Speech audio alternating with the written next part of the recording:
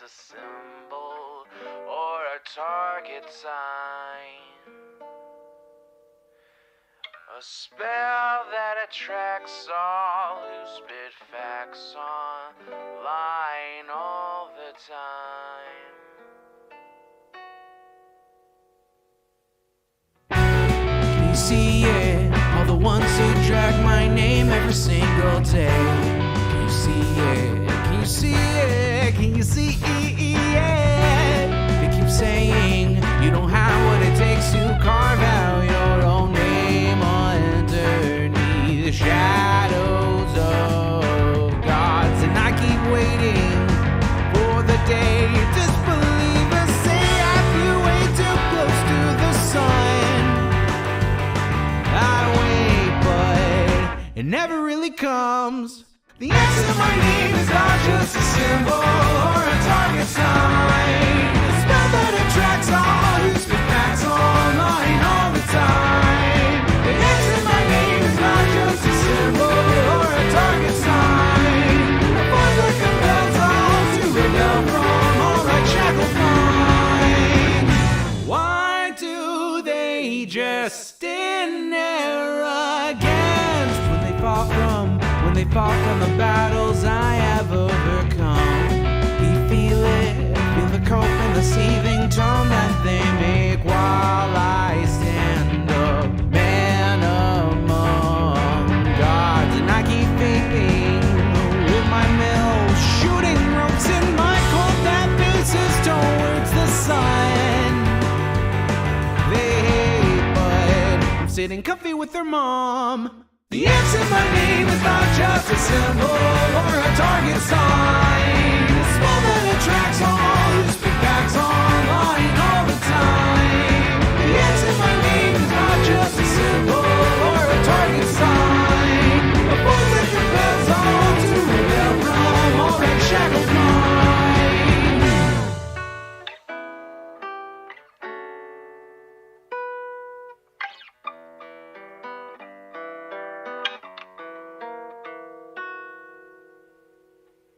The answer to my name is not just a symbol or a target sign. A spell that attracts all who spit facts online all the time. The answer to my name is not just a symbol or a target sign. A force that compels all to rebel from all right shackled minds. It's you and me, your mom, it's me. I'll take another hit from my name. You'll see now, watch me right now, punch your face now. Show you how.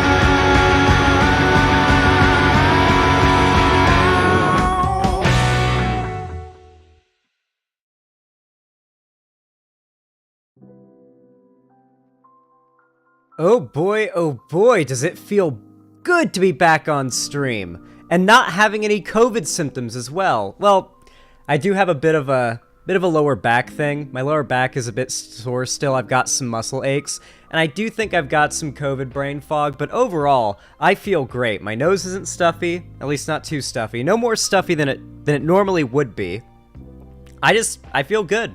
My cough is pretty much gone. I don't really feel phlegmy. No more heartburn or esophagus issues. I didn't need to use the last antacid. I never needed to use it, so that's good. Yeah. So good to see all of you. You should get a pillow for your back. Oh, I've already got a pillow for my back. I'm kind of like, I'm half sitting on it, half leaning on it. It's sort of like pushed up into the corner. It helps with my lower back. Sometimes it gets fucked up and I have to adjust it, but right now it's fine. Are you still mad at me? I mean, I'm not mad at you, Wingo. Hey, Zan, how many people do you think Bateman killed in American Psycho? I haven't seen American Psycho, but I really do need to. That's gonna be a watch party in the Discord one. How does it feel to keep getting proven right about FD Signifiers a dumb fuck? Listen, guys. No one who was correct all the time and did a lot of good things has ever done those things without pushback and people telling them they're wrong, okay? Like, I figure these things out, I say it, I get pushback, but I stick to my guns because I know. And I end up being proven right, okay? They hated Jesus because he told the truth. What I'm saying here is, I am Jesus. Hey Ethan, what's up? Alex, I just bumped my pay for this hour to 30 from 13 to 61 by flirting with a 30-year-old woman. Wait, are you doing that are you like that one, I forget what the name of that sitcom is, where like the teenage son works at the fast food restaurant and his like 50-year-old boss sexually harasses him nonstop? Is that you right now, Ethan? Is that what's going on? Help him. Good to see all of you, though. Welcome. Hello, guys. Hello, Volfia. Hey, Wingo. Hey, Transgal, Njord, Fefala, Cuddlesworth, Guapo, Dark Excalibur, 42, Gummy Quark, or Gummy Quake, Draco System, good to see you. Flighted Crow, what's up? So nice to see all of you. It is so nice to see all of you. Welcome, welcome, welcome. Hopefully you are enjoying your stay already. I will say I do have a little bit of dizziness, but hopefully that doesn't, affect my ability to stream too much. Now I convinced a woman to buy 2 iPhone 14 Pro Maxes. Flirt meta crazy. Flirt meta is crazy for commissions. Ah, I see.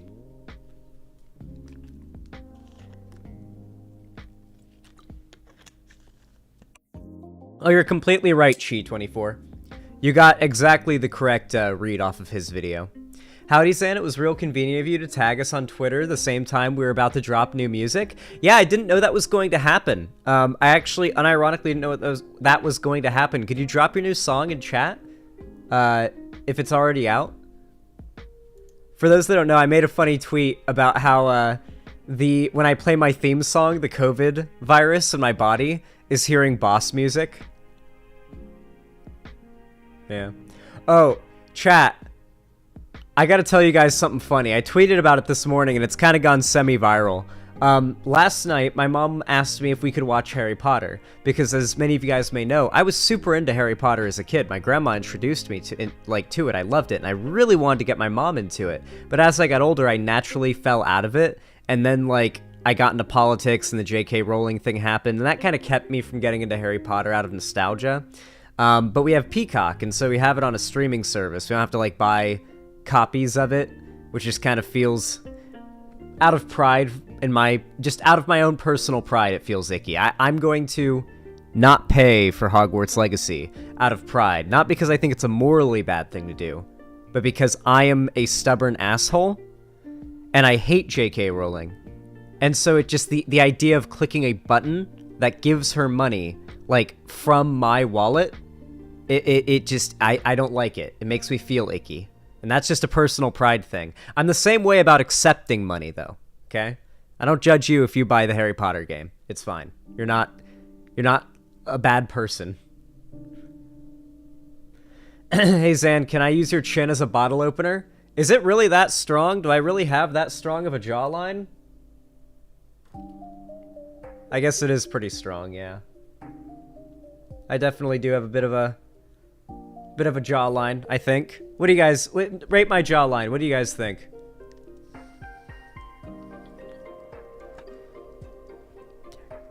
Unfortunately, you're seeing it at, the most unflattering perspective at this angle. And, it's slightly, raised a little bit.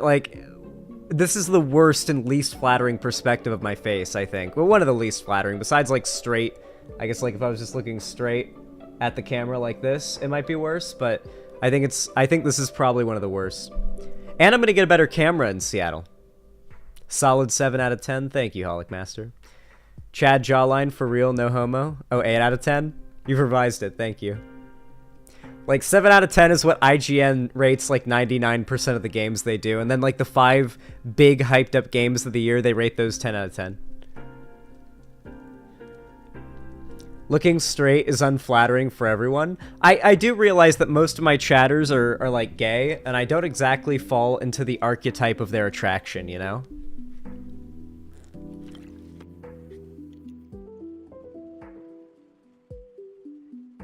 I'm sure I've got a lot of trans lesbians in my chat, and they're probably not attracted to me. So not really the most, the best demographic to poll on my jawline chattedness. It makes us all look like living memes to look straight into a camera. Oh yeah, you don't want to... I do think that one of the things that Vosh did more recently that I really wish he would change is his camera position. I really wish he would position the camera in such a way where we're seeing him a little more from the side, not just so we could see him from the side, but so we could see more of his room, you know? Like, I'm going to keep this sort of orientation for my setups always, where you're always going to see the corner of the room roughly, like, behind me.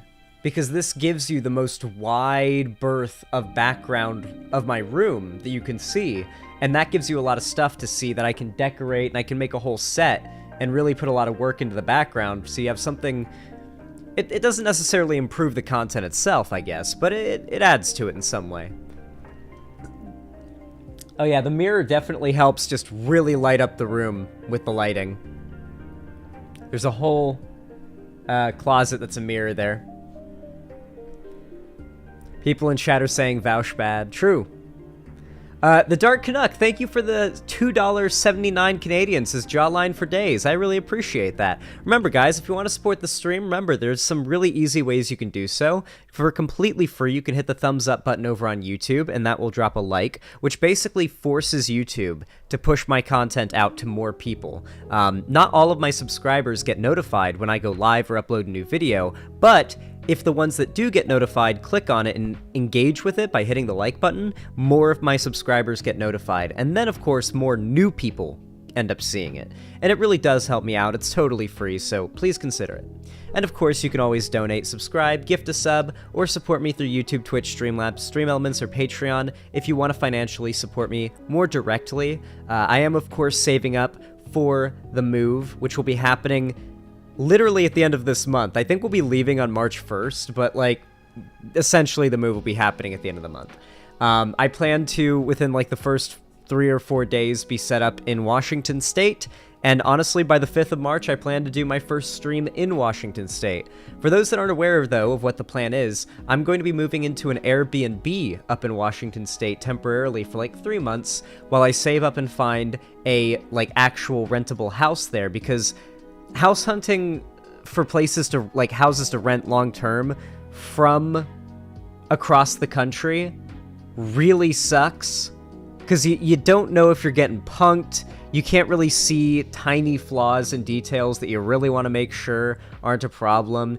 Can't tell if that place has bugs that they're hiding, you know, like... I want to be able to go see the places, and so for 3 months I'll be in an, like, Airbnb type place, and from there I'll move into a place that I select. Won't change much of the viewer experience for you guys, though. You guys will still get all the cool Washington State content and the hype. And then once I'm set up in my new place, we'll get the quail started. Not at the Airbnb, at my new, like, actual house that I rent. We'll get the quail started.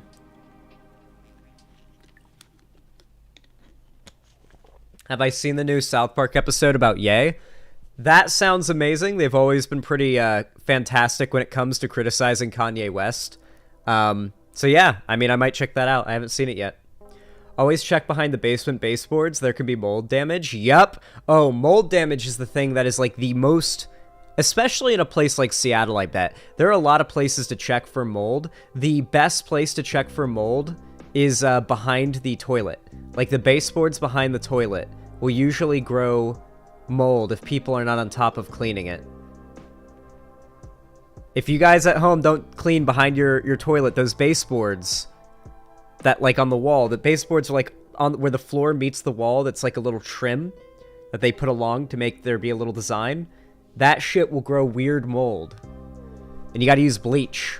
On, like, I recommend using, like, a long scrubber arm that you just squeeze a nozzle and it does bleach, and you can just do this from, like, 3 feet away and it's not even gross. Yeah. Holy crap, Dark Excalibur 42, thank you for the $10 donation. That's very kind of you, friend. Would you play a PS2 era Dead Space game if it featured the voices of Lance Hendrickson, Clancy Brown, Kate Mulgrew, Brad Dourif, and Michael Ironside? A PS2 era Dead Space game. Honestly, sure. Yeah, I'm not really, like... The PS2 era games that I would go back to play are the ones that I am nostalgic for, you know? That's what I'm nostalgic for, you know? I'll let me think of some of the more nostalgic PS2 games that I can think of. I remember that I was really, really, really, really fucking into Ty the Tasmanian Tiger. I don't know why, but like my grandma got me those at a yard sale or something, and I loved those games. Minimum Volts, I bet you're a fan of those games. You're Australian. He threw boomerangs. I loved that game so much, I begged my mom to get me a boomerang, and she did, and I sucked a massive cock at throwing them. Like, I never once got one to return to me. I never even got it to, like, curve in a cool way. I basically ended up... The best luck I would get is when I tried to throw them like frisbees. And they actually did behave like frisbees when I threw them like frisbees, and that part was fun. So I ended up settling for frisbee throws. I was also, like, 8, and my arms probably weren't that big or strong, so as an adult now, maybe if I threw a boomerang, it would actually, like, get a good curve on it. But yeah. What I want to get are one of those cool little, like, fan gyro ball things that you see people, like, throwing at a wall, and it, like, bounces directly back into their hand, but it's flying. Like, you throw it, but it's really just fly hovering like a drone, bounces back and comes back to your hand. Those things look cool. And you can get them to go, like, in a curve and everything. I like those. I see them on TikTok. Good one, Wingo. My brother grew up with a PS2. I remembered coming home from school and seeing him play Jak 2. Pog. Alright, guys, so there's a lot to talk about today. Hey, Hash, what's up? Totally random, Zan, but did you play GTA 5? Or do I play GTA 5? I have played a fair amount of GTA 5. Specifically, my most experience playing GTA 5 was on a modded RP server called Core RP. And I had a redneck character named Chet. And yeah, I had a friend just kind of show me around that, and we would play it every once in a while and just roleplay with people on the server, and it was really fun. It was a very modded GTA 5 RP server. No Pixel Zan, when? If I was able to get onto the No Pixel GTA RP server, would you guys actually watch that content? Like, if I played as some, like, lefty stereotype character, or even, like, a right-wing stereotype character, and, like, made my character super political and all that, and, like, did an RP on there. I wonder if I could get in. There's a lot of really big streamers on there. That's the thing. Like, big... But there's small streamers on there, too, so I don't know. Zan be, like, a massive SJW character? That would be funny, yeah. What do you mean I shouldn't play an extremely racist character? I think that would go over well for me. Oh, did you guys see that it's basically confirmed at this point that the entire Keffels drama, like the entire discourse that happened with Keffels, was started by Nazis? Specifically a Nazi that like, is a massive Mr. Medicare fan, and did it as, like, a send-off to Mr. Medicare?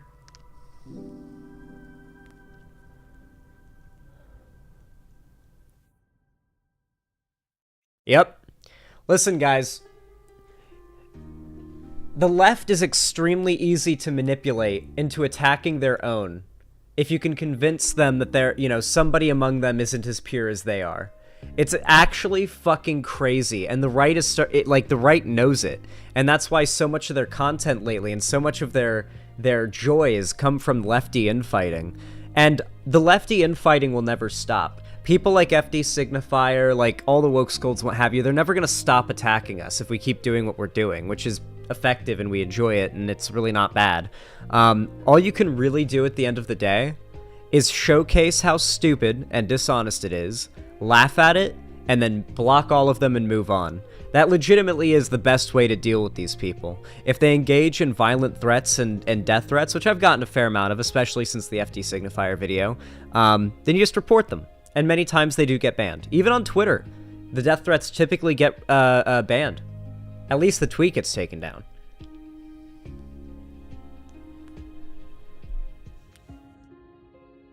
So easily manipulated, it makes me sympathize with Lenin a bit, I'd become a dictator too, trying to work with the left. Yeah, honestly, maybe all of these, like, crazy authoritarian, like, dictators, they just all went insane being around other lefties.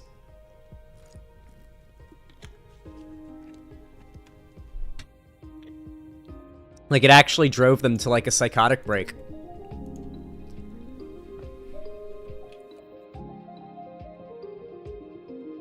Alright, we're gonna get into the first segment in just a second, guys.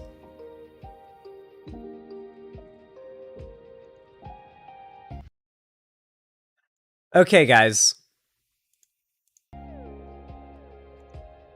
You all know what to do when I say action, right? 3, 2, 1, action. Okay, everybody. So, for the last week or so, I've been out of commission because of COVID, and I missed a whole lot because of that, so we've got some things to catch up on. But thankfully, this particular topic ties directly into something that happened today and is very, very much, current news worth talking about. So I'm glad that I have the opportunity to catch up on stream, and then cover the more recent ground, because it's, I would estimate, and I think most of you would agree, related. So, one of the biggest events that happened this week was the China balloon, alright? For those that don't know, a spy balloon, this is at least what I understand of the story from what I read on Twitter as I was scrolling through Twitter on my phone, sick as fuck on the couch, watching old Simpsons episodes from the first 5 seasons. It's good shit. My understanding is that China sent a spy balloon over the US, and it, like, went all the way over the US, and people were like, shoot it, shoot it, shoot it, and then as it went over North Carolina out over the coast, it got shot down by a fighter jet, and it's been scavenged. That is my understanding of the situation, though I have not watched any news reports about it or read any articles. So yeah, let's look at the CNN clip on this whole thing, because kind of fucking scary, huh? That China's just sending fucking weather balloons with spy cameras on them over America, and just saying hi. I mean, to be fair, what are they going to see you can't see on Google Earth, you know? Tonight, intelligence from top-secret U.S. spy planes is providing startling details about China's spy operations. We are learning that images taken of the spy balloons by high-altitude U-2 planes show in detail 5 antennas and huge solar panels, the kind of technology that gave the Chinese not just the ability to listen to U.S. communications and to pinpoint exactly where they were coming from. Okay, so this was not a spy balloon in the sense that it had a camera on it trying to get, like, a look down at the ground of America. This was a proximity detection type of device that was being used to track communication and movement within the aerospace around it. Okay. Yeah, it's an even bigger problem. That this is a beyond a national security risk. Who they were coming from. All of this especially alarming as the balloon passed over sensitive military sites before the U.S. Air Force shot it down. Yeah, I'm sure that was by design. And of course, we now know there have been other balloons where that one came from. And these new details come as China is forcefully pushing back against President Biden's very public criticism of Chinese President Xi Jinping at the State of the Union. Out front now, Will Ripley, who tonight is in Taiwan. Fiery new rhetoric from China, escalating the suspected Free spy Taiwan balloon scandal. Beijing blasting President Joe Biden for criticizing Chinese President Xi Jinping. Can you think of No, they wouldn't do that. With Xi Jinping? Not a joke. Can you think of any? Who would? I can't think of one. I really wish Biden had some energy, dude. I wish before all his media engagements, they, like, gave him a caffeine pill. They must, right? This must be him on a caffeine pill, right? Like, there's no way they don't give this guy a caffeine pill before his media engagements. If he's, like... If they're not doing it, they need to be. Because believe me, it'll help. He's just tired. I'm not even, like, talking about his stutter or anything like that. You can't stop having a stutter. Even I have a minor stutter. I'm talking about how, you know, he's very quiet and his voice doesn't have much power in it. You know, even me with COVID, I feel like I was able to project my voice a little stronger, you know? And that's not necessarily, like, your lungs being weak. That's, like, not having energy. He sounds tired, like, sleepy, like he didn't get enough sleep last night. Like he was up all night signing bills or something. This man has enormous problems. China says Biden's remarks are highly irresponsible and violate basic diplomatic protocols. Problems complicated by a growing pile of evidence. Pieces of the downed balloon pulled from the sea off the Carolina coast. So I assume, like, not anyone could have shot this thing down, right? Like, this thing had to have been up in, like, the fucking stratosphere. People were taking videos of it with their phones, it seemed like. So I was wondering, like, when I first saw videos, I was like, okay, wait, so could someone actually shoot that? Like, I feel like some good old boy in Texas with, like, a Barrett 50 cal, you know? It's against the law to shoot, you know, that in the air at such a velocity and angle, but, like, you deal with it. You deal with the Chinese spy balloon. Depending on how low it is. I heard people were taking pot shots at it. Oh, they absolutely were. There's no way when it went over Texas or like anywhere in the Midwest, people weren't taking pot shots at it. Proof, the Pentagon says China's weather balloon claim is nothing but hot air. A Chinese foreign ministry spokesman says, I have no knowledge about America's claim that this balloon is part of a fleet. I think it could be part of the information and public opinion war that the U.S. is waging against China. The international tankies are like so true. Community can see clearly who's the world's largest espionage and surveillance country. I can assure you this was not for civilian purposes. That is, we are 100% clear about that. There's that. The U.S. linked the balloon to a vast Chinese military surveillance program, a growing list of global balloon sightings and questions. The U.S. believes many balloons are launched from China's Hainan Island, where a U.S. spy plane made an emergency landing in 2001. China took 3 months to investigate before returning the plane in pieces. Now, China is attacking the U.S. for shooting down its balloon and sending the pieces to an FBI lab. The spokesman... Are they trying to goad us? What is the goal here? Like, you're just... Does China think it stands a chance? Like, legitimately, what do you guys think the goal here is? Like, they may be number 2 in the world military-wise, but they're a not close number 2. Yeah, like what are you doing? What are you trying to do? Yeah. What is this? You doing a little trolling? I hope it's a little trolling. It better be. For your own sake. Like, the only way China beats us in, like, a full-on military mobilization war, I don't even think America would have to do a draft. We have so many troops in reserve and so many volunteer troops and so many people who would volunteer. I think that we could win in a full-on military war against China and not even have to do a draft.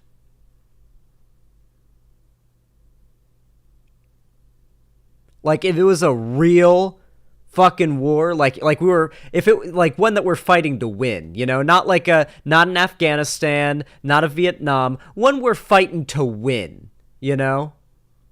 China has nukes. The only scenario where China wins is ending the world with mutual nuclear destruction.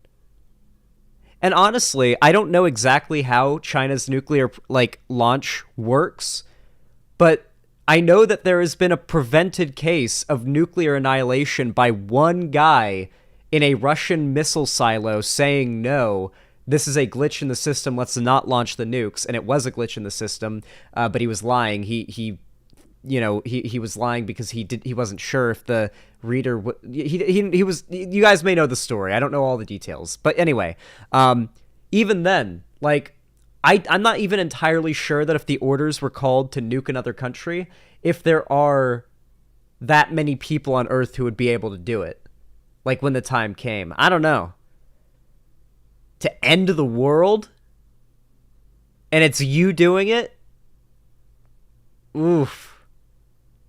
That would be a big weight on whoever has to press the button, you know? It says the U.S. insists on using force to attack Chinese unmanned civilian airships, which seriously violates. Yeah, Stanislav international Petrov was a practice Giga and sets Chad. horrible precedent. Didn't launch the Defense nukes. Secretary Lloyd Austin asked for Well, he a phone didn't call. with China's defense minister. To be fair, he wouldn't have been the one who launched the nukes. He called the Kremlin and said that it was a glitch, which was a lie. He didn't know that it was a glitch, but it was a glitch in the end. It ended up being one, and so his lie ended up saving the world. But yeah. Beijing bluntly declined. And well, it's a precarious moment, and I know that you have been learning that Xi Jinping was directly involved in this program. And in fact, this program is not new. And in fact, balloons flying over the U.S. Spying from China is not new.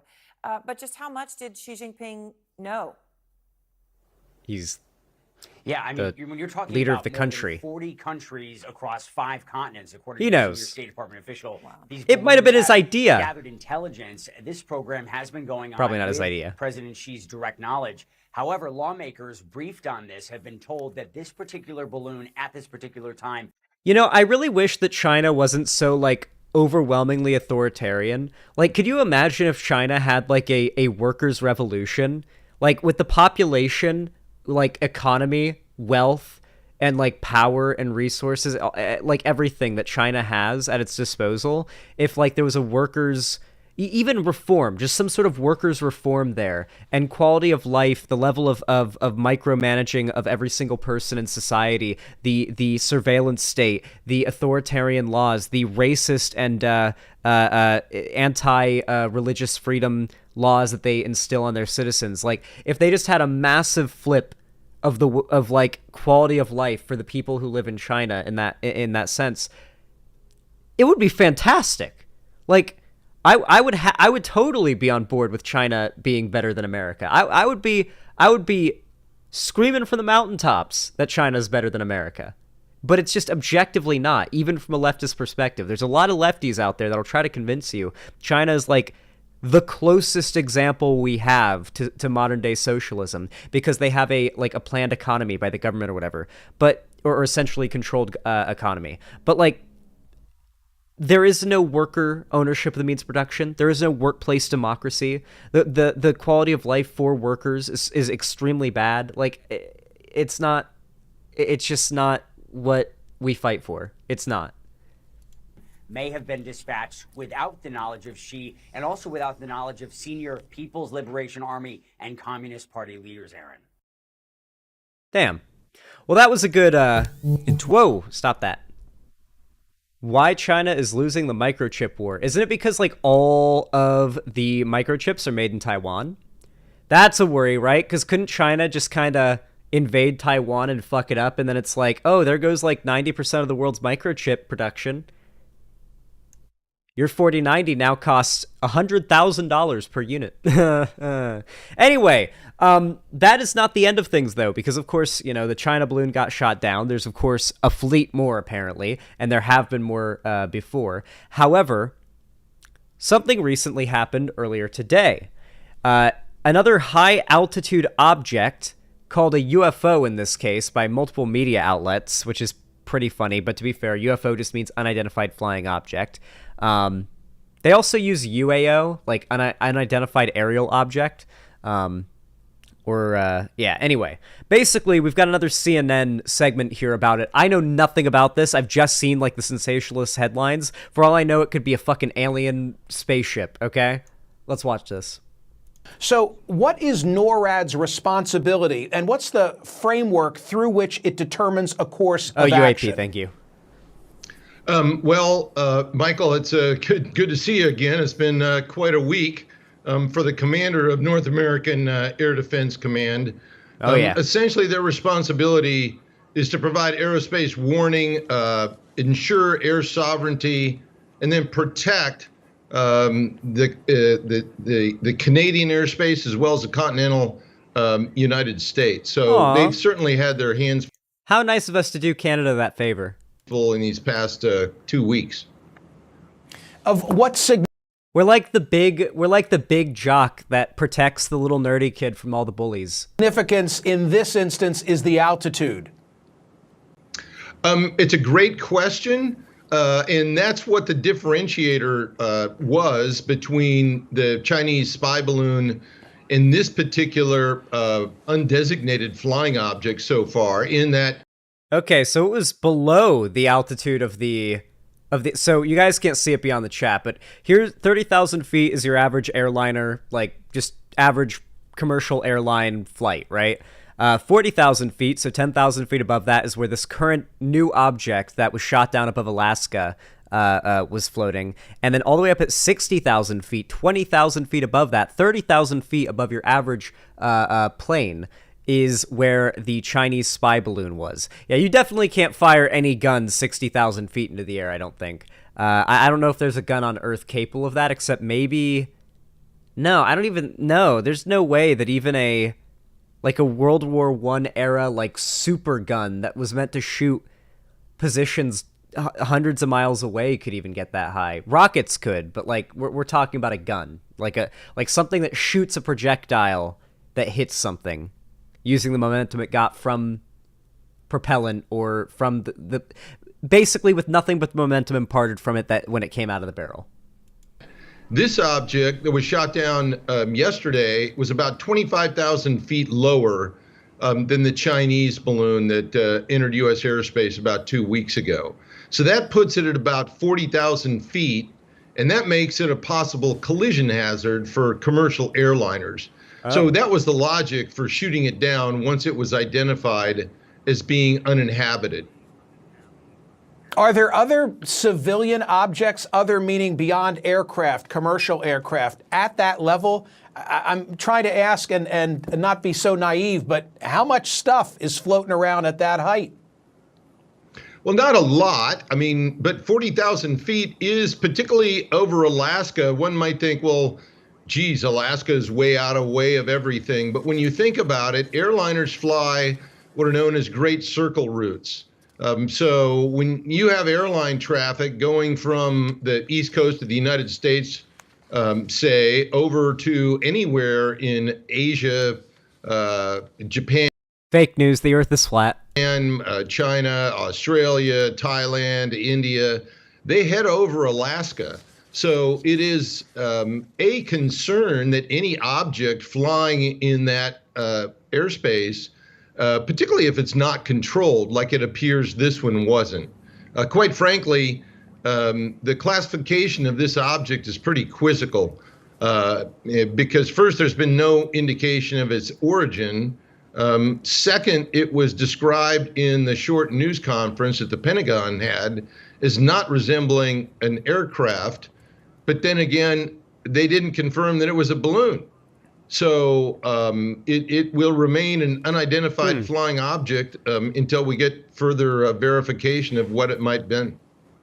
Interesting. We've got to follow the story.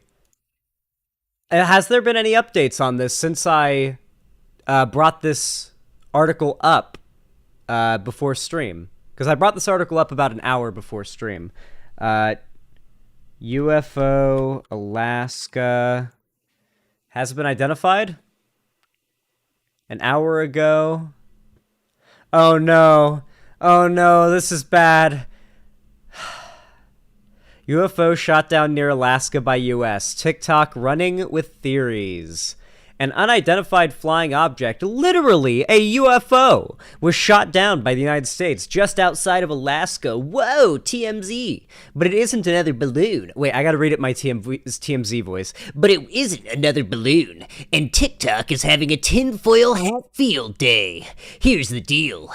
The White House announced Friday that President Biden had ordered the downing of yet another object in the sky that was inexplicably in our airspace, which the Pentagon said posed a reasonable threat to civilian aircraft due to its altitude, 40,000 feet. It's so hard to read in this voice, it's hurting my throat. I'm going to stop now. It had been spotted and surveilled by U.S. intelligence/Alaska area military Thursday, and the next day, JB said take it down, which an F-22 fighter jet then did without issue. As for what exactly it is, and more importantly how the government is talking about it, is shrouded in mystery, as White House National Security Council spokesman John Kirby described it to the media as the size of a small car, but didn't offer any more details. We have a thing here from the Associated Press that includes a press conference, I believe, where John Kirby talks about, this is what we know so far, I suppose. We should watch the press conference. I assume this is not protected by any copyright. I mean, it's a fucking press conference. Afternoon, everybody. Just a couple things here at the top. So I can confirm that the Department of Defense was tracking a high-altitude object over Alaska airspace in the last 24 hours. The object was flying at an altitude of 40,000 feet and posed a reasonable threat to the safety of civilian flight. Out of an abundance of caution and at the recommendation of the Pentagon, President Biden ordered the military to down the object, and they did. And it came inside our territorial waters. Those waters right now are frozen. What are you joking about, Minimum Volts? You're Australian. Do you think when China comes for you, you guys are going to be okay? You guys think just because you have a lot of land and emus and snakes, you're going to be okay? Listen, you Aussies better team up with us just like you did back in World War II, all right? We're going to need everybody. We're going to need Australia. Well, we don't need them, but it's going to be nice to have them. Australia, Canada, the Brit. You got to remember as well, if China actually does go to war with us under any scenario, we have, like, all our allies that are probably going to help. Not all of them, but at least quite a few of them, you know? They have our properties, Anne. They stole your stuff? They own our shit? Oh no. Oh no, you guys have already been conquered. Damn it, they got you. But inside territorial airspace and over territorial China waters. owns Hightail? Fighter aircraft assigned to U.S. Northern Command took down the object within the last hour. We're calling this an object because that's the best description we have right now. We do not know who owns it. Whether it's state-owned or corporate-owned or privately owned, we just don't know. We don't know. As I said, state-owned. We don't know if it's state-owned, and we don't understand the full purpose. We don't have any information that would confirm a stated purpose. What if, like, in a week we see a new Mr. Beast video and it's, I made the world's biggest weather balloon and the U.S. government shot it down? For this object. We do expect to be able to recover the debris. You guys know that one day there is going to be a press conference about something that happened in America, and then a week later the Mr. Beast video about it is going to reveal that, oh shit, it was caused by a Mr. Beast video. Not that it'll do anything wrong, just that there'll be, like, something big will happen and people don't understand it and like, the boomers freak out, you know? That kind of shit I feel like is bound to happen at some point. Like, Mr. Beast is gonna make a homemade rocket and launch himself into space, and like, the Air Force is gonna be like, the fuck? Since it fell not only within our territorial space, but on what we believe is Mr. Beost water, so a recovery effort will be made, and we're hopeful that it'll be successful, and then we can learn a little bit more about it. How cool. Well, it really does seem like we don't know, like, an insane amount about this UFO that has been shot down over Alaska. But let's hope that it's just another Chinese surveillance balloon, because I don't think we need aliens. I think I'm really cool with, like, aliens coming along when I'm, like, 50, you know? Like if the world's gonna end, maybe because aliens come, I want to be, like, 50 years old, you know? I feel like that's a good age.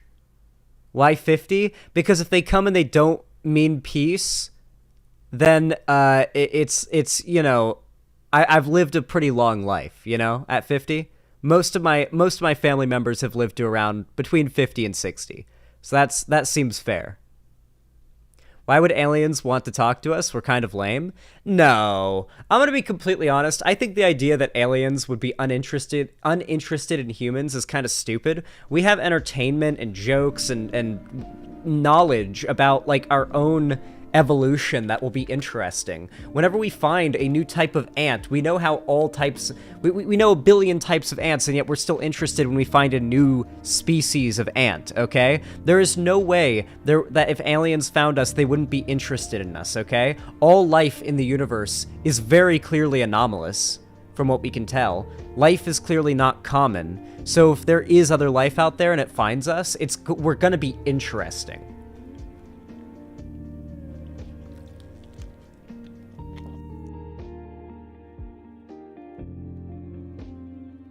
Of course, then it really depends on how big you think the whole universe is and how theoretically fast travel can get. It's very possible that just warp jumping to random locations ends up being the like the future of like travel, right? Like no one gets around by just going anymore. Like there is no like exploration is still super slow, but if you want to go somewhere that you can just put in like the coordinates and warp there, you know, instantly.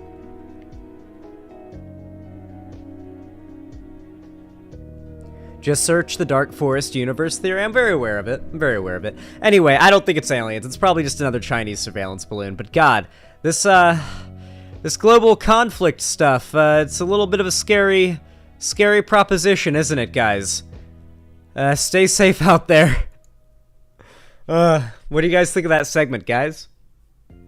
I'm pretty happy with that one. One Piece 34, thank you for the $5 donation. I really appreciate that. It's very kind of you. Said, here, a fresh meme for today. Ah, thank you for the link. Let's check this out.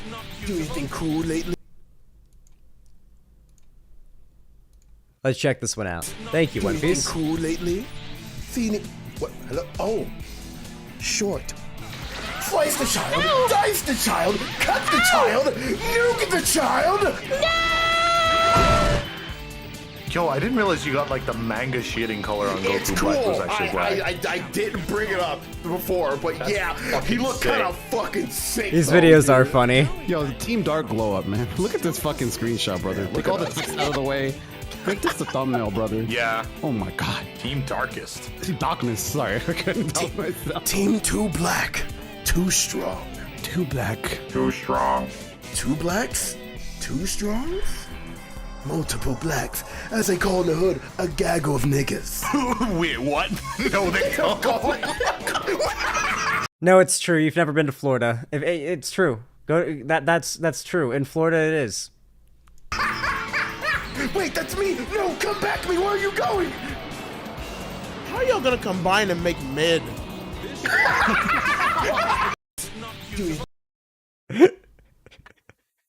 No, I love these videos. These are really good. I love these, like, these technically aren't dubs, but usually what they do is they dub over, like, most of the ones I've seen of them are Sonic games, but these are also pretty funny. I think this is Dragon Ball Fighters is what my chat said. Draco System, thank you for the $5 donation. Very nice of you, very kind. It helps a lot. Sent a YouTube link and said, when I think of a UFO, I think of this song. It's in Camille's DMCA, Camelia's DMCA free list, so you should be fine. Ah, okay. Thank you for the $5. I'll listen to a little bit of this. Or all of it if I like it. How much of it I listen to is it kind of tells you how much I enjoy it. It's a little off to an iffy start. It can salvage itself though.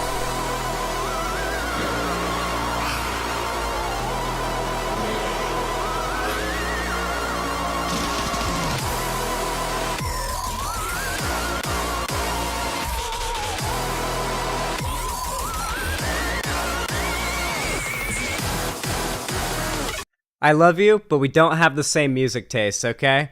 It's a good song if this is like the type of music you're into, I can definitely see it being good.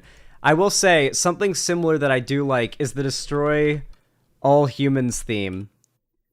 That's kind of similar to that. Can I find a,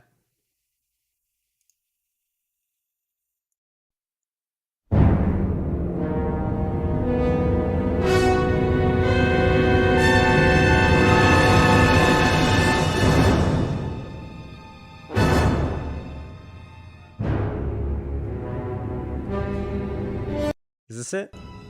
Oh, this is the wrong one. Oh, no, that is it. No, go back. Yeah, here it is. The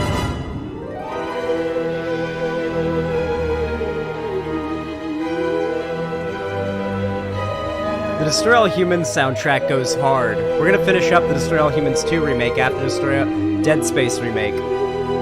So many remakes to play. I'm so happy. So many fucking golden childhood games of mine getting remade. And they're being remade well. Oh my god. People keep saying that the Dead Space remake is the gold standard of AAA remakes. But god, I really think that Destroy All Humans 2 remake deserves some more respect. And the first remake. Like, they did great with those. Well, the Last of Us remake barely counts. Like, it is a remake, but it's so recent that The Last of Us is a modern classic, I guess, so I don't know.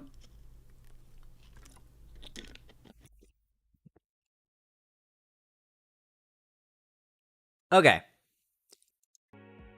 Did you see Nicole Arbor's takedown video of Candace Owens? Yeah! I saw a little bit of it, and I actually wanted to react to it on stream. Thank you for reminding me of it. Nicole Arbor.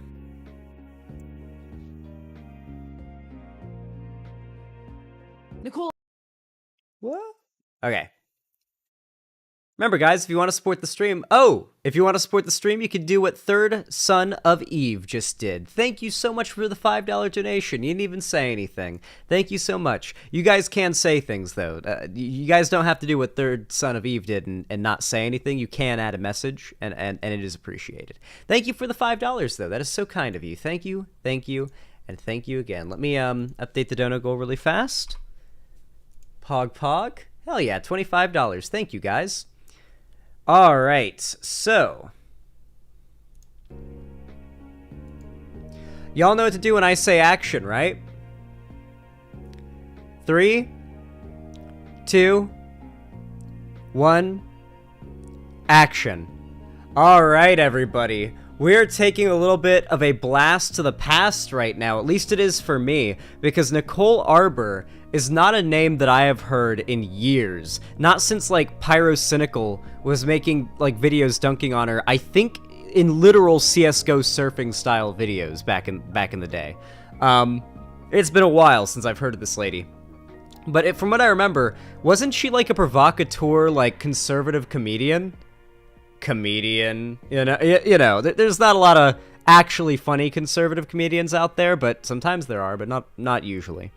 Most of them just think that, like, offending a group of minorities is funny in and of itself, and so that's all their humor. Yeah, like the dear fat people thing. She made that, yeah. So this person's not exactly a good person. However, no people on the right tend to be good people. Well, there's good people on the right, but they tend not to be on the right for very long. Nicole Arbor has been on the right for pretty long, as far as I'm aware. And apparently she was collaborating with a fan of the show here, a friend of the show even, Candace Owens. For those of you guys that don't know, Candace Owens is one of the most, like, known to be a grifter right-wing mouthpieces that there is out there. Like, I don't know if anybody else is more blatant a grifter than her. So much so that, like, I don't even think the quartering is as close to being a grifter as her, because when you look at her history, you can see the contradiction and where she followed the money, but the quartering was always like he is now. He was always like this. He's at least been consistent. So, yeah, like, if you really want to, you can look at one of my videos on Candace Owens where I literally go down the entire laundry list of evidence proving that she is a grifter. And you may be wondering, like, how is there evidence to prove somebody is, like, lying about what they believe just to make money? Believe me. But fucking believe me, okay? There is there is some strong fucking evidence, okay? She's a pretty disgusting person. Anyway, apparently her and Nicole Arbor worked together, and Nicole Arbor recently did a tell-all 2 weeks ago, I think, that has like 200,000 views on it, and it's called The Truth About Candace Owens, The Arbor Effect. So, yeah, holy shit, let's get a look at this. I have not... I want to hear what this tell-all is all about. Give us the tea. Here, let me get some water. I don't have tea, but I have water. This'll do. Nicole Arbor stormed off the Candace Owens show. Did I? I'm Nicole Arbor. Welcome to the Arbor Effect, and this is the truth about Candace Owens. Whoa. For those of you who don't know, I started posting about it about a week and a half ago on my Instagram and TikTok, that for the last 9 years, I've been a victim of stalking, harassment, and worse, by a group of men. They've stalked me, they've harassed me, they've engaged in financial abuse. I've had to move so many times I lost count. I've had to change my phone numbers. I've had to cancel shows. I've had to do so many things. And I think the hardest thing I've had to do... Yep, that is pretty common for any woman on the internet who's controversial. Like, being a woman on the internet will get you a lot of shit and a lot of harassment, and potentially even a lot of this, but like, if you're a woman on the internet and you're controversial, oh boy. Oh boy. It can be rough. Was stay quiet, especially if you guys know my personality, for my own safety. What Candace Owens did to me during this, when I was at my most afraid, when I was terrified, when I was scared, when I was dealing with victim services, when I was hiding, when I had to have personal security with me, when I couldn't sleep through the night. Jesus. Because people were coming to stomp my teeth out. What? Because they thought I made She up that I working was with raped. Now, it sounds far... Jesus. Was Candace working with the mob? fetched, but it's not their first time doing this. One of their buddies actually murdered the girl. They were doing this too. I don't remember what happened, maybe last year. Her name is Maddie. She had similar things happening to her, and then he eventually killed her and then killed himself. So while I was dealing with victim services, they specifically told... For those who are just arriving, this is an expose made by Nicole Arbor about 2 weeks ago called The Truth About Candace Owens, The Arbor Effect. They worked together recently, and apparently it went very, very bad, so we're finding out. Told me not to talk about this stuff publicly because these guys are very scary. They're very scary guys who were actively, like, together, executing this horror movie-like plan against me. And I was told to continue on with my life. Don't say anything. Don't engage. We got to get you somewhere safe. And I went on the Candace Owens show after she was trying to cancel Chrissy Teigen. And I said, I don't believe in cancel culture. I made a video saying cancel culture is for pussies. Oh, I don't know if they worked together then. I think maybe she just went on Candace Owens' show. Or maybe they did work together. We're going to find out. I don't know the story. All I know is, like, the very basic surface level, like, stuff. And I still believe that. I do not believe in cancel culture, especially with what I have experienced. I had a man make up stories about me 9 years ago, or make up stories about being abused. He made them up and let people believe they were about me until I was canceled or getting canceled and losing money. And the I'm pretty sure she's full of shit here, because the Dear Fat People thing was, like, universally panned by, like, all of YouTube, because it was, like, her trying to be really, like, volatile and, like, very controversial with her messaging there. Like, that was, I don't know. I don't know what she's referring to there, but I remember, like, all of YouTube dunking on her. No, Xanderhall, this is Rob Dyke's allegations? What's that? What's the lore behind that? Does anybody know? There's, like, so much background lore here. Why do YouTubers make videos like this and not give the background lore that they know? Like, how many times have I noticed there's new people in chat and you guys will hear me repeat something I said a while ago just so the new people in chat know what's going on? Or I make a video and I repeat something that I said in a previous video to make sure that people who are watching that video for the first time, like, are a little caught up and they don't have to go back and watch the previous video to know what the fuck is going on. And they're not just left feeling completely out of the loop. Matt Santoro dated her and she abused him. Rob Dyke spoke out about it. Oh. Okay, so she's mad that she got exposed for being an abuser. Okay, that's in line with a conservative content creator. ramifications of that have lasted 9 years of my life, with Not a single media outlet caring about the truth. So I went on Candace's show to debate her on cancel culture. She wanted to cancel Chrissy Teigen. She started the hashtag cancel Chrissy Teigen. After I'd supported Candace against all of my friends were like, stay the fuck away from that girl. She's evil. She pushes horrible things. And I'm like, guys, come on, give her a shot. Maybe people are just talking poorly about her because she is. If people warn you about someone like this, if everyone's telling you, hey, maybe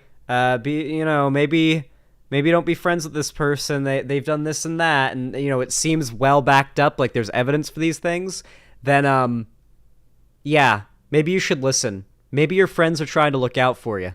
Different ideas. I didn't want to cancel anybody, so I gave Candace a shot. I supported her as a friend. I cheered her on. Don't want to victim blame, but this is advice to people in chat. Like, seriously, you listen to your friends when they say somebody is displaying red flags. They are not blind to what you are. She asked me to come on her show to help promote the first episode of her show. I did. She asked me for show ideas. I gave them. I believe I'm the person who told her about BLM being a scam. The company, not the people or the movement. Yeah, I believe that came from me. I told her about that, which turned into this documentary. From my understanding, the BLM organization is not, like, it's not very squeaky clean, to say the least. But I definitely stand by the movement, obviously. But apparently she does as well. So I guess that's good. That she did. I had supported her as a friend, but I can't support cancel culture, and I can't support doing the exact opposite that you say you stand for. And you should call people out. And that's what friendship is being able to say, hey, that's not right. That's not what we do here. That's not what we stand for. I was like, Candace, what are you doing? Let's debate this then. Everything doesn't have to be a giant blow up. It can actually just be a discussion. The night before, her and I have a chat. I let her scream it out. She was really upset that I would dare post anything that goes against her. She took it really personally and would. Damn, she's a megalomaniac. Holy shit. Okay, apparently that's this reminds me of like Homelander. Apparently, like behind the scenes, like you piss off Candace Owens, and it's like the scenes when Homelander doesn't have the cameras on him and he's in private with somebody he's pissed at. Oh shit. It's a little scary. Here, Cherry, edit it out, but I gotta get up to go pee. Alright, I'll be right back, guys. I gotta go pee really fast. Cherry will edit this out of the video.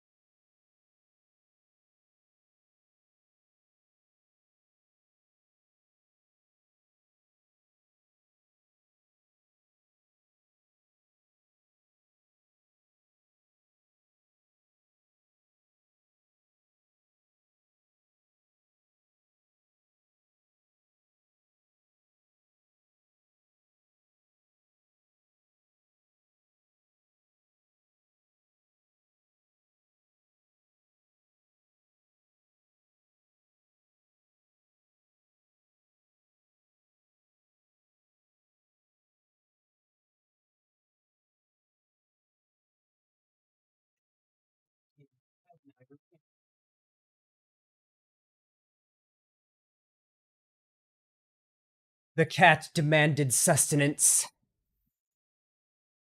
Okay. This brings back memories. What do you have for me, Hakan? Really fast. I'll take a look at it. Oh, the grade A under A. It's so sad how grade A under A fell off. Not that his YouTube channel fell off, because that's a good thing that happened in the end, but that, like, he fell off. His he came back and, like, his video was like, here's why feminists and SJWs, right, are really bad, alright? I know it's 2019, but I'm going to be talking about the SJWs now. They call you racist if you don't care about politics, and what are you doing, right? Like, yeah, that's basically, yeah. Okay, there you go. Wouldn't separate her from the topic. Let her vent and understood where she was coming from. Said, this industry can be tough. I understand how you may have taken it as I was coming at you, not at the topic. I'm paraphrasing, but something along those lines. So it's like, okay, yeah, we'll go have our debate. We'll debate the topic, and then we'll go grab dinner, and we're good to go. I confided in her. Did you guys know that Candace Owens thinks the moon landing is fake? Yeah, have you guys not seen that? Hold on, I should show you guys this. For those that don't know, like, Candace Owens unironically thinks that the moon landing is fake, and this is just the best image ever. Now, for some lighthearted fun, what's that one conspiracy theory that no matter what anyone says you believe is true? Mine is that the moon landing in 1969 was completely faked. Just nothing about it makes sense, especially NASA accidentally erasing the original footage. I don't know what she's referring to there. The footage it exists. On July 20th, 1969, the United States landed on the moon. Links. According to NASA, there is no missing mission footage for Apollo 11 since all video was relayed to the Manned Spacecraft Center in Houston, where it were recorded. Well, I guess that makes sense, yeah. So yeah, she's just making shit up. Just like making up. Like, my favorite thing is just nothing about it makes sense, especially NASA accidentally erasing the original footage. They will just make shit up to back up the stuff they already believe, but it's so vague that they hope no one can call them out on it. Because how do you Google moon landing NASA accidentally erasing footage? What's that's gonna, like, if you can't find anything on it, you'll just chalk it up to, oh, maybe she's smarter than me and she just knows, like, God. Yeah, so that's the level of grifter she is. She'll just make shit up on the spot. What I was experiencing with these stalkers and how scary it was. Holy shit. I told her who they were. Big dono. Thank you. And I told her that I was genuinely afraid. The messages I was getting were so disturbing and frequent. They knew where I was. They could find me. I'd get messages saying that they knew what I was wearing, and they were right when they would message me. Fast forward to her show. She instantly did exactly what the right pretends to not like when the left does. She took a comedy video and sarcasm and read it as a script out of context on purpose to try and make me look like a really bad person.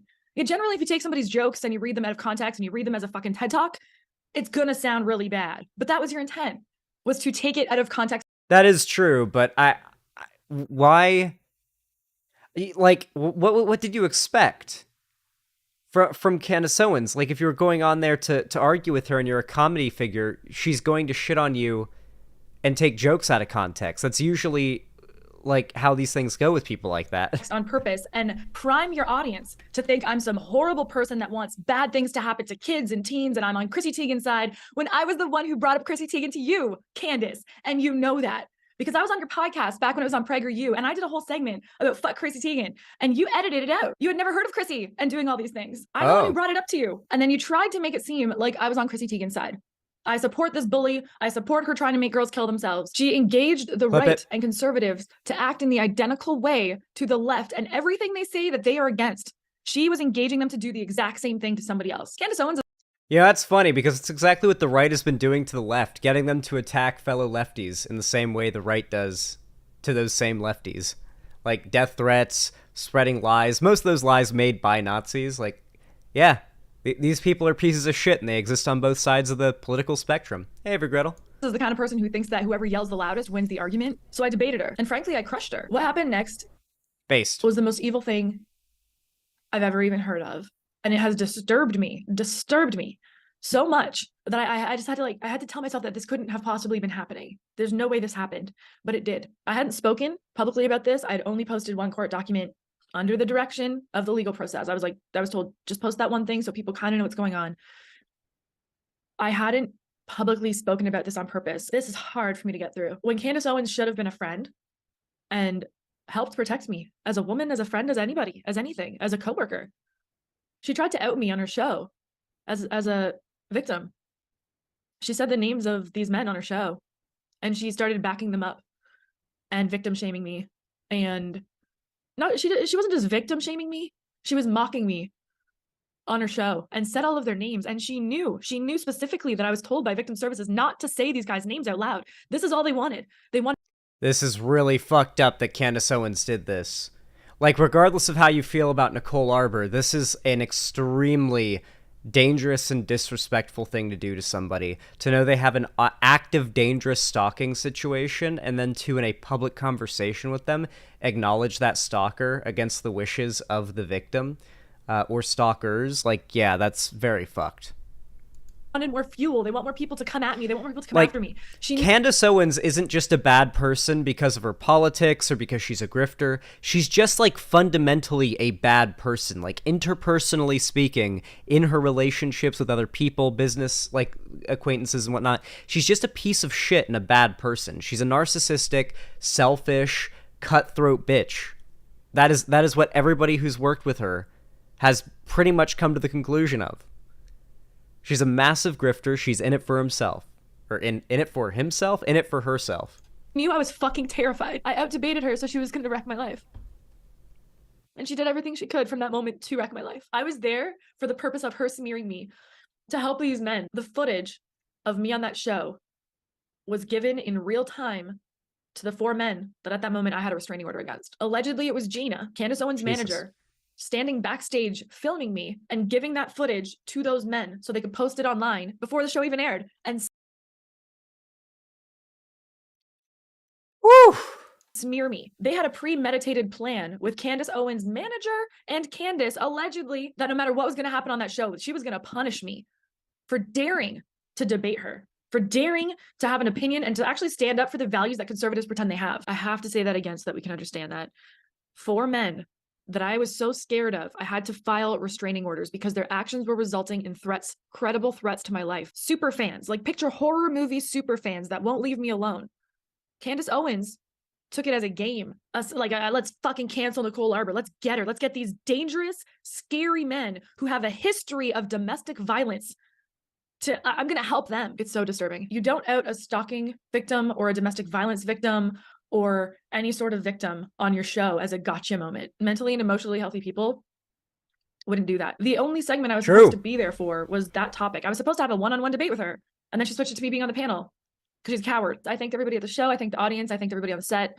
And I left when my segment was done. I had staff from Daily Wire chasing me out of the building as I was leaving, crying. Women crying, apologizing to me profusely, saying they had nothing to do with that. I've heard a bunch of them have quit working with Candace since. The makeup artist from set that day. Yeah, it really does seem like the Daily Wire is just such a shit organization.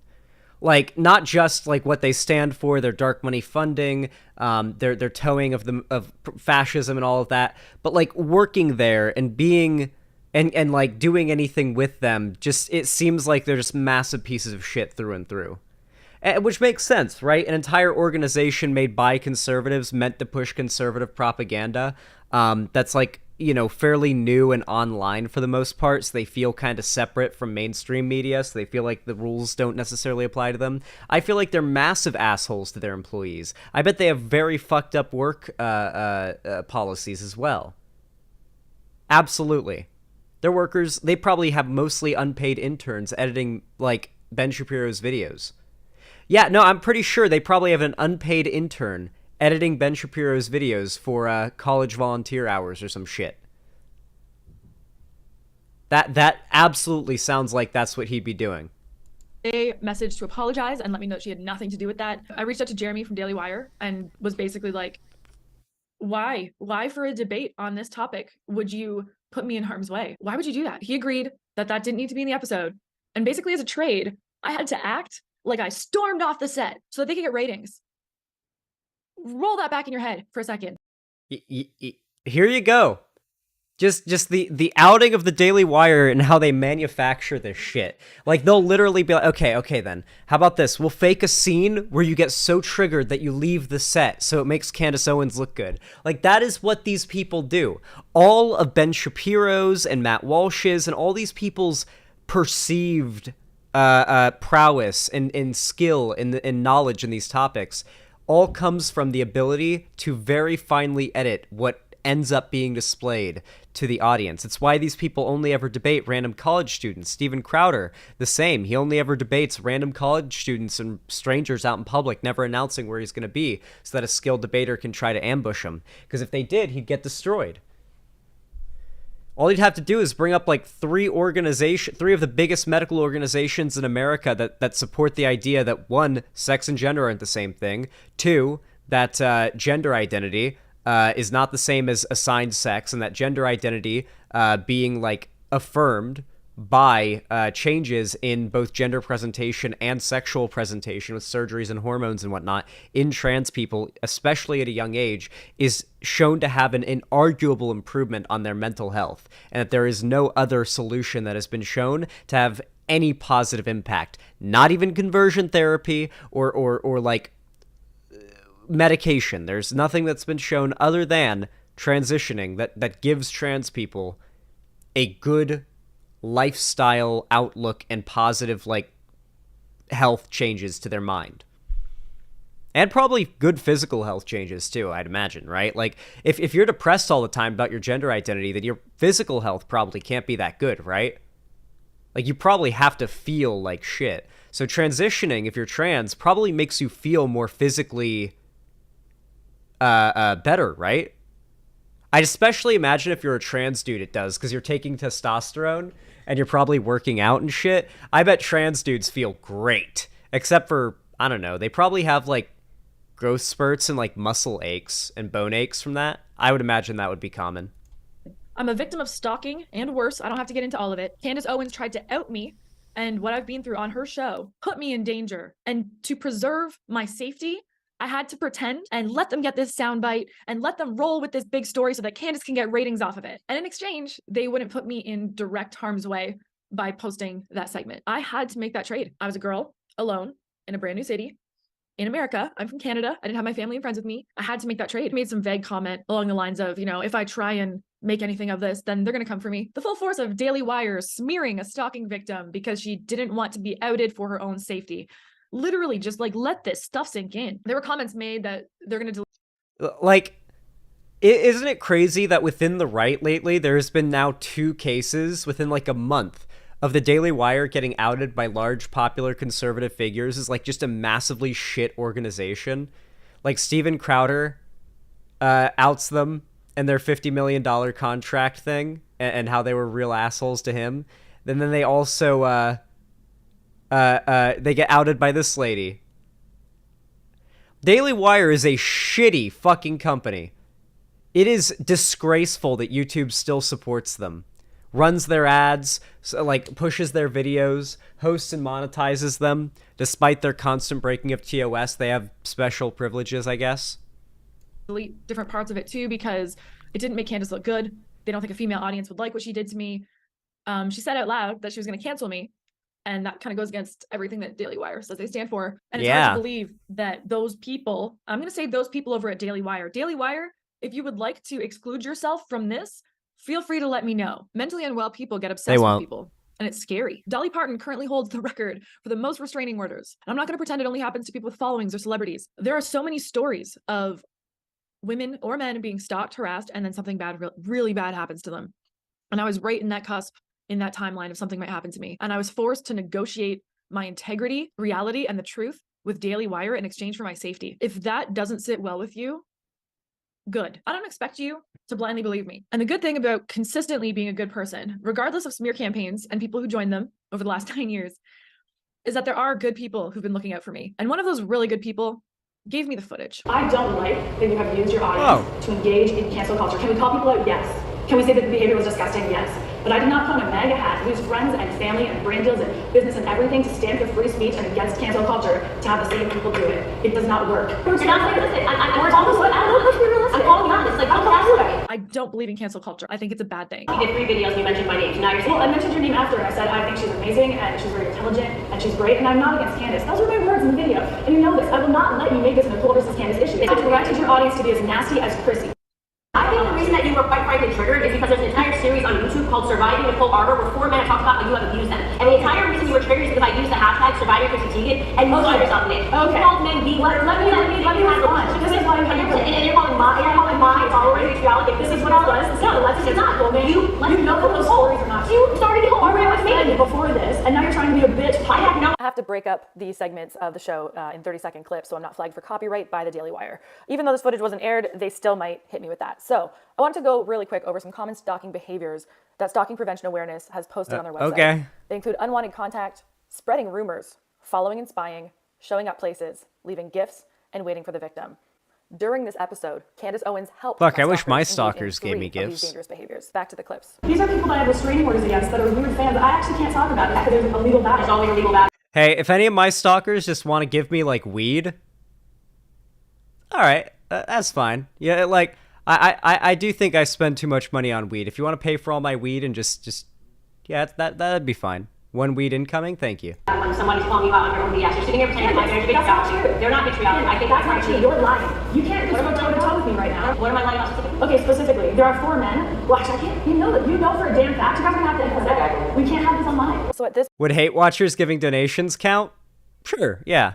point, I had already expressed to Candace that we can't have this online. I need to keep this private. She had already known from our private conversations I was scared of these men and actively seeking help from victim services. I lost track of how many times over the 9 years this has been going on that I told these men to leave me alone, stop contacting me, stop trying to contact me, and that they're scaring me. I think what you just did is disgusting. You just took something personal and private I talked to you about. It's not private. It's all over the internet. What are you talking about? Brian Upchurch, Matthew Santoro, Tommy Jackson, you brought us to me on the phone call yesterday. It's on the internet. It's not private. I never told you to you about. So I had already vocalized a boundary with Candace, let the show know we can't have this online. She knew that I was uncomfortable. I was visually uncomfortable, and she proceeded anyway to name them name by name, while her manager, I'm gonna say allegedly, even though it's pretty obvious what happened, gave this footage in real time to my stalkers. Let's not make sure that in the post she doesn't say that we didn't give her a platform. Right, I don't want a platform. Don't worry.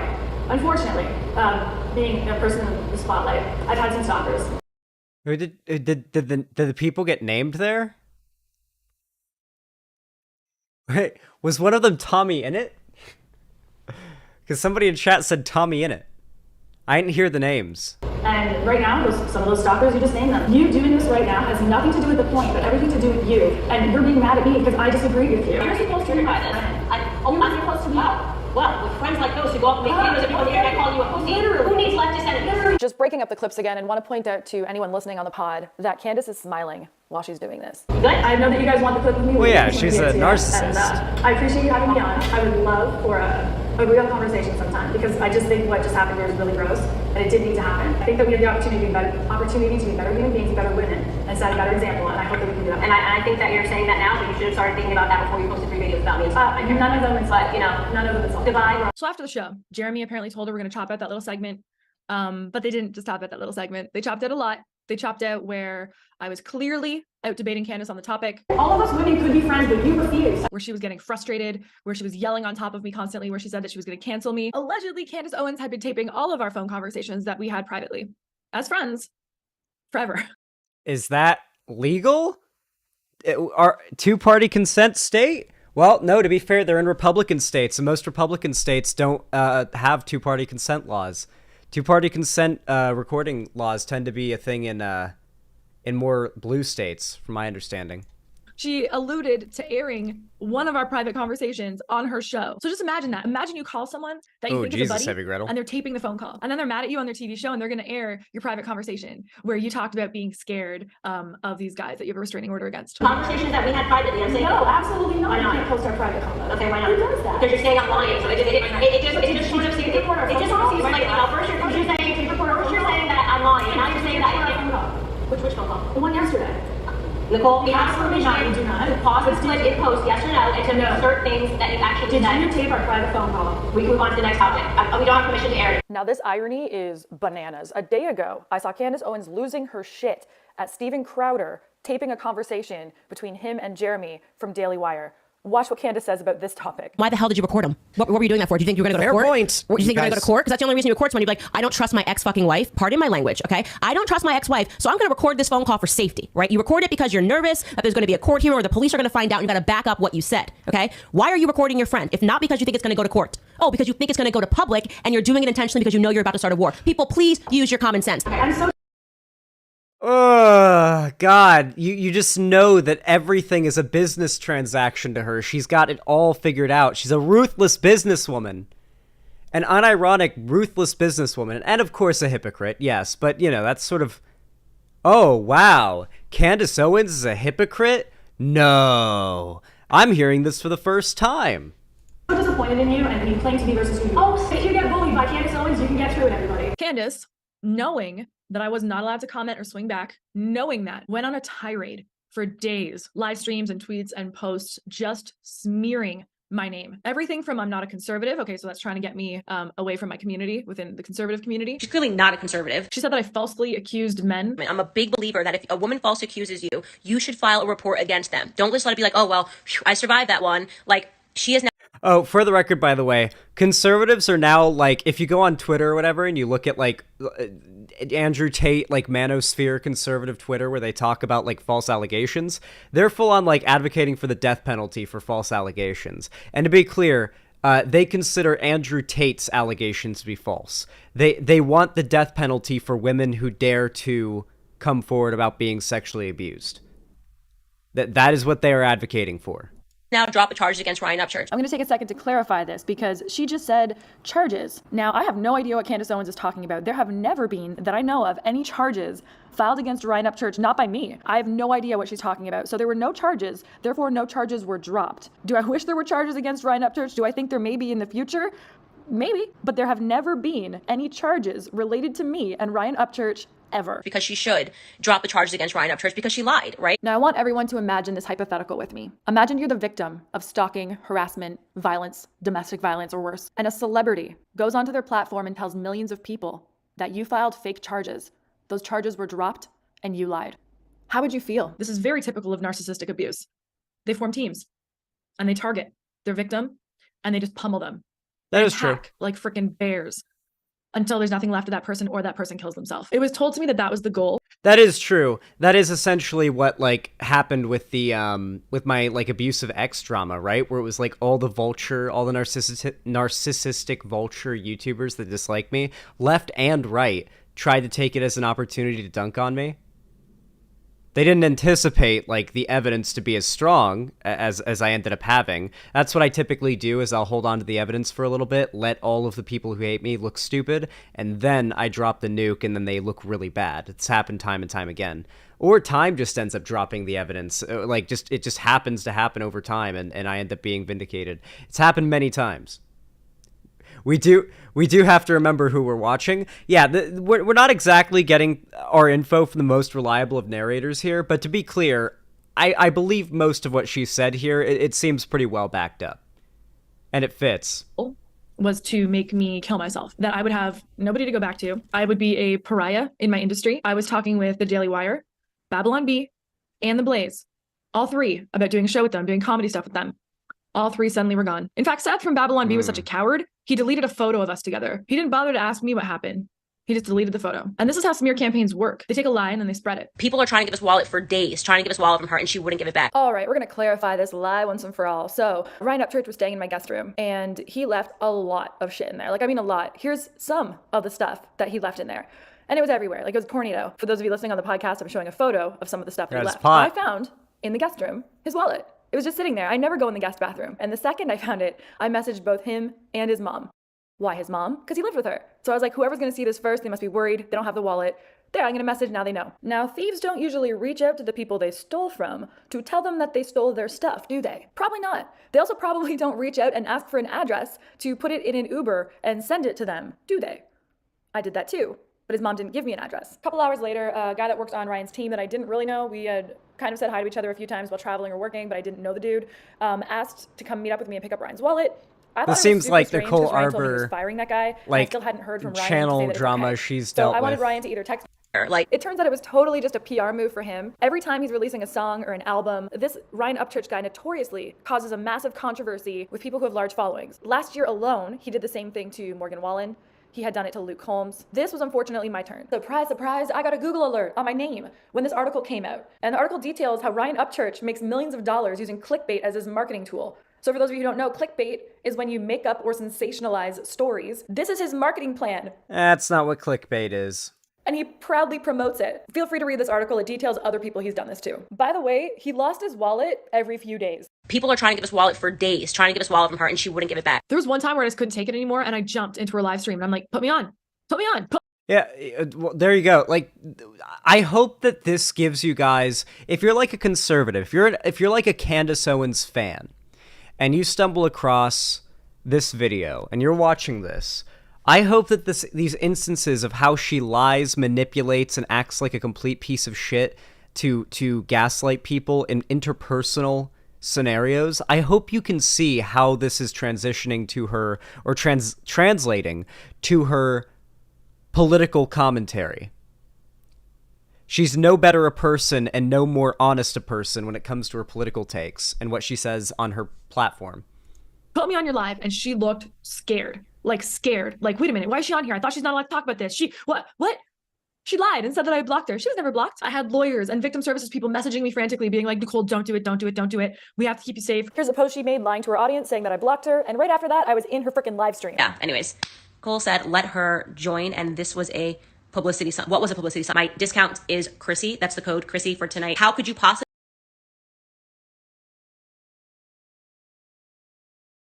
say that we did this for publicity? Discount code, Chrissy. Just stop with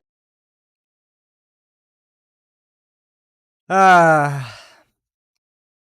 right has discount codes. I don't even know what it's a discount code for. Who on the left has a discount code? the lies. Go dailywire.com/subscribe. There are so many people left and right that are just fake. She knew what she was doing, and she knew that I couldn't respond. She went to the domestic violence clinic, and like, it's just not okay. Like, I'm sorry. I don't know Ryan Upchurch. I just want to show you who these men are that Candace Owens came to rescue. Take a look. I got mad. And look at my hand. I saw you get mad. I punched the table 3 times. That's not cool. You're right, it's not. Fuck you.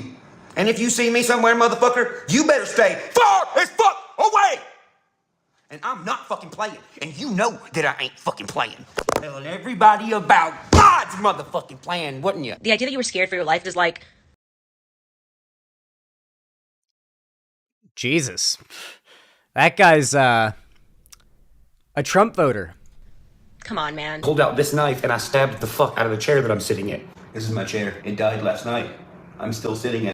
This is Nick Fuentes' future, by the way. You know that, right? You know this is exactly where Nick Fuentes is headed.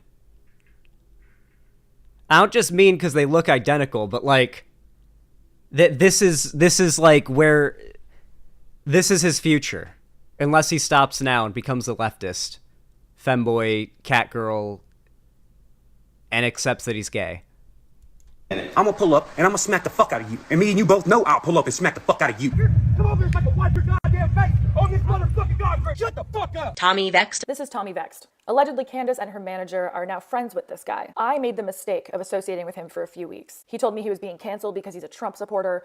That seems to be like the platform that he goes on, is I'm being canceled because I'm conservative and a Trump supporter. It turns out that there are many. I want to clarify this because I talked about it on the panel and I got some of my facts mixed up. So I want to clarify this. There are many allegations of violence, domestic violence, and violence against women perpetrated by this man. I have heard. Yeah, but don't you know, allegations aren't evidence, so you can't trust these women out here. They're fake. These women are just constantly trying to ruin men's lives. That's what these people think. You can't just say, oh, this guy's been accused of this. Like, people, they don't take it seriously. Like, a guy can literally currently be in jail and under investigation for it, and they'll say, just allegations, dude, just allegations. Between 7 and 9 restraining orders have been filed against him. A bunch of them have been filed successfully, and I know for a fact that he's currently in court again this year for another restraining order. There's even an abuse support group on Instagram called Surviving Tommy Vex. This man is terrifying. Christ. Over the last 2 years, he's made over 1,000, if not thousands, of posts about me when I hardly knew him for a few weeks. This one in particular was extra scary because he details how easy it would be to essentially hire a hitman. And although he doesn't say my name in it, there were comments below from fans saying, "Is this about Nicole Arbor?" And he liked it. "Send this to Ryan for Nicole Arbor," and he liked it. Hold it down, fuck it, beat bastard's head in. Matthew Santoro, similar story, said that she aggressed him and then pretended she was the victim. How do you know that he made it all up? He flat out told me that it was a lie, that I was hit in the face for the first time in my life.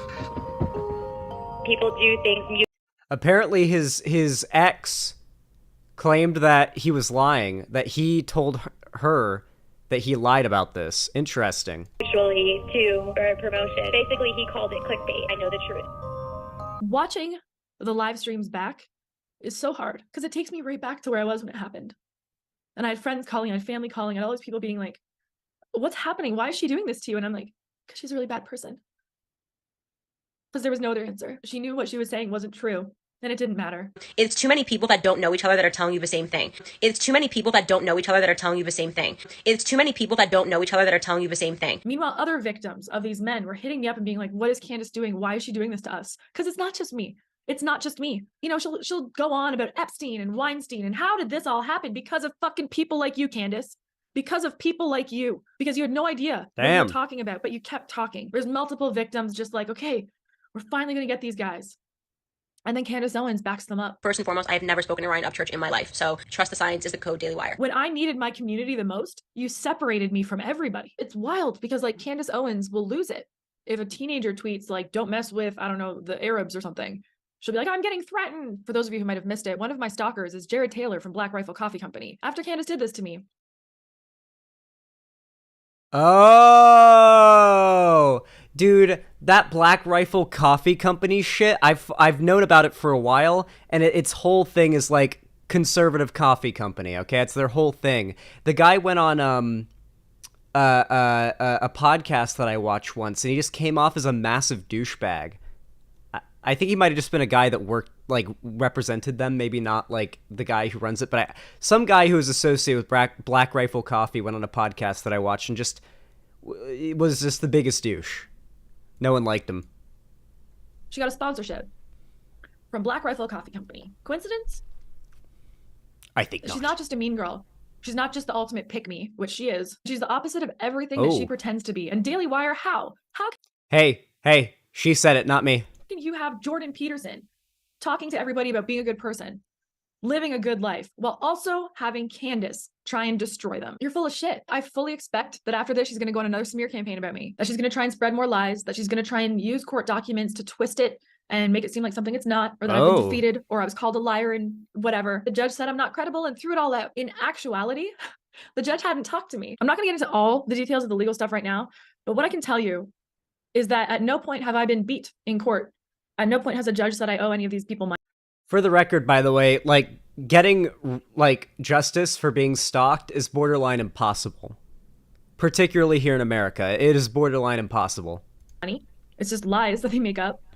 At no point has a judge thrown anything out. Different parts have been moved, dissolved, and paper moved around, all to get towards trial.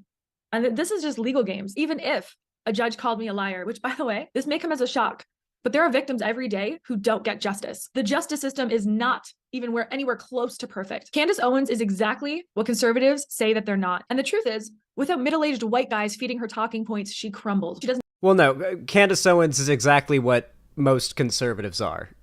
Or at least, she is basically the most perfect example of a conservative. Know how to attack or debate a topic without attacking the person. Someone has to tell her that yelling a personality doth not make. The digging up dirt thing, like, grow up. Grow up. She was dropping coupon codes while doing a smear campaign against me.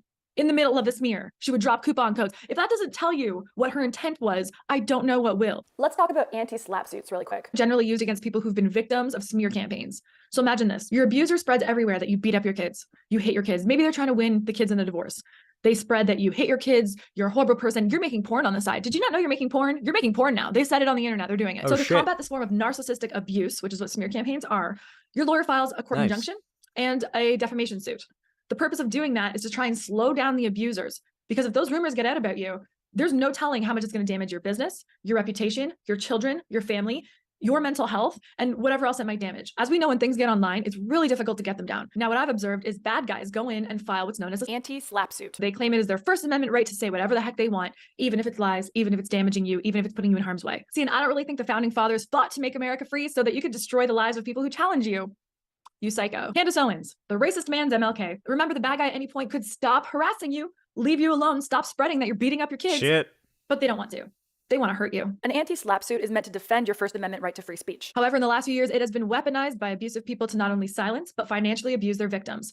In my personal belief, this is exactly what Candace Owens did to Kim Klacik. Only a couple... I've heard of slap suits, but they're anti-slap suits. Slap suits are also most used by conservatives. Oh yeah, who remembers when John Oliver called out like the head of like some coal company, and the coal company tried to hit his show with like 50 slap suits, and he showed all of them on live air and like made fun of them again, and it was just like, keep throwing the illegal lawsuits at us just for telling you the truth. Yeah, Bob Murray, keep throwing the illegal lawsuits at us just for telling the truth about shit you've done and don't want to be out there. We're just gonna keep doing it, and you're gonna keep looking bad for every lawsuit that you throw our way that we show everybody. Yeah, it was pretty great. It was pretty great. Weeks after what Candace did to me, she did it to another woman, a conservative woman who'd run for office. Candace made wild claims against this woman, like really. Oh yeah, what she said about Kimberly Klacik was really disgusting, but Kimberly Klacik is also a piece of shit.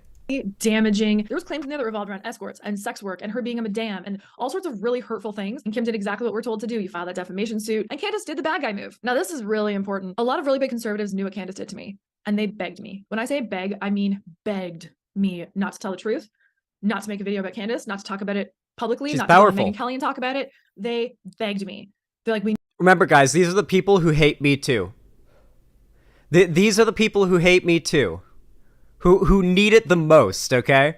need her for the movement. We need her. She's worth so much money to us. We've pumped so much money into her. We need Candace. You can't go after Candace. Please don't go after Candace. And then I saw Candace go after Kim Klacik, a mom who's just trying to make Baltimore better. She did the same thing to her. And because Candace has apparently an unlimited legal budget to bully people online, that meant Kim suddenly had to pay probably Kimberly Klacik wants to defeat the woke or whatever. She's not.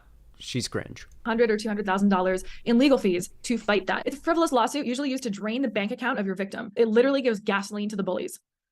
And that's what Candace did. And it was costing her so much money to fight this frivolous lawsuit that Candace put on the side that they eventually reached a settlement where Kim would just pay her legal fees and they would walk away, call it a day. Candace did not defeat Kim, but she posted as if she did. This woman is just a menace. She's just fucking evil. I have so much to say, but I know I gotta end this somewhere. I want you guys to know that this experience rocked my faith in humanity. Like genuinely.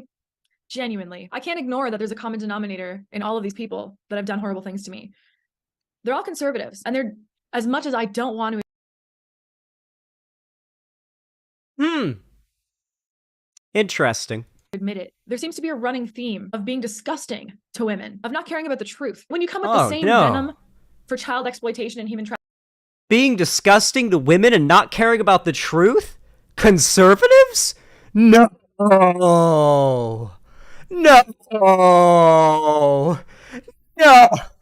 No shot, bro. No way. No. Never. No way. Absolutely not. Trafficking as you do Taylor Swift's new album, you probably are just an angry person. Real nice. Okay. All of this to say, okay.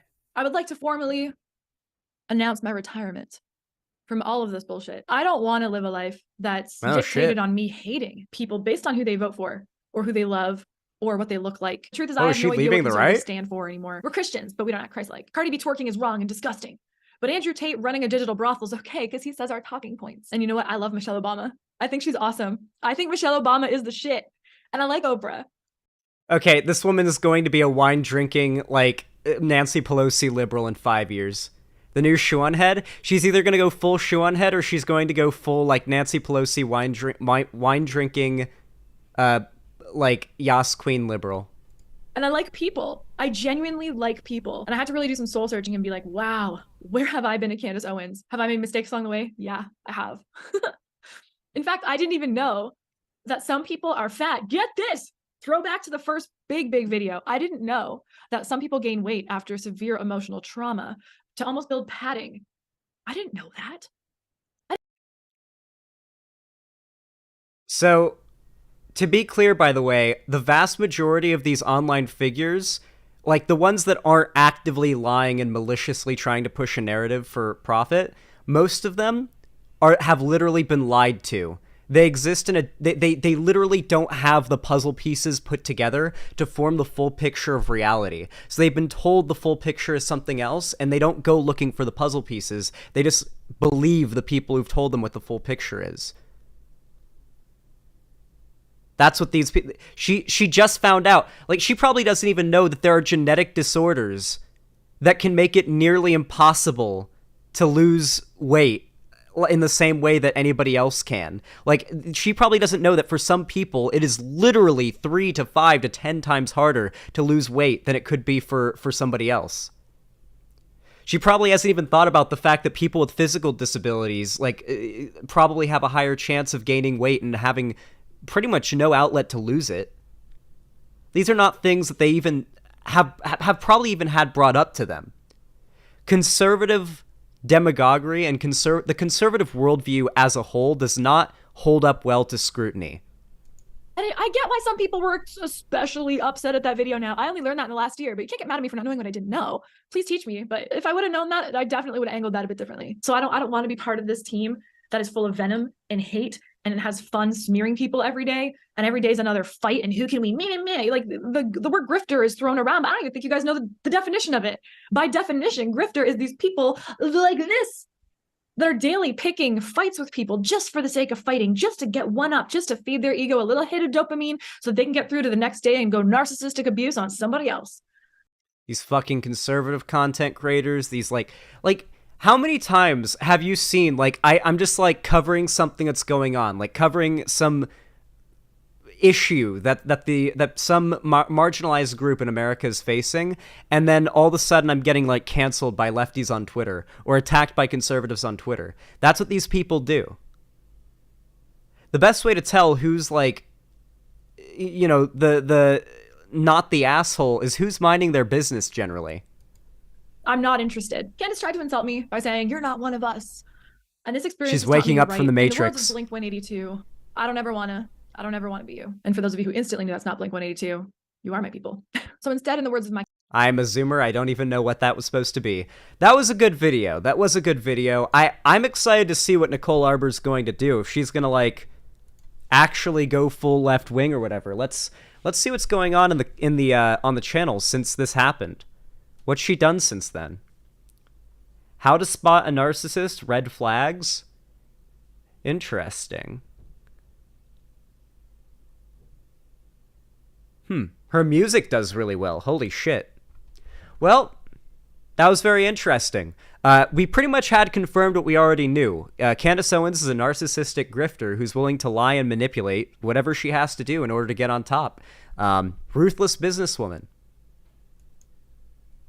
Hell yeah. I hope you guys enjoyed that segment. Unfortunately, I gotta go pee again, and I'm also gonna have to grab water and maybe even a snack, because I'm kind of hungry too. But then I'm gonna get right back, and we're gonna be reading some donos and getting into another exciting segment, because I got a really interesting one for you guys next.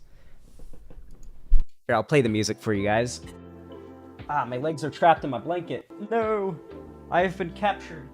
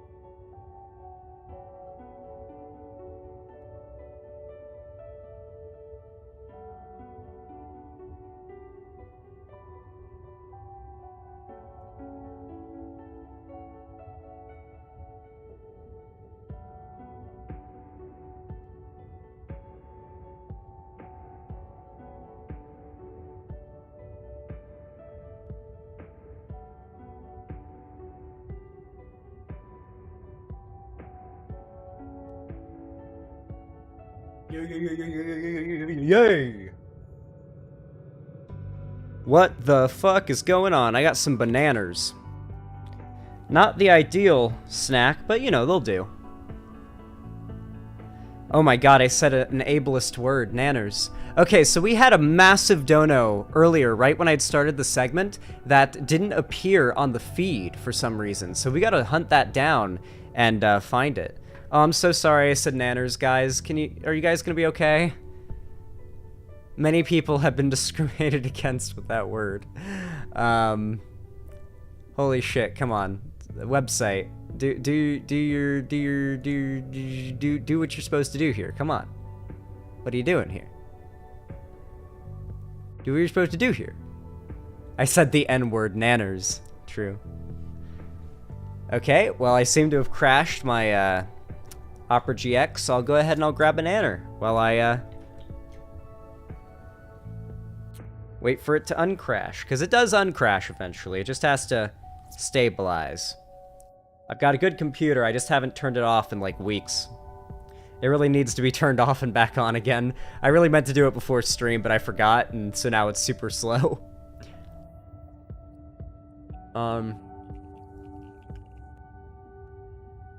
Let's see. Go to my website.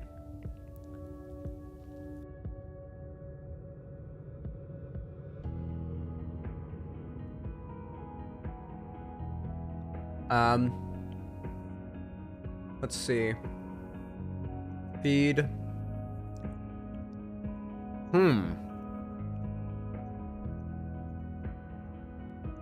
Somebody donated a massive dono, and the website cucked them out of recognition. I can't even scroll up to it. Does anybody know who did that massive gift sub donation earlier? If they're still here, especially, if they could, like, type out what they said and stuff, because I can't get it back. Don't worry about it. Was it you, MSDXR? No, I need to know how much it was so I can add it. I have to actually, like... No message?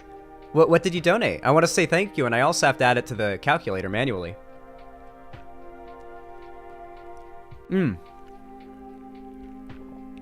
20 tier 1 gifted subs. Holy crap! MSDXR! Hot damn! Thank you so much for the $100 in tier 1 gifted subs. That is 20 tier 1 gifted subs to the community on the website. Make sure you guys, if you're watching on YouTube or Twitch right now, you get on over to the website, because you make an account and you might get gifted a sub. People are dropping massive sub bombs and you might just get one for free. So yeah, definitely come on over to the website. Oh, there it is. Someone found it. MSDXR donated 20 tier 1 gifted subs. Let's see who got them.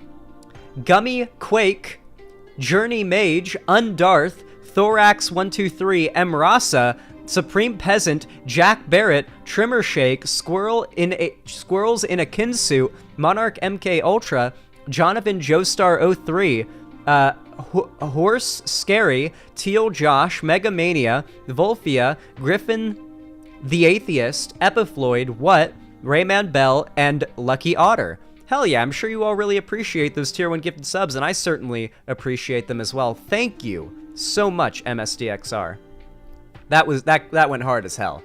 Thank you very, very much. Then Fembro, with the $5 donation, thank you very much, said, can you elaborate on your feelings on Actman? I don't feel your recent portrayal of him is fair. I watch his content and he seems to be fairly in the middle politically. Maybe I'm missing something. Here's the thing, like tons of people who think they're in the middle politically are actively serving like the interests of the right, because every issue they default to on the culture war ends up being like on the right, you know? Like, I love Chris Ray Gun. I think he's super cool. Me and him are, I'm pretty sure we're friends. I like Chris Ray Gun. But like, I don't even think he would argue that like on most things, even though he was, you know, left wing even back then, he was still siding mostly with what the right was agreeing with on the culture war stuff. And that is pretty much what the Actman does. Whenever political stuff comes up, he's making what is essentially a quartering style video, very just anti-SJW, you know, talking about how, like, yeah, go woke, go broke kind of stuff. And then he'll make a video that's like a very good game review.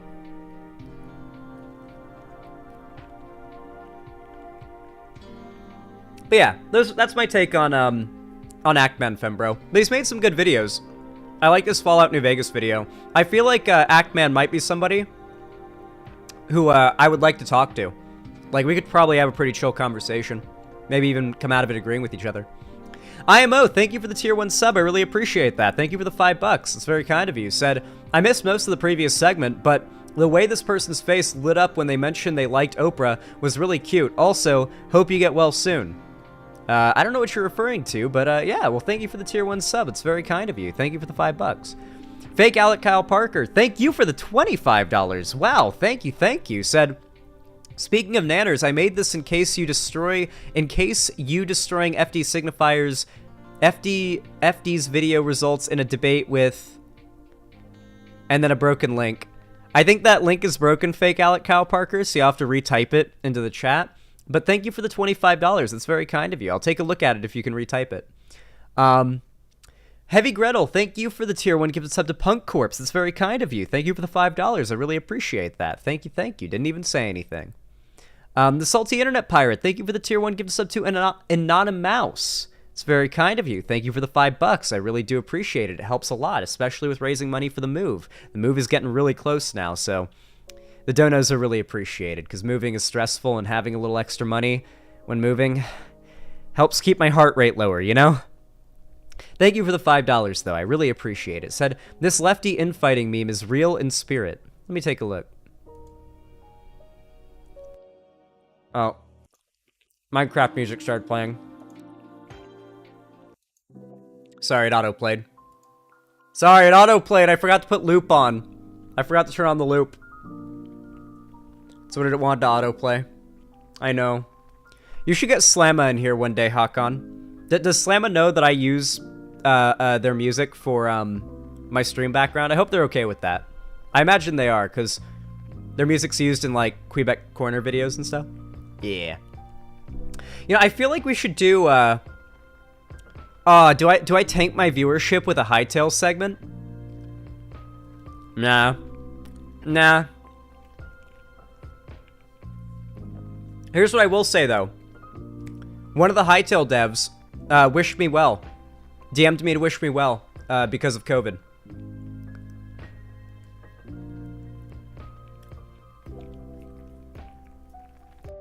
That was super nice.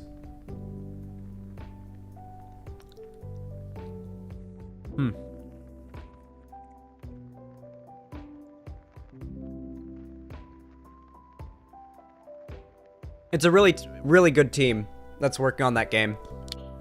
I'm really excited for it.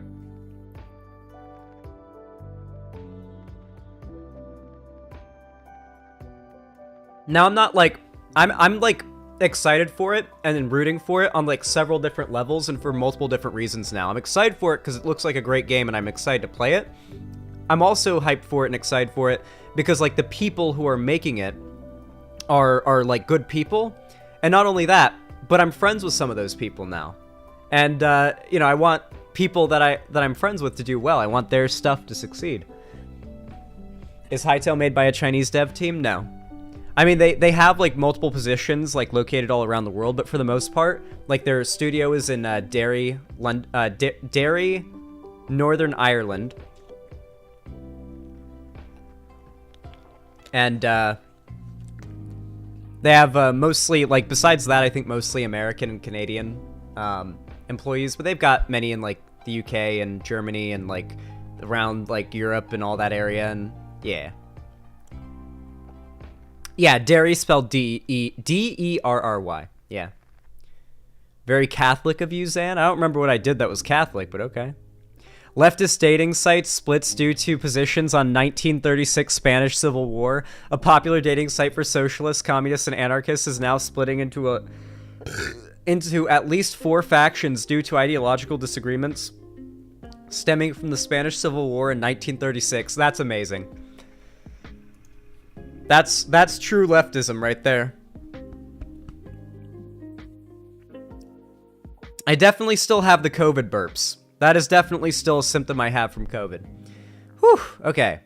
Well, thank you, fake Alec Kyle Parker. Wait, no, is that a new dono? Fake Alec Kyle Parker, is that a new dono? Yeah, it is. Thank you for the $5 donation. I really appreciate that. It's so kind of you. Sent me a pretty funny meme. They finally stopped running away. Xanderhall versus Thought Slime. Let's be honest, this won't be productive. If it ever happens, if they ever stop running away from me. You know, Thought Slime doubled down on the sex cult stuff recently, like a week ago when Keffels brought it up. It was pretty nice to see. Yeah, again. Listen, guys, Thought Slime is not a reliable source of information. You probably shouldn't be watching him if he's still maintaining that.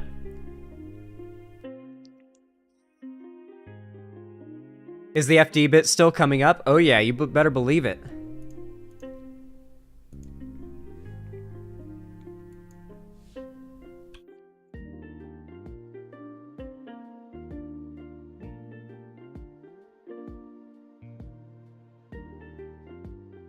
All right. You all know what to do when I say action, right? 3, 2, 1, action. All right, everybody. You guys have probably been waiting for this for a little while. For just a little while now. You've probably been excited for it, but it's finally happening. You see, while I was away, sick with COVID, I was just so glad to see that a popular YouTuber with several times the following that I have decided to rehash some old, completely false drama about me in the form of defending the person who spread it and platforming those allegations and basically rekindling a whole nother cancellation against me that I deal with while sick and recovering from COVID. That definitely was very nice to wake up to. So for those of you guys that don't know, FD Signifier, this is him right here, FD Signifier, who I am subscribed to because I'm not a bitch, and I can sub to YouTubers who I think are pieces of shit if sometimes I think their videos are cool. FD Signifier is, as I said a long time ago, a dumb fuck. I said he was a dumb fuck because, if I recall correctly, his defense of Professor Flowers... maybe it was because I know that he ended up defending Professor Flowers, but I think it's because he either made a dumb take on Debate Bros and live streaming format, or because he defended Professor Flowers. It might have been both. Regardless, he did end up defending Professor Flowers. Now, for those that are unaware, FD Signifier is friends with DJ Mule, also known as Eggman, who hates me a lot and made a Hitpeice video on me to try and pay his rent. He admitted this on Patreon that he only made the video to try to make money and boost his channel. Yikes. You know? He's also friends with Noah Sampson, who also has done similar things to me and Vosh, I believe twice now. Noah Sampson also directed his fans to hate raid my channel, and to this day, that video is still up, and I still get comments from his fans hate raiding that video with the message he told them to say, Squid Gang. Yeah, like, this guy and the community that he fosters and is, like, taking up has been sort of antagonistic towards me and my friends for quite some time now. I assume he's also friends with Thought Slime as well. These are figures who are significantly larger than me, that because they have no genuine, like, path to attack me on a moral level, because I keep my nose pretty clean, try to make things up about me and lob insanely out-of-this-world scandalous allegations at me that time and time again have been proven untrue, clearly fabricated lies beyond even a shadow of a doubt. Like, it's happened over and over again, and FD Signifier is in that community, and he's friends with all of them, right? Now, a while ago, he did make a video about Debate Bros where he does spread lies and misinformation about me and Vosh and basically the rest of the Debate Bro sphere. I believe he then went on to a debate with Shark300 because he said that, correct me if I'm wrong, but did FD Signifier admit that he would only go on Shark300's stream because Shark is black? I'm gonna open my eyes and I'd like to see an answer. He admitted it?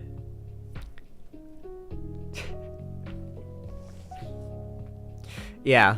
Okay.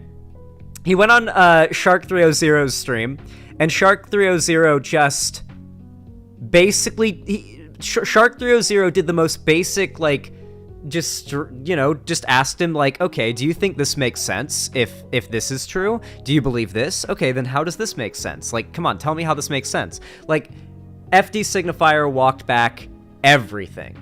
Shark won the debate pretty unanimously, and yet FD Signifier, both on Twitter and on his channel, has continued to double and triple down on the things that he has said. Now, we are not going to be watching this video, and I'm going to be explaining why. And I'm going to be giving you guys a little bit more background in a minute, but I'm going to explain why we're not going to be watching this video, okay? And it's going to be why I have so little respect for these people, and why it, like, upsets me, like, why it enrages me so much when people in my community act as though I am overreacting to these people's behavior. In this video, I watched Vosh's coverage of it live. I was sick, and I decided to just turn on the live stream and watch it live. In this video, FD Signifier defends DJ Mule. DJ Mule basically attempted to weaponize the already abusive situation that I was subjected to by my ex, where I was taken advantage of financially and lied to. Took that situation and then tried to weaponize it against me by making up more non-existent allegations, similar to what Thought Slime did with the sex cult stuff, and made a massive Hitpeice video on me, one that was so bad and so horrible and so obviously bad faith that pretty much all of LeftTube, not this side of LeftTube, obviously, not FD Signifier, but all of, like, the reasonable people in LeftTube came down on that video like a goddamn atomic bomb. DJ Mule defends, or sorry, FD Signifier defends DJ Mule in this video. Now, I just want you guys to think for a moment, if a female content creator had been in a, you know, let's say Amaranth, because she was in a somewhat similar situation. She was financially abused and basically had a lot of her life controlled, and like taken and like manipulated, right? Not to the exact same way. It's not exactly the same, but it's similar. Like, can you imagine if some lefty figure made a video defending Amaranth's boyfriend and then and attacking Amaranth as an abuser for outing him and like breaking up with him, and then like Amaranth gets shit for having a problem with people being friends with that content creator? Because that's basically like what's happened here, where DJ Mule like tried to attack me defending my abusive ex. Now FD Signifier's defending that guy and is friends with him and is making a video in which he rehashes that, which is finally kind of like ended and gone away. He rehashes it and like does this maybe not it's true, and defends DJ Mule from like the criticism he's gotten for his lies. By the way, he admitted to only making the video to make rent that month, so he wanted money. It really is despicable. Now, I'm not going to actually watch this video on stream because it's 2 hours and 24 minutes long and we don't have time for that. And frankly, it would be upsetting, right? It's literally just like, here, let me just like, listen, I don't want to say triggering, but like, it gives me a yucky feeling in that way, you know? You know what I mean? It gives me that yucky feeling that you would get watching someone defend someone who personally like abused you. Yeah, you guys know. Regardless, I will give you guys my take on what the video was, because I watched Vosh respond to it. It was without a doubt the most condescending attempt to make a Hitpeice look like a reasonable reasonable analysis I've ever seen. FD Signifier's goal with this video was basically to rehash every single potentially career-ending accusation that's been lobbed at, like, Debate Bro streamers, and then to say, well, maybe they aren't true, maybe not, you know, I don't think these are necessarily true, and then, like, say, but I do think slightly worse thing.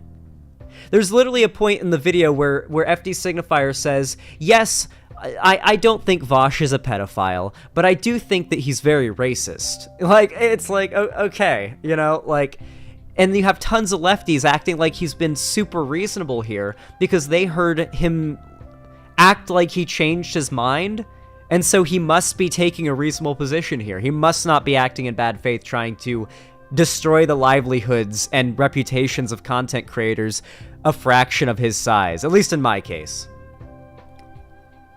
It really seems like disgusting behavior, right?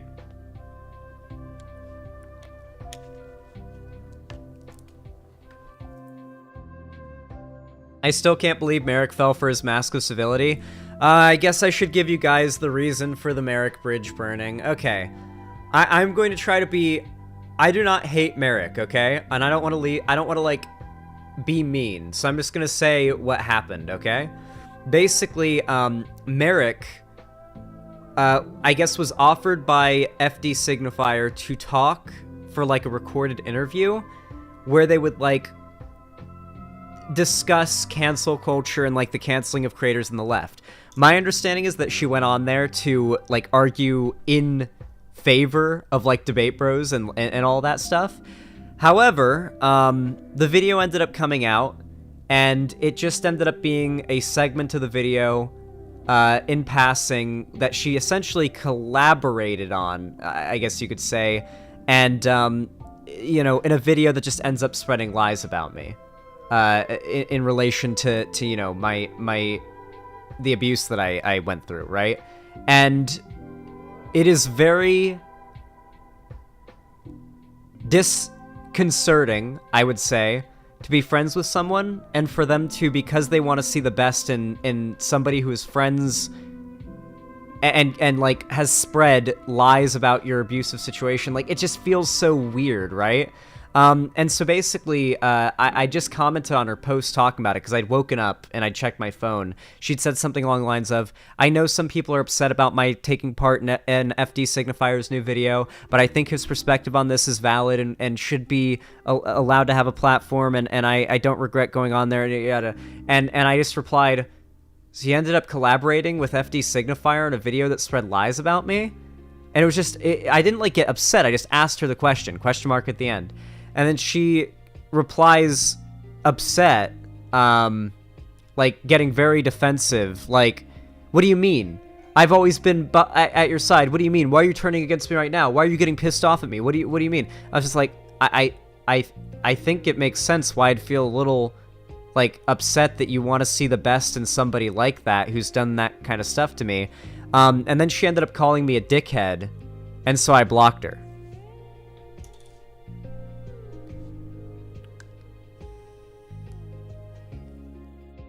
So yeah, I ended up burning the Merrick DeVille Bridge. She hasn't apologized to me, and I don't think she plans to, but, you know. A bunch of people in the comments on Twitter as well were like, oh, you're going too far, Zan, you're going too far. And then as soon as they figure out, like, the connection between, oh, Zan's abusive situation, defending DJ Mule, FD Signifier defends DJ Mule, oh, okay, I can understand why you'd have a problem with her wanting to, like, see the best in somebody like that and have a good faith conversation with them would be, like, kind of a problem. Anyway, it really just sucks to see, not only that, but, like, a lot of the clips that you'll see that are passed around that are meant to try to destroy the credibility of, mostly Vosh gets this. There's not a lot of clips that you'll really see of me that are meant to, like, try to fuck me over, because I generally watch what I say, but, like, for those that don't know, Vosh, who a lot of the video that FD Signifier made is also on, he debated a Nazi by the name of, what was his fucking name? It was, the guy with the fucking, marble statue in his profile picture, massive LARPer, iHypocrite. He debated iHypocrite, some Nazi YouTuber back in like 2020 or something like that, and just mopped the floor with them. It was a slaughter. Like, legitimately, go watch the debate if you haven't already, if it's like before your time. Like, go watch that shit. It was a fucking slaughter. Vosh killed him. alive on stream. The guy's final words, all he could muster in the end was, "You're fat," and then left. Hey Demon Mama, what's up? Xander Hall, I don't think you were wrong to feel hurt at all, but all I'll say is Marika's one of the most consistently kind people I've ever met, and in the GC, she literally did apologize for hurting you. You left the GC, and I don't think you read her message well. I'm done. I left the GC before she sent it, if she sent me an apology then, because I have not seen her apologize, or, like, demonstrate any form of, like, understanding as to why I would be upset, which is very uncharacteristic for her, because you're right. She has always been so nice, like, to me, and it's so bizarre that she just immediately got really upset at me being kind of skeeved out by her working with FD Signifier on a video that ended up, you know, while I'm literally sick in bed with COVID trying to recover, having to get, like, my abuse rehashed that I've finally managed to get over, you know? Yeah. I can't agree with that, Xander Hall. I can't agree with that characterization. Like, okay. I hope you two talk it out in DMs. I mean, hopefully she messages me an apology, I guess. Didn't she say on Twitter that Vosh was wrong about Professor Flowers? Merrick? I don't know, but, like, yeah, basically, I do think that FD Signifier, as I mentioned before, he also defended Professor Flowers and the whole Vosh thing. So for those of you guys that don't know, Professor Flowers, God, this debate happened so long ago. I feel like so many of you it's not even relevant. Like, it's not even that relevant anymore, but it's being kept relevant by people who are so mad about it and, like, the discourse it's generated. Basically, Vosh debated a black Nazi, okay? And that was the thing, okay? And her name was Professor Flowers, and it made the left mad, okay? And that's what happened. That's all you need to know, all right? Looking any further into it, and you will actively start losing brain cells, and you will actively start losing sex points. Sex points are basically how many times you've had sex since you were a virgin, right? So once you lose a certain amount of sex points, you become a virgin again. So there are certain things that make you lose sex points. One of these things is playing Fortnite, for the record. But yeah. I remember the Noah Samson debate with Vosh. Like, these people always have to walk it all back when actually pushed on, because most of the things these people are spreading about us to try and destroy our reputations, Demon Mama gets the same shit too, is all lies. Because if you have a larger audience, in this case, FD Signifier does, in Demon Mama's case, like Destiny did, like, you're able to just shit on somebody and spread half-truths and lies as well, and it can all be memes, and your audience is fine with it because you've got the bigger crowd behind you, right? And that's what happens. The amount of lies that circulate about me is insane. I see it. I see that shit. I run chain blocks on the deranged posts that get lots of likes about you just to get out ahead of them before they get to me. Like, if I see a really deranged, like, hate post about Keffels, like 10,000 likes, or one about, like, Vosh or Demon Mama or Shark or something, I just run a chain block and everyone who liked and retweeted it.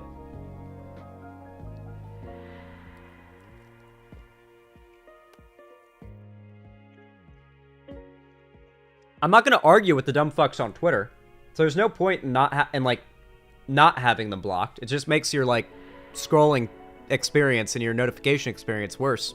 So you just debate them on stream.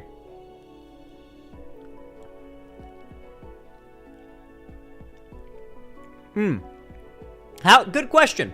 How do people hate on Shark of all people? I covered this recently. It got taken down, so if somebody could find me the link, I'd really appreciate it.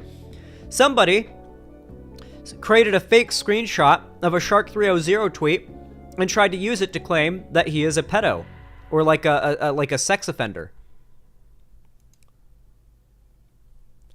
Does anybody have a link to like a screenshot of the tweet? Because it's been taken down, I think.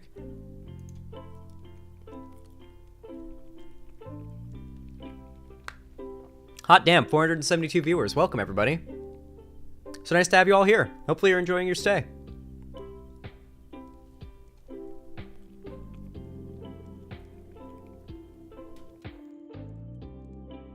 Oh, did Shark make a video about it? If Shark made a video about it, we'll watch a segment of it. I bet he has. His name doesn't come up if you just search shark.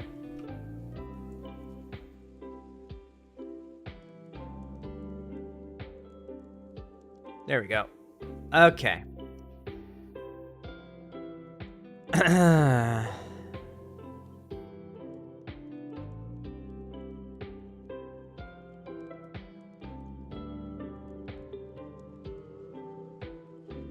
No, he hasn't covered it. Interesting. Does anybody have a link to it? Anyway, you guys will have to take my word for it, okay? Some complete, like, I think it was a TERF actually, made a fake screenshot of like a Shark 300 tweet trying to claim that it was real, and it's like the fake tweet is him like admitting to being a pedo or some shit. Oh, here's another good example. We got TERFs doing the same shit to trans women. This is literally the same shit that TERFs do to trans women. This is a TERF named on Twitter named Marie Magdalene, who's using Magdalene Burns as her profile picture. For those that don't know, Magdalene Burns is a TERF who would specifically send her fans to harass underage, like 13, 12, 14-year-old trans women online. Her goal is to specifically harass young underage trans girls. And she was a massive piece of shit, like very, very, very vitriolically hateful. She full on believed that like trans people need to be killed, that trans women are predators, and that they're all like subhuman. Like she was full on like TERF Hitler. Like she was Hitler if Hitler was a TERF. Okay. She died of brain cancer back in 2019, so now she's Magdalene burning in hell. But TERFs kind of use her as like one of their OG sort of symbols. But yeah, this is not the person who's in the picture, by the way. Not a name of somebody else who fatally stabbed their... Because they're misgendering trans people here, as you can see. Stabbed her father and left her sister injured and hospitalized. No, I do not think she should be in any women's spaces. She should be in a men's prison. Slender bones do not make anyone female. One sex is in every cell in the body. Good one. Oh no, wait, oh no, wait, there's more fucking combinations of chromosomes than XY and XX. Oh no, there are completely feminine presenting people with like feminine sexual organs and everything that have non-XX chromosomes. Oh my god, they're the opposite cases. These people will cope so hard when you bring up like the existence of DSDs, differences in sexual development. Is the more like modern politically correct term for intersexuality now. It's DSD. They cope so hard when you bring up DSDs.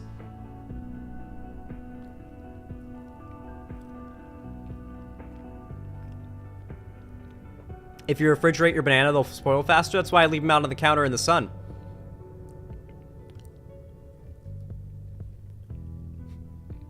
I'm just kidding. I keep them on the counter covered up. It's dark where they are.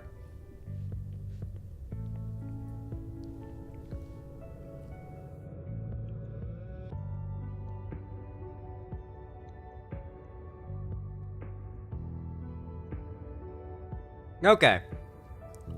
Finished my banana. You'll have to edit out the parts where I'm eating, Cherry.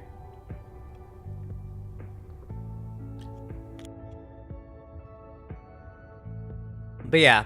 As I said before, I don't want to watch this video because all it's going to do is rehash like shit that I've been through that I should not have really had to go through all over again. And I think that's pretty cruel to do to somebody on his part. And I'm really disappointed that so many people have like defended FD Signifier's video as being this reasonable analysis when all it was a very condescending and sly attempt to make another Hitpeice video, all the while looking like he's reasonable. Not to mention, the video's called Broke Bread. LeftTube has a drama problem.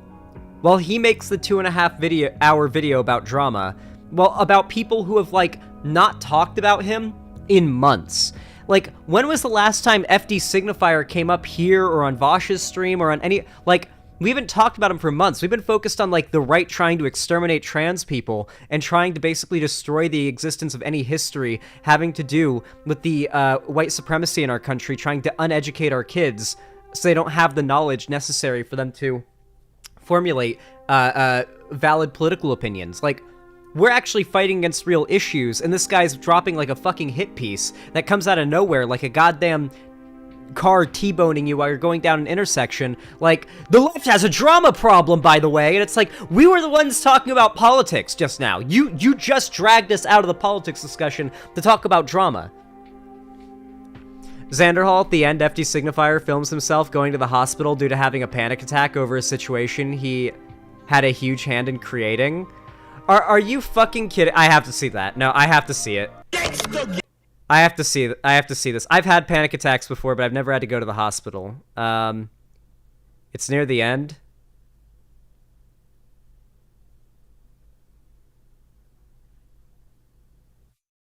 I don't see it here. Why record it?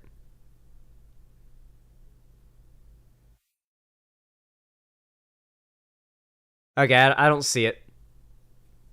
I don't see anything that looks hospital-esque, unless that was? Oh yeah, here it is. I think this might be it. Okay. Oh my god, it's Hitler. Holy shit.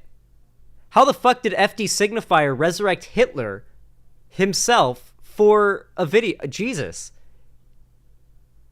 Okay. I don't ever get super big. I would just like to make content for people who is frankly ignorant. I'm loading. Right. This weird content creator in general, like a this is their interview. We're getting close.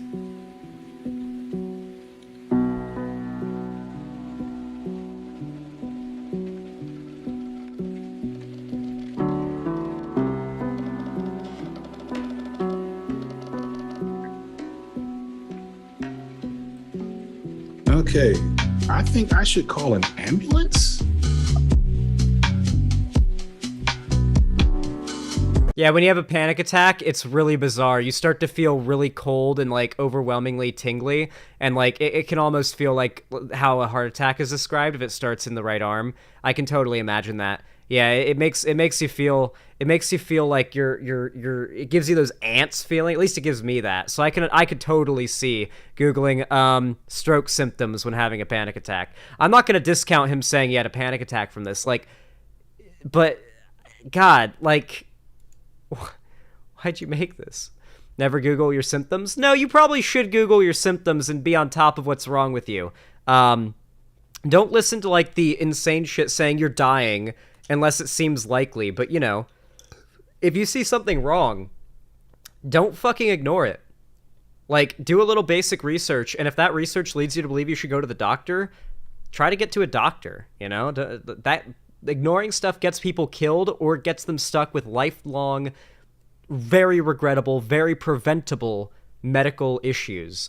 So yeah, like, listen, I so badly wish the naive view of what LeftTube was going to be that I had when I was a little lad, I genuinely wish that was real. I so badly wish that at the very least, like, people like FD Signifier and whatnot could just do their own thing. Just make their videos, do their thing, have good political takes, fight against the right, fight against fascism, advocate for good progressive beliefs and all that good stuff, and stop trying to snipe other people who you think you can look more morally pure than by attacking. It is so goddamn frustrating to just constantly want to go up against these people who are the worst, just the absolute worst. The right online is just, they're the worst people. They really, really are. And to constantly feel as though you have to hold back in order not to offend the sensibilities of other people on the left. It is so frustrating.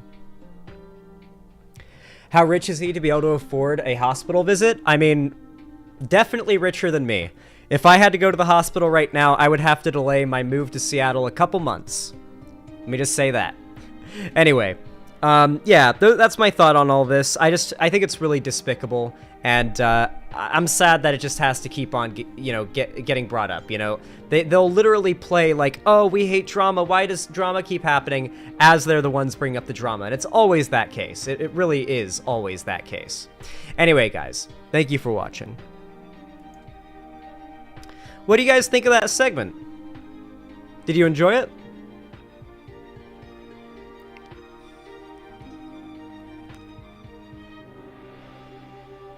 Hell yeah. How many segments have we done so far? I think I want to do 2 more segments today.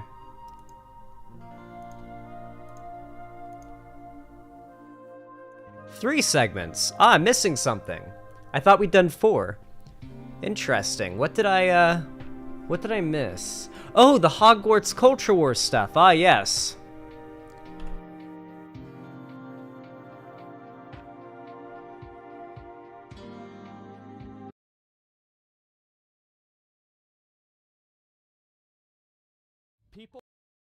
Oh, all right.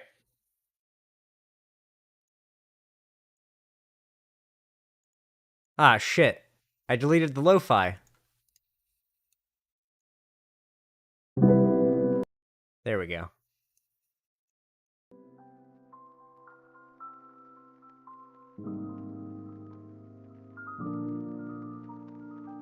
Okay. Really fast. It is fucking hot in here, so I'm going to... hopefully not have my fucking leg caught like in a net. This chair is so shit. Like, every time my leg, like, I try to get my legs out of here, it's like they get caught on something. It is such a bad chair. I cannot wait to move and get a new setup with furniture.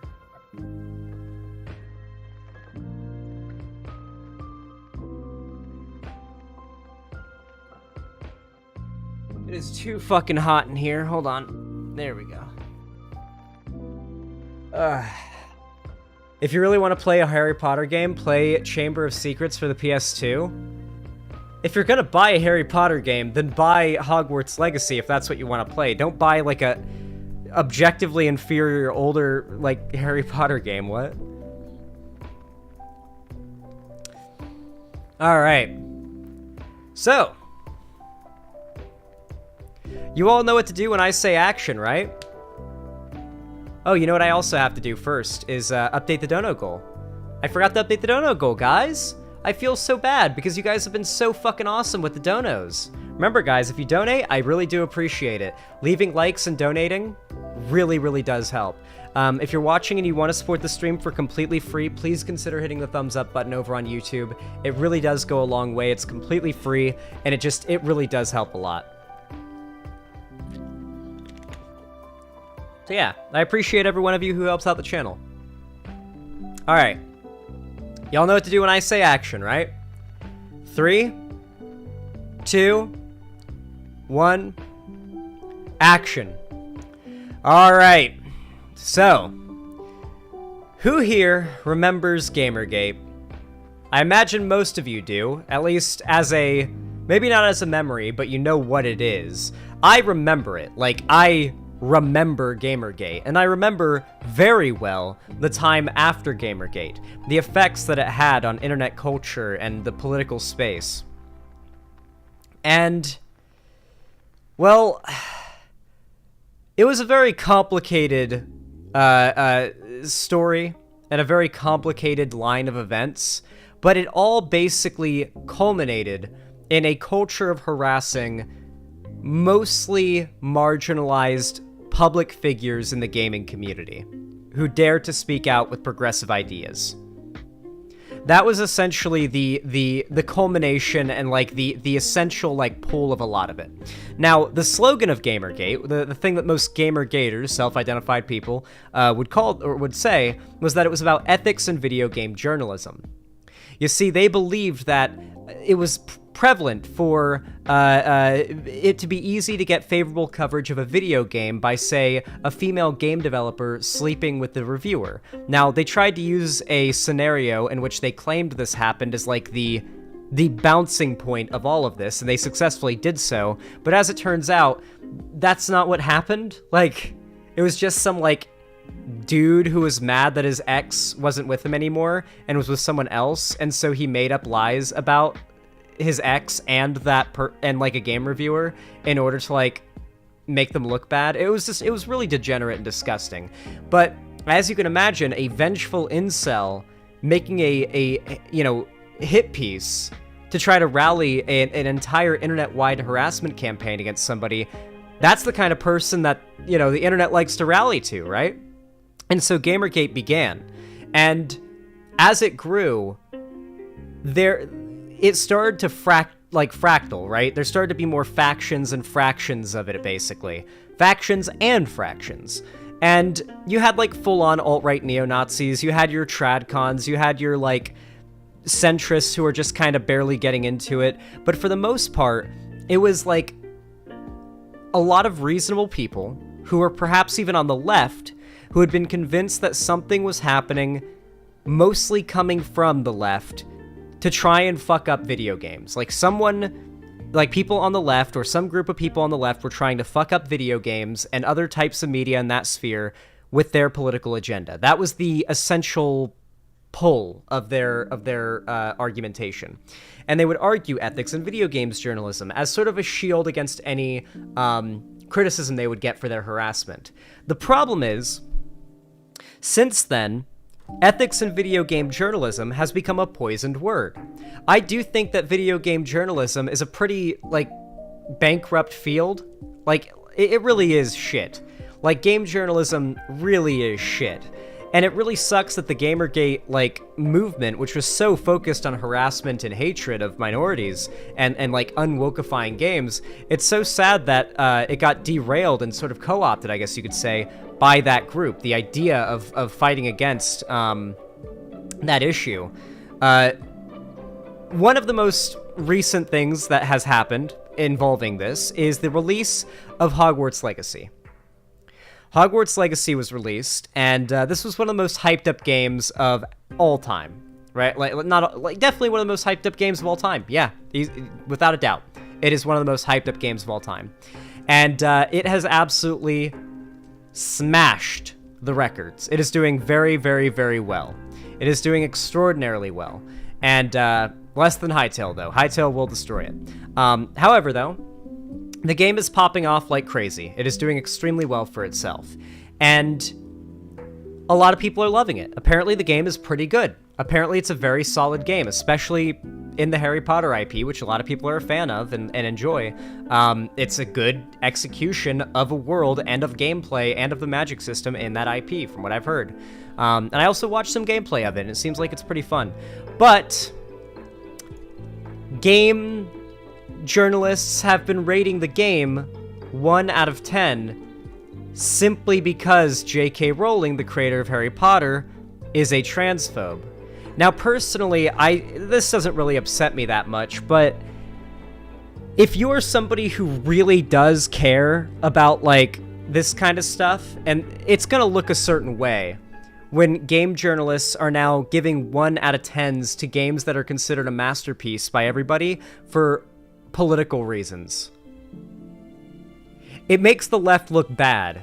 It makes us look like sore losers who will look at something that's so culturally moving and relevant right now that everybody's talking about playing and enjoying, and we're the assholes in the side yelling, "No fun allowed! If we see you having fun, you're fucking done!"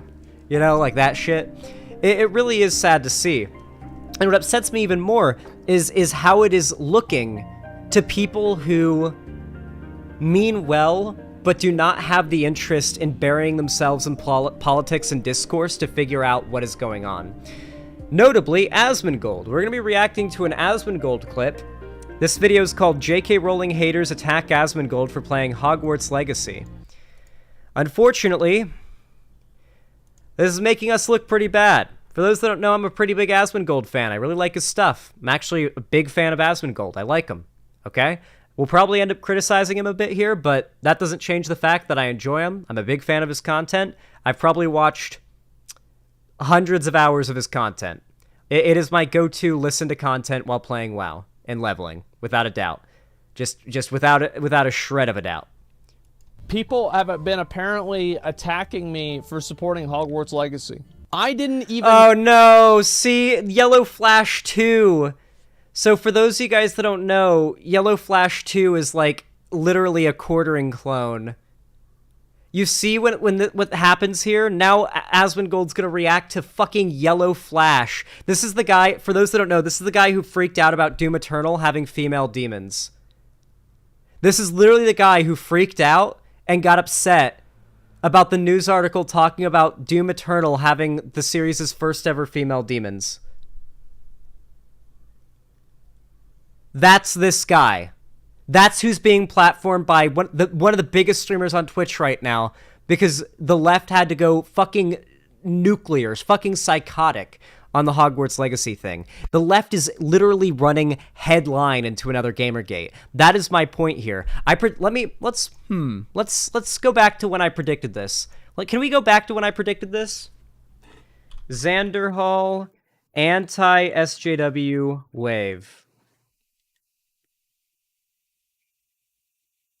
1 year ago. Why BreadTube is dying and the next anti-SJW wave is rising.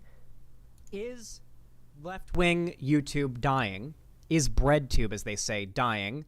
And is the online right, as Turkey Tom goes on to say, going to see a resurgence? Are we going to see just a big jump in right-wing content, right-wing popularity online, and is BreadTube going to die? I think yes. I am fully convinced yes, and I'm going to explain why. When did I upload that? January 15th, 2022. Well, just found out my video on Trump got mass false reported and my channel is suspended for a week now. What the fuck? Oh my god, fucking YouTube.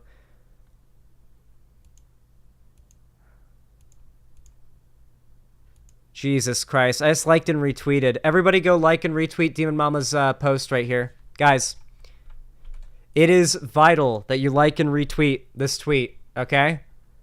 As many likes, retweets, and replies as you can fit, okay? At YouTube in the replies if you can. At YouTube creators or YouTube support. The more shit you guys raise, the higher the likelihood is for Demon Mama to get it undone. They reported me for election fraud misinfo in a video where I literally called out Trump for lying about the election. What the fuck? That's been happening to a lot of lefty figures where the right wing, because you have to understand, YouTube has basically got a filter on where right wing channels themselves don't set off the alarms for like those particular things because they'd have to ban them all. But if a left wing channel were to like show that same content, like that exact same content, they get flagged for what they, you know, what the actual content should be getting taken down for. YouTube has a protective system on for these far right channels that make them a lot of money. So yeah, we gotta raise absolute hell. Raise absolute fucking hell. Drop lots of likes and retweets. Hell yeah. As I was saying though, isn't it upsetting that like you could see it from a mile away? You could see where things were headed from a mile away, and it's only going to get worse. You know? Know I was getting harassed. I had no idea about this. Yeah, I come. Here we go. Oh yeah. Also, Asmongold is absolutely goated, so he doesn't give a shit. Even know I was getting harassed. I had no idea about this. Yeah, I just. This is the third time I've been suspended wrongfully, twice on YouTube, once on Twitch. I think I've gotten hit 4 times. I got hit once back in my Fortnite days, and that's how I lost my permanent warning. I got hit right around the time I first started streaming politics with a false strike for like, I forget what. And then I got one the year that I hired Sherry right before my birthday. Back in 2020, I think it was, or no, it had been 2021, right before my birthday when I hired Cherry, I got a false strike. And then that year I got another false strike on Christmas Eve. And then I think I've gotten one more false strike since then. Maybe not, though. I'm not sure. So, yeah. It is pretty fucking rough out here. I think Dylan's also been hit with false strikes for medical misinfo for literally debunking right-wing videos that are on YouTube. Yeah, it's really rough. It's really fucking rough out here. YouTube has a very strong favor for conservative content. They have filters on there to keep the algorithms from banning them automatically. Anyway, I like Asmongold. He's a pretty chill guy, but he is not a politically minded person. So I think it's very valuable for us to look at this like reaction to hit like that he is having, and to essentially use that as a way to understand how your average like normal person is going to react to the behavior of the left. Because this guy's a perfect barometer for how normies would react to something the left is doing. Just I come back, I'm like, I read this, and I'm like, I see this video, I'm like, wait, I'm getting harassed, I'm being attacked. Wait, what? I thought everybody agreed with me. I have no idea. Chances are most of the people that were there, like, agree with him, because the whole point of Yellow Flash and, like, the quartering and these types is to make up false outrage. Like, Asmongold probably wasn't getting that much shit, judging especially off his reaction. So it's funny to me that, like, he's like, wait, what? I was getting harassed? Huh? And the thumbnail's like, they want him dead.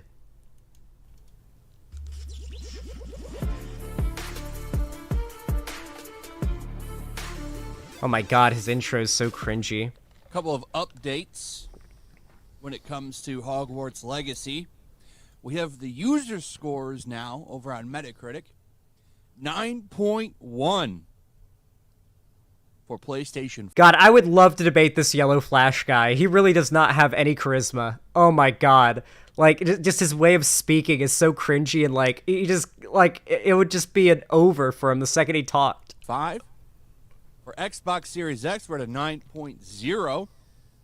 Pretty good, actually. These are great ratings. Yeah, sure. Okay. And then on the PC, we're at an 8.4, which I think is actually fair because it has some... The PC does have slowdown issues. Game has some problems on PC. Yeah, it does. It's because of Denuvo, the anti-piracy software they're using, I bet. That's why, let's just say my copy isn't going to have that problem. I played it on PC quite a bit. Well, at least 3 or 4 hours worth. And there were a little bit of problems, especially with the frame rate here and there. Mm-hmm. They need to fix the game ASAP. However, it's still a really good game. And the user scores are reflecting. You can see how bored Asmongold is, by the way. This Yellow Flash guy gets, like, good viewership on his videos, by the way. Like, the bar to make left-wing content is pretty, like, substantially higher than it is for right-wing content. It's actually ridiculous. Like, it's absurd. Like, you can... I could literally shit on a plate and just spell out the N-word with it and post it on YouTube, and conservatives would just flock to it and drop 1 million likes on it in a day. That is legitimately what the right is into, okay? That is how low their standards are, all right? They will literally listen to you fart a racial slur with your butthole, and that will make them happy. Reflecting that. So, I think this is going to be a pretty big game this year. I think this will probably be up for whatever game awards there are this year. This is a surprise hit. I don't think it's a surprise at all. People knew this game was going to be good whenever it got announced. Like, I don't know if this is a Game of the Year game. Like, is Hogwarts Legacy going to be played in the same way that God of War 2018 is still played? I don't know. Maybe. I hope that this game doesn't win Game of the Year, not because of this game, but because I know that something can be so much better. However, it's still got a lot of controversy, and we're going to get into that. It doesn't make it a bad game. I wonder if Yellow Flash will go mask off about not, like, about him, like, thinking trans people are degenerate or whatever. I wonder if there's going to be a point in this video where Asmongold's like, wait, what? Where he starts talking about, like, when the guy starts being transphobic. Because I don't think Asmongold's transphobic. I think he's pretty solidly not transphobic. As you know, the game is officially the #1 single-player game ever on Twitch, with 1.28 million peak concurrent viewers at launch. It's always easy to claim these numbers whenever you have drops. For example, if Elden Ring had drops, it would probably have... Were there Twitch drops for Hogwarts Legacy? Damn. Okay. I like how even Asmongold is calling out the bullshit points here. Like like where areas where it's like, well, yeah, I remember though, they were doing drops, so like a lot of people were tuned in just to be able to pick up the drops. I have an add-on specifically that just cycles through streams picking up drops automatically, so I don't have to watch the streams. I use it for Rust and Tarkov and stuff. That many players too. So it's like, I don't think you can compare a game launch with and without drops. Pretty big deal. Took down Cyberpunk, which was the former single-player #1 game. But that's over with. It's now Hogwarts Legacy. They can't be taken away. So thank you, boycotters and activists. You helped make this happen with your constant tears, your constant making... I'm going to be honest. I think most people didn't even pay attention to that shit at all. Like, they don't even know what's going on. That's the truth. It's like, because if you're not on Twitter, you don't even know about this. I think the biggest reason, like, people that are, like, reflexively supporting the game because other people are not supporting it, I feel like that's, like, such a small percentage. It's not super relevant. The game trend, even right now, you can see it's trending in real time. Hogwarts. They've taken Hogwarts Legacy out of it because they think, well, we'll just call it Hogwarts, and that won't help the game. People. What is this conspiracy? What? They're gonna call it Hogwarts instead of Hogwarts Legacy in the trending, so it won't help the game. You got it, dude. The New World Order is stopping the proliferation of this game. You got it. People are stupid. There's more. Let me show you some tiers, and then we'll get... Even the people in Asmongold's chat are typing question marks and lol W's. They're starting to realize this guy's a dumb fuck. Get into the Asmongold stuff. Okay, that's the important part. We've got this. This was funny. This is a lot of people commenting on this right here. So this tweet kind of blew up for this person. It said Harry Potter here. I've really, really, really got to say that, man, if you like Bloodborne and you say that you should play Bloodborne instead of Harry Potter, oh man, that is just, oh wow. Where did that come from? The Last of Us 2? I don't know about The Last of Us 2. I like Bloodborne, but what the fuck? The two games are not the same. Bloodborne was made by From Software. From Software has no, like, they make video games, okay? They don't talk about these issues. It's not about their games. But Bloodborne is, like, fucking super derivative of Lovecraft. And Lovecraft, this guy is, like, a massive fuck. No, Lovecraft stopped being racist in his later life. I know Asmongold knows about H.P. Lovecraft's cat. Every dude on the internet knows about H.P. Lovecraft's cat. But from what I've heard, H.P. Lovecraft he didn't stop being racist. People keep telling me stop. Hold on, let me Google it. We're Googling it. Did H.P. Lovecraft... Let's Google it. Did H.P. Lovecraft stop being racist?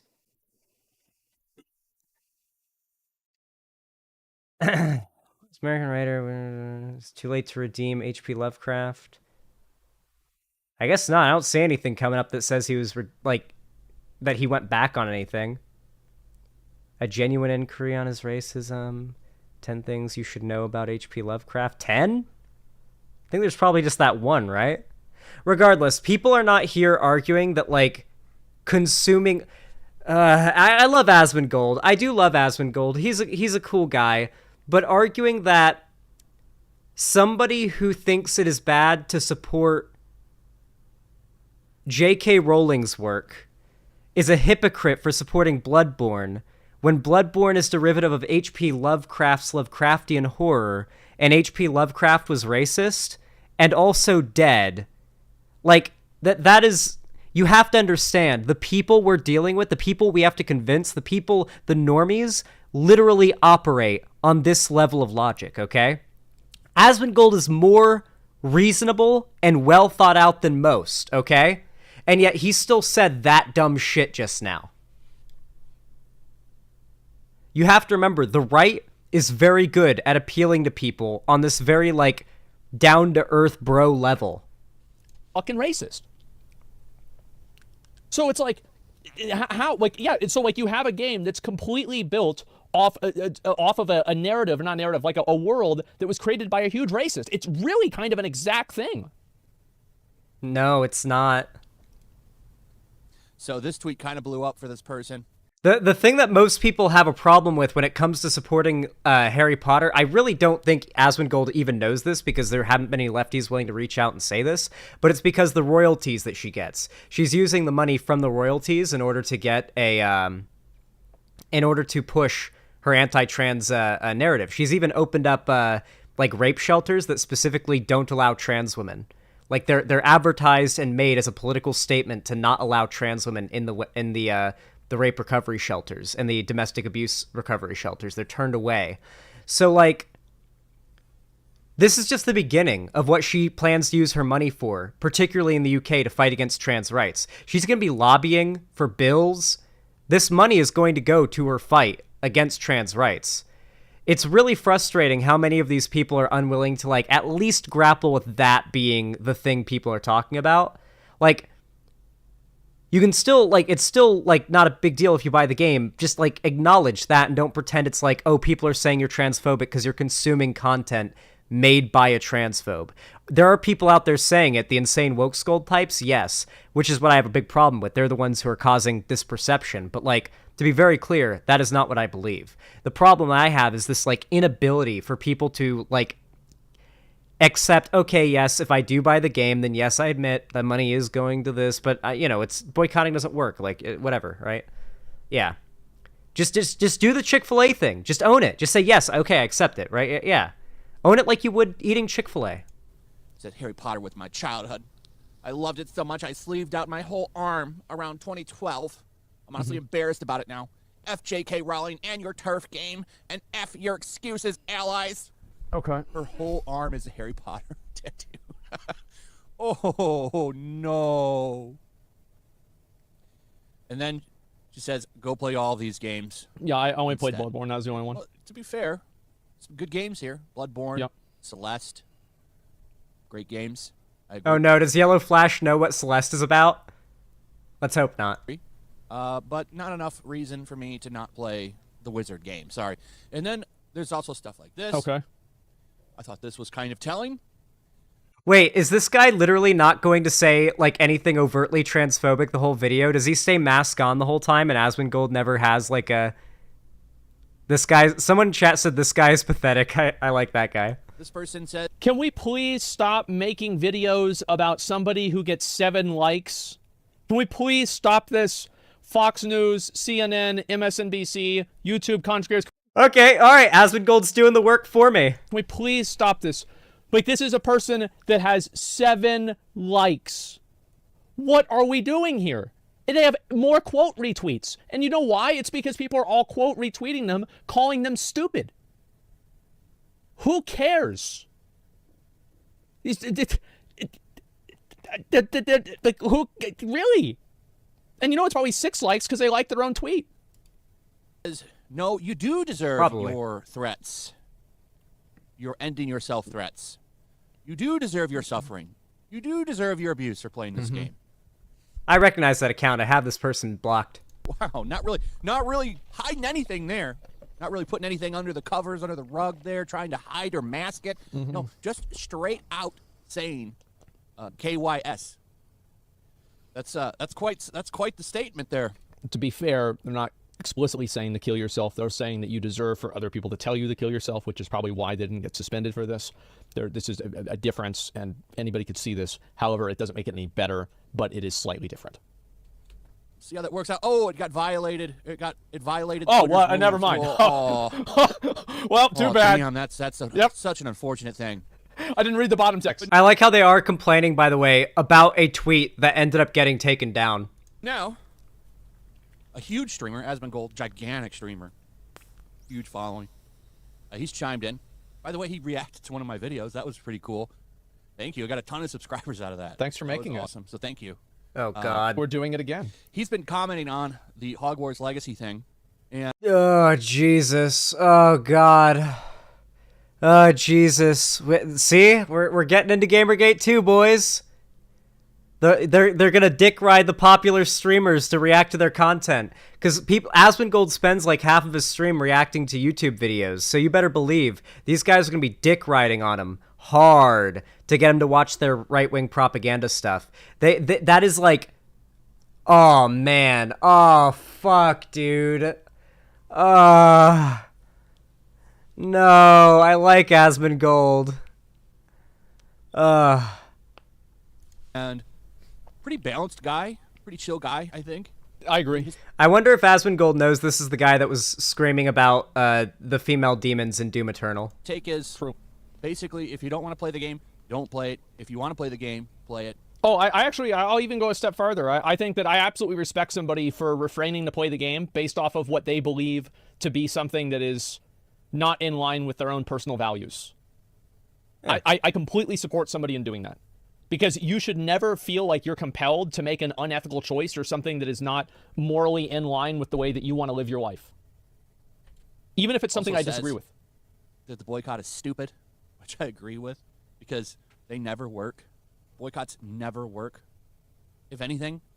Dude, this guy literally supports boycotts against anything he considers woke, by the way. I honestly think there's been good examples of boycotts in history, but for the most part... Is this the guy who also made the video complaining about the Black Lives Matter free PS4 background? I got it as a meme because of that, didn't I? Because like, PS4 made a free BLM, like, PlayStation background, and I ended up getting a PS4 after I covered that. I think it was this guy, the Yellow Flash dude, who made a video complaining about it. Like, oh, PlayStation's virtue signaling by making this free background you could download during Black History Month. It's virtue signaling. It was really funny.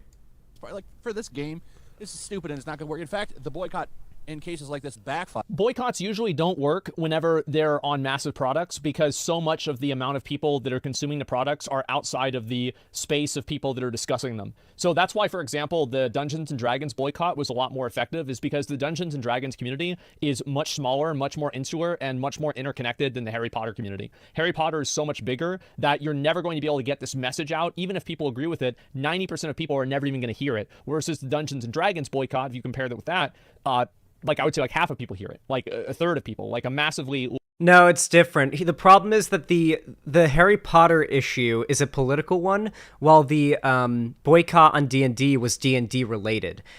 See, this is the issue, guys. Like, I like Asmongold, but not all of his takes are good. The D&D boycott worked because the users of the game wanted their game to be better. The Harry Potter boycott doesn't work because J.K. Rowling being transphobic only affects transphobic or trans Harry Potter fans. And people who are Harry Potter fans that are like very pro-trans, who don't feel comfortable supporting a transphobe. If you're just like some normie who doesn't care about politics and doesn't care about supporting like someone's like funding someone's push for like destroying a minority group, then like you're not going to know all of that, right? Larger a percentage of people are going to hear it because of the type of community that it is and the size of community that it is and the media that it exists on. And more people play the game because of it. Especially now, making this game a culture war thing was really stupid to do. It was really stupid to do. Because if anything... He's right about that. He's right about that. I sincerely believe this Hogwarts Legacy thing might be the thing that starts Gamergate 2, if you want to call it that. You know, who's really benefiting from it? Well, Warner Brothers is. But I mean... Yes. Well, J.K. Rowling gets royalties. Well, we're benefiting from it too. We have content. If it wasn't for these activists. It still would have been big, don't get me wrong. This week it would have came out and been big. But I don't think it would have had the kinds of reactions that it's gotten as far as, you know, all the attention and the sales that it's got. I know a lot of people that have bought this game just to buy it, to spite. To say fuck you. Stupid a-holes that just want to run around and make people miserable.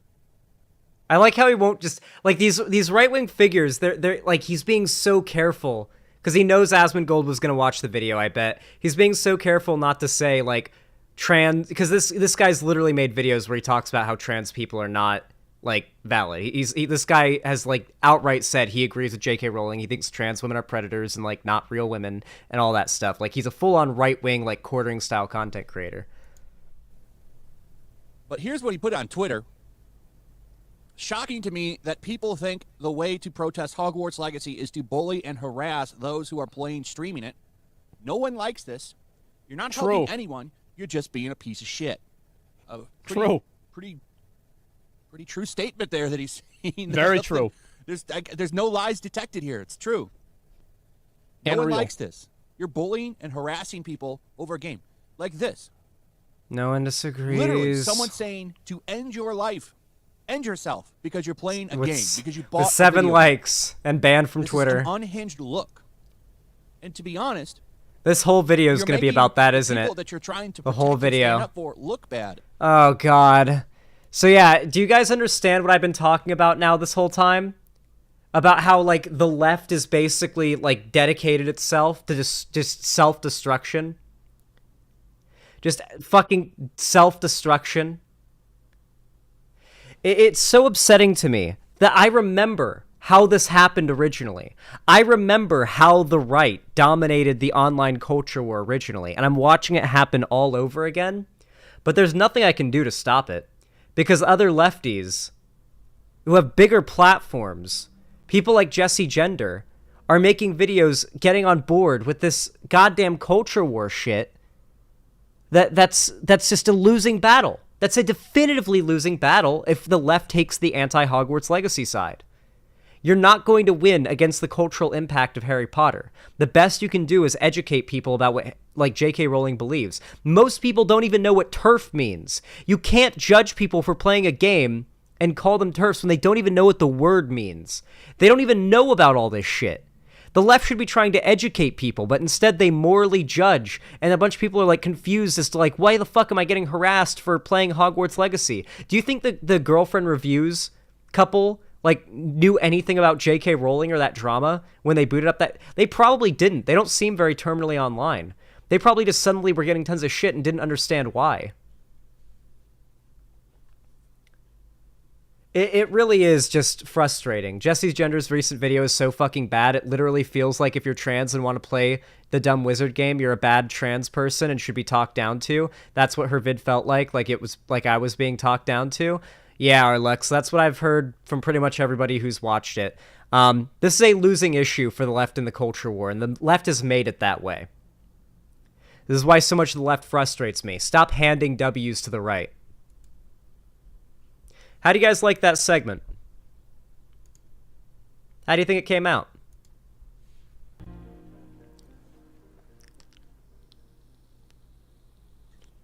Oh yeah. I'm glad you guys enjoyed. Remember, if you guys want to support the stream, you can always donate, subscribe, or gift a sub on my website, xanderhall.com/live. You can also support me on YouTube, Twitch, Streamlabs, Stream Elements, and Patreon. Also, make sure to drop a like. I do appreciate it. Let's keep going.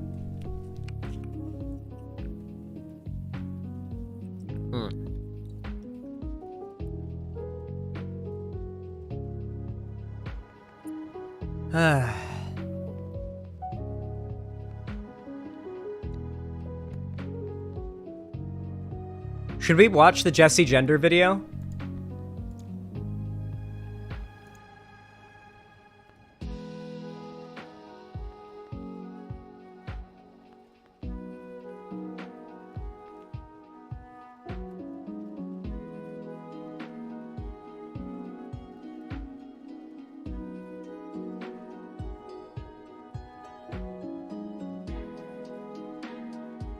Yeah? Alright, we'll respond to Jesse Gender's video. It's only 16 minutes long. It's only 16 minutes. It's not very long. We can totally handle it. We can totally handle it. I'm gonna get up and go pee really fast. You guys will be okay while I'm gone, I hope. I will be back and we'll be covering Jesse Gender's video on the Wizard game.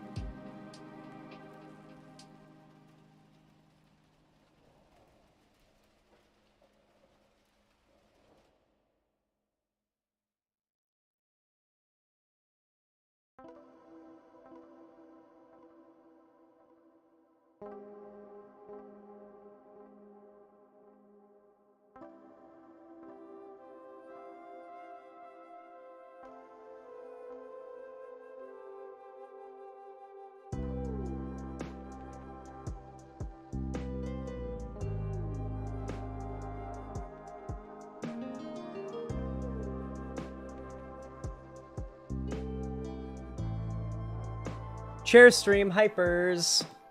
Zan pulling a Hassan again? True. How dare I empty my bladder? Scandalous.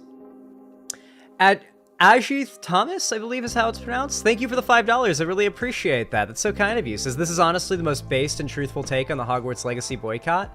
And he sent me a link. Let me check this out. Thank you for the $5. I appreciate that. I am Mighty Keith. Hey there. Just here to pick up my copy of Hogwarts Legacy. Yeah, no problem. Let me go ahead and see if we got some in the back. Hey, Jimmy! Jimmy, we still got some of that transphobe propaganda?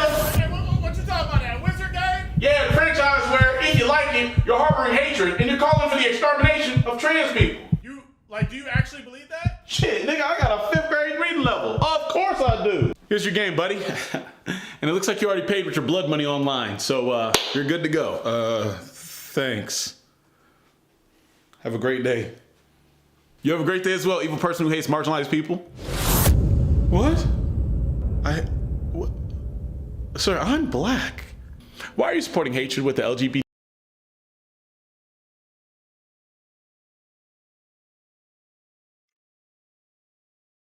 I have a tickling feeling this individual might be transphobic.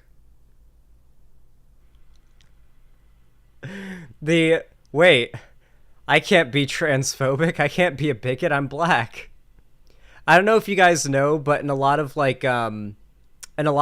circles that are, there are a lot of circles, particularly online, that will be relatively woke, I suppose you could say, when it comes to racial issues.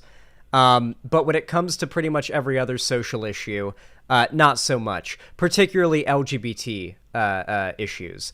As a matter of fact, there is a lot of homophobia and transphobia in the black community that centers around the idea that queerness is corrupting black men and that it is a bougie white invention that is harming black people. And that it is a way that white people are harming black people. That argument has become very common as like a woke way to be like bigoted against LGBT people. LGBTQIA plus community. How did we get here so fast? The game's the gun, and you're the bullet. The bullet's the game, and the bullet's in the gun. You're the gun, and the bullet is the game. Sorry, you're the gun, and the bullet is the game, and you're causing a murder. You buying this game means you directly and definitively agree with all of the positions that J.K. Rowling has on the trans community. Bro, what the hell? I never said I share her views. I'm just trying to play a game. I don't even know what she's doing unless someone else brings her up. Okay, but you still bought the game. You're supporting her financially. I bought the game because it's Harry Potter. I grew up with Harry Potter, just like I'm sure everyone else my age. I don't understand what's going on. Isn't Harry Potter just bigger than J.K. Rowling at this point? No. Sorry, buddy. You're supporting a billionaire transphobe. Twitter will be hearing about this. Wait, what? You're using Twitter? What? Isn't that owned by a billionaire transphobe? Hasn't he tweeted many times ridiculing the ideas of pronouns and all the other verbiage that trans people would consider problematic? I don't pay for Twitter. Doesn't matter if you're paying for it. You're still using it. You're still aiding in the population growth and engagement on his website. And he said plenty of times he uses those numbers to justify his purchase. And those are the same numbers that are used for advertisers to bring money. It's why it's always so funny when somebody replies, like, you're a piece of shit even if you pirate Hogwarts Legacy and then live stream it for raising money for a trans charity. And they reply that shit on Twitter. It's why I'm absolutely going to be doing a trans charity stream. I think the charity I'll be supporting is Transport, the one that's like helping to evac trans people out of red states where they're going to be like possibly killed pretty soon. Basically, yeah, that'll probably be the charity that I end up supporting. But yeah, I mean, like no one's gonna be able to talk shit because they'll have to do it on Twitter, and you know, that argument is valid. It really is. Okay. Hey, let's everybody. get. Whoa! Stop it! Stop it! I didn't give you permission to talk. Women should not be talking without a man's permission. All right. You all know what to do when I say action, right? 3, 2, 1, action. All right, everybody. So, we just got off of talking about how, this whole Hogwarts Legacy culture war thing is literally just the perfect primer for a Gamergate 2, unironically, here online. I mean, the internet is more, more leaning in the right's favor than it has in a long time, with, Andrew Tate basically still being, a beloved figure despite being actively in Romanian prison for, sex trafficking multiple women. And admitting to it publicly. We've gotten to the level where the right is just on top of things at the moment, culturally speaking. Not fun. It certainly isn't fun. But, this whole Hogwarts Legacy thing could make it a lot worse. And something that's really frustrated me is how much it feels like the left is just handing the dub over to the right on this. Just saying, you know what? Hogwarts Legacy, the game right now, possibly going to be Game of the Year, one of the most culturally impactful things that's going to happen this year. Let's cede all discussion, all praise, all review, all gameplay, all, cultural love of the game, all participation in the game culturally to the right and allow them to weaponize the game entirely for their benefit. And they have succeeded at it. And the thing that frustrates me even more is that some lefties, such as Hassan, were thinking about buying the game and then streaming it to raise money for a trans charity in order to help, use the game's popularity to create a conversation and make something good come out of it. Hassan was harassed so much that he ended up having to cancel this. Part of that was this Jesse Gender video, I believe, imploring, don't stream the Wizard game.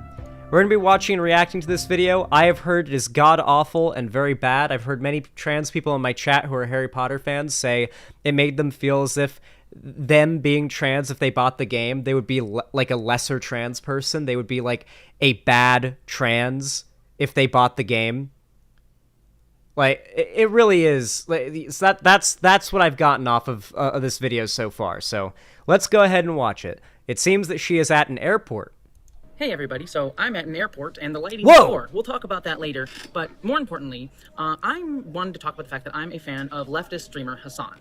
I don't think he's perfect, I don't always agree with him, but I like him quite a lot, and I think he does a lot of really good work, and I think he's a good egg. I think he's a real good egg overall. But recently, because this is online, he got into a bit of drama, as happens sadly a lot with content creators, and shout out to FD Signifier's great recent video on this topic.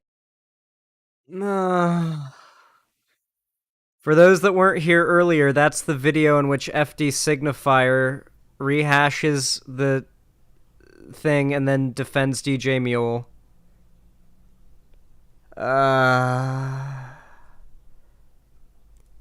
So, do you guys remember that thing I was talking about where the left wants to run headfirst into Gamergate 2? More desperately than ever right now? I love the thumbnail, too, where it's a bunch of hands reaching out and grabbing at him. And it's drama. Meanwhile, he's the one who made the 2.5 long video meant to make drama happen. Well, every lefty streamer was just minding their own business, talking about world politics and what's happening right now. All of the hands are white. I feel like this would be a better thumbnail for a video about how white people need to stop asking and then sometimes not even asking and just doing it, touching black people's hair. I didn't realize how big of a thing that was till I got to middle school. And I had a friend who would just, constantly have that happen to him, specifically after he had haircuts. And he was like, dude, it's so fucking annoying. Everybody just, touches my hair or asks to touch my hair. It's so fucking annoying. And I was like, well, why do they do it? Does it feel nice or something? And I was like, I'm not going to touch your hair if that makes you feel better. But, I didn't realize, that was a thing until I got older and I got to the internet and it was like, oh, wait, that's a thing where white people just be like, oh my god, can I touch your hair?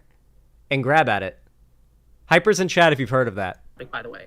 But this drama was about how he, Hassan, wanted to play on his stream a certain wizarding game, controversial for reasons. Is that seriously a thing? Oh, you don't know? Y'all don't know? That's a thing. that I spoke about in a recent video in order to raise money for transgender charities. To try to use a game that is part of a wizarding franchise that is owned by an anti-trans bigot doing active harm to trans people to fight back by doing a charity stream to try to make money for trans people, though she is directly harming. Honestly and truly, I think that is a fantastic impulse. It's a kind one, it's a caring one, it's one that shows he has a desire to do good, to help, to be kind, and to try to make change, that is his first desire. And I think that speaks all very well of him and who he is and what he tries to do with his work. Okay. And I'm sure if he did do that charity stream, All that it right. would make a lot of money for transgender charities, which is awesome. However, there is an issue. He is a leader for many in many communities, not just the leftist community, but the streamer community and many others, All right. including a leader for many trans people.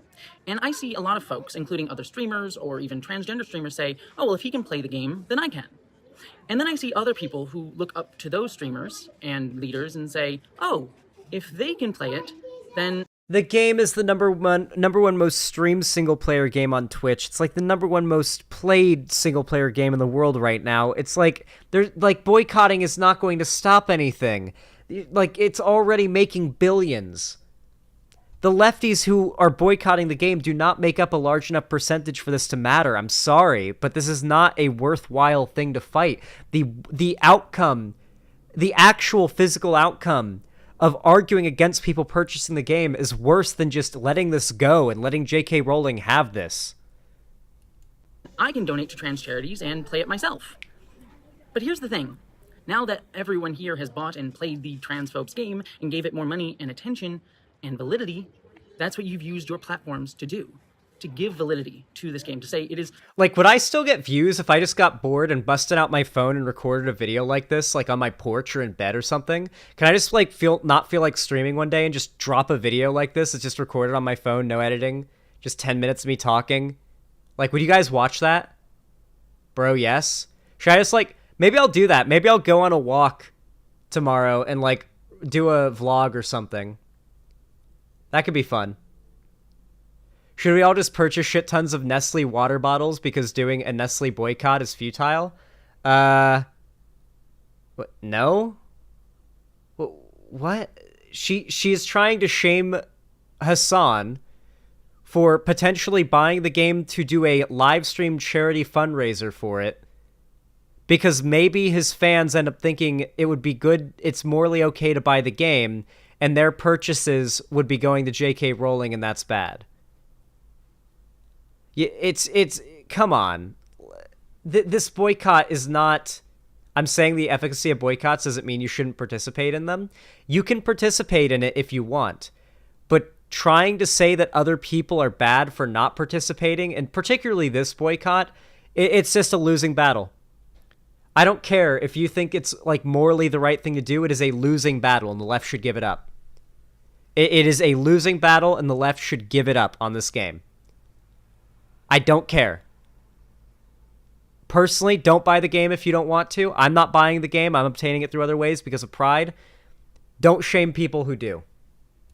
Okay, it makes her relevant, it makes her platform and franchise relevant, and allows her to keep justifying and causing harm to the transgender community. And also keeps telling the people in charge of this franchise that yes, they can still keep making stuff within it and make money while she's still doing her horrible stuff. And I'm not just talking about generally in our culture today, but I'm saying that this is happening within our own spaces that are supposed to be directly transgender supportive. Yes, the world sucks. Yes, it's breaking streaming records, and that sucks.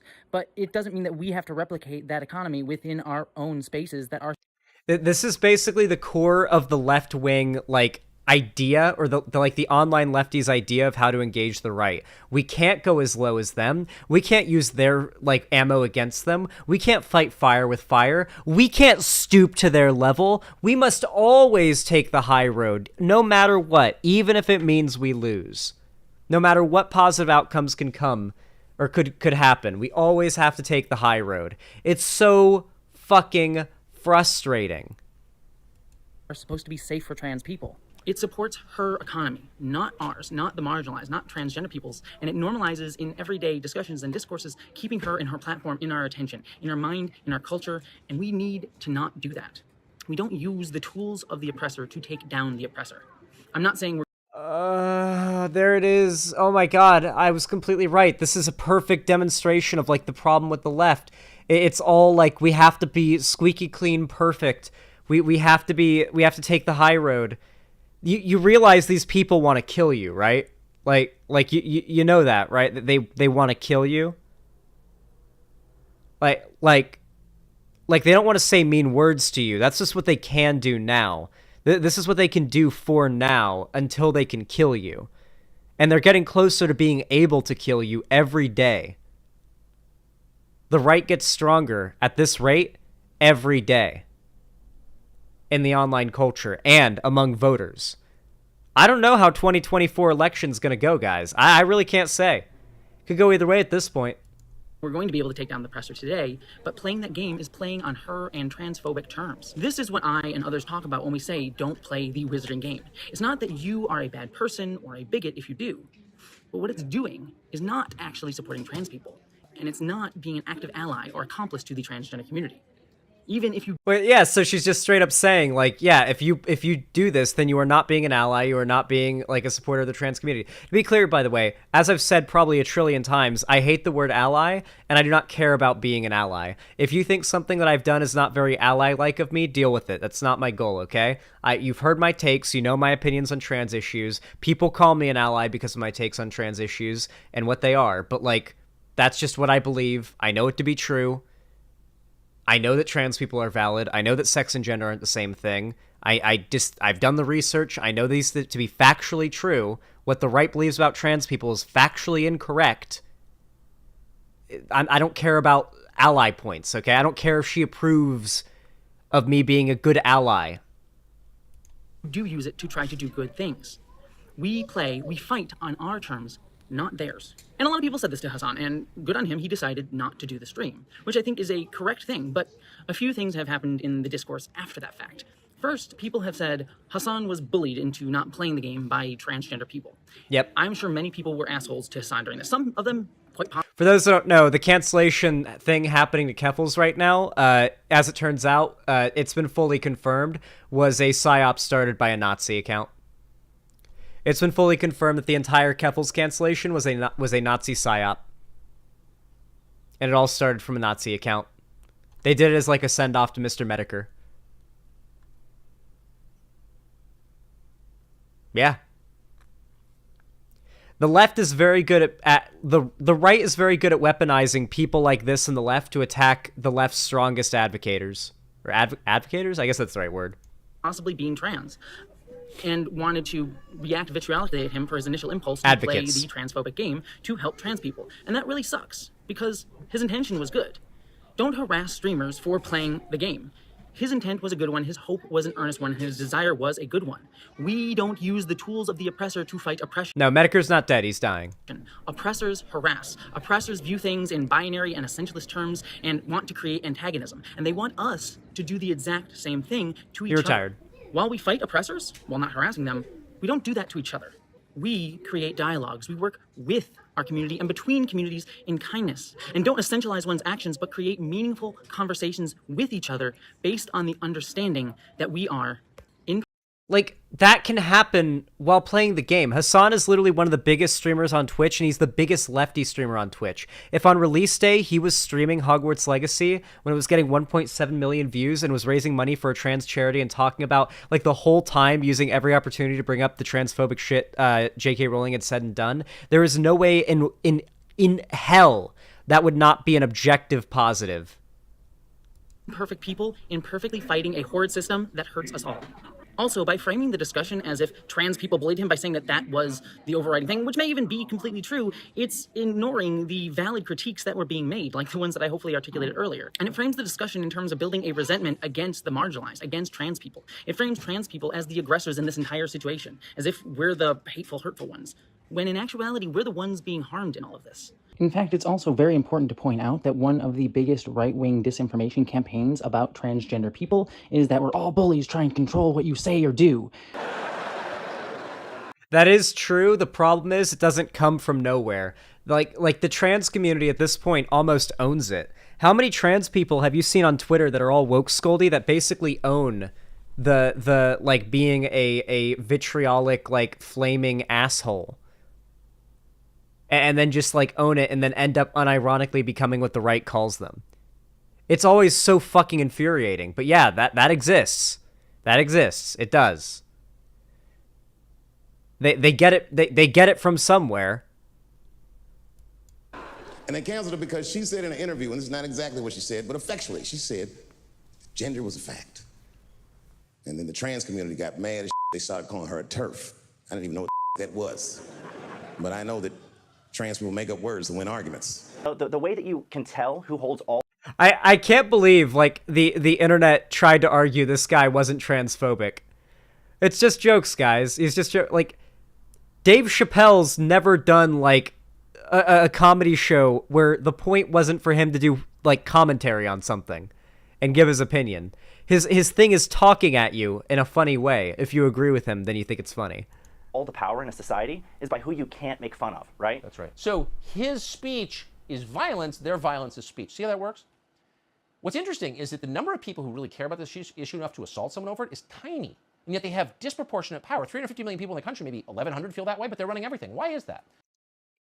They're running everything. Most trans people are just saying this casually and trying to be reasonable, like I hopefully am trying to be myself. And yet the narrative always focuses on the loudest, most vitriolic voices in order to create a narrative around trans people. Now, I'm not saying that this is what Hassan is intentionally doing, but constantly framing trans people as bullies. Well, no, Hassan got mega canceled for trying to do this. And no doubt I will too when I end up doing my thing. So yeah, it's going to happen. I'm just going to run a massive blockchain. But yeah, he decided not to do it. Who are coming to attack you ultimately supports framing trans people as harassers and bullies, which ultimately feeds into the right-wing narrative around transgender people that frames us as the aggressors when really we are the ones being victimized. And by the way, I'm not saying that Hassan is contributing to this narrative intentionally, but certain people are taking it that way. Just like right-wing folks are currently using the fact that one streamer started crying after some mild pushback from her community about her playing Hogwarts Legacy, using it as the transes are bullying you. Also, these discourses make it about individuals, the person who's being bullied by the transes, instead of about the actual trans community, the entire group of people. I agree with this part of the video. I am very frustrated with the coverage of all of this, either being like directly calling people transphobic for playing the game, saying that people are transphobic for playing the game, and not like focusing on like the actual argument, and then just like leaving it at that. Like, just like give the facts and then leave it at that. Like, it's so frustrating that so many people who are giving their opinion on this don't even know what J.K. Rowling has said about trans people. Like, Asmongold doesn't know what J.K. Rowling has said about trans people, and no video he watches about this situation is going to reiterate it, because it's inconvenient to do so.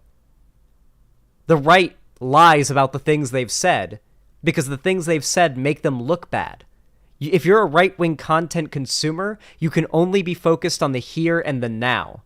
Because if the takes that your favorite content creators are having now, if you look at them compared to the ones they had a while ago, they don't make sense. The whole ideology falls apart.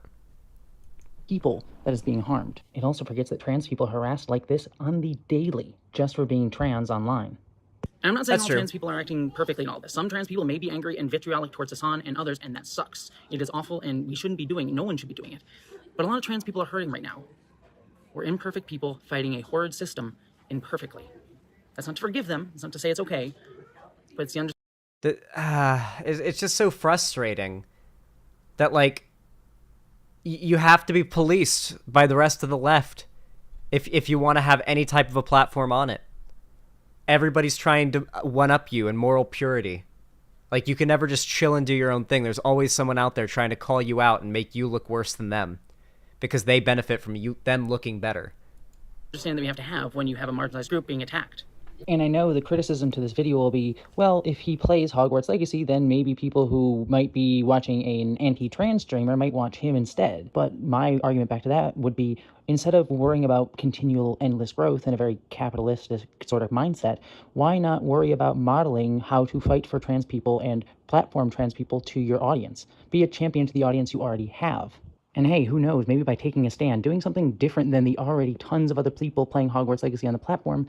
God, I hate when, like, some lefty content creator tries to tell someone who's more successful what to do to be more ethical. It's like, yes, let's let Hassan, the largest lefty figure there is, let's tell him how best to go about doing this particular thing to raise money for charity. I'm sure not playing the biggest game in the world right now would be the best choice for him to make if he wanted to play a game and raise money for charity on it. Yeah, I'm sure. you'll make your audience grow anyways by being someone different, by showing them a different way forward that's positive and helpful. God, this is toxic positivity, by the way. This is toxic positivity. This is like when like a mom is like, no TV or video games. You get to bounce a ball against the wall instead. It'll help with your hand-eye coordination. It's much better for you. Like that's like the level of toxic positivity this is. Like, we have McDonald's at home, and you should be happy with it. Hassan is not going to do anything. He's not going to do a trans charity stream. At least that's what I know at the time of this filming. Maybe that's changed. He's not going to play any game or talk about transgender issues during this time. But we don't, as activists, do things because people were dicks or because things are awful all the time. We don't be reactive. We be proactive. And being proactive means realizing you don't need the wizard game to do a transgender charity stream. You can just do a transgender charity stream. Yes, on not the biggest game in the world that is, like, drawing a massive amount of controversy around this that, like, would get tons of eyes and attention raised. It's literally just, like, kneecap the impact of what the left can do out of literally for no other reason than moral purity. Because we have to feel better than others. That's all this is. Moral high grounding. Moral high roading? The wonderful video essayist Jacob Geller did one actually late last year playing sword video games and raised thousands of dollars. Hell, the most effective trans charity stream that I'm personally aware of was of Donkey Kong 64, a game that is decades old. Yes, and Hassan would have blown that out of the water. He raised $500K for, like, relief for an earthquake in Turkey recently. So, yeah, he like, Hassan might have raised damn near $1 million or more if he'd done this charity. No hate to H-Bomber guy, but, like, to be clear, this isn't an argument. You're just arguing for the left to kneecap its ability to achieve good things for moral purity. At this point, you can just do a transgender charity stream. You don't need to play any specific game. In fact, even better, you can support not only a transgender charity stream, but a transgender artist at the same time. You can use your platform to play a game by a transgender person that others may not even have heard of. For example, Celeste comes to mind. Tell Me Why also is a game that has transgender artists and actors within it. Bloodborne PSX, the indie free Bloodborne PS1 demake, is... It's literally, hey, mom and dad, can we have some McDonald's burgers and fries? And they say, we've got burgers and fries at home. And they're like cold as fuck, hard as a rock in the fridge. And it's like some plain burgers with some mustard on them that have been in the fridge for 3 days. Like, that's literally what's happening here. That's literally how I feel watching this video. Am I the hypers if you guys feel this way too? Like, we have Hogwarts Legacy at home. It's the same. It's like when you want it. It's like when you want a very particular, like, brand of food because you know that particular brand makes that food a certain way that tastes the way you like, and then your mom tries to argue with, like, my mom does this to me and I pay for our food. I will literally be like, hey, can you make sure that when you order this, you make sure you get this brand on the order because that's the one that I like. And she'll be like, this brand makes the same thing and it's cheaper. And I'm like, no, I've had that brand. It doesn't taste the same. I know it's cheaper, but I'm paying for groceries, so just please get what I'm getting. And we'll have to argue for 5 minutes, and I'll have to be like, I know you think it's the same. You've never tasted these things before, but they're not. Okay, just get the thing. Okay, just order the groceries.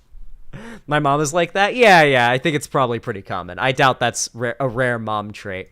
Even better too, give attention to the indie creator of Bloodborne PSX, who is a transgender woman who made that game out of that does look pretty cool, though. I will say, Bloodborne PSX does look cool. And desire to learn to be a better creator, and who wants to go on to do more cool projects beyond just Bloodborne demakes. And I'd honestly, by the way, recommend No Clip Gaming's wonderful documentary about her, by the way. Imagine if Hassan, one of the biggest streamers out there right now, streamed her game while doing a trans charity stream. Gave her attention and inspired other streamers to do this. That's all well and good. See, this is literally just trying to shame. It's like, look, you could do something that's way more like that looks way better, that like looks way more woke and like it's toxic positivity. The same.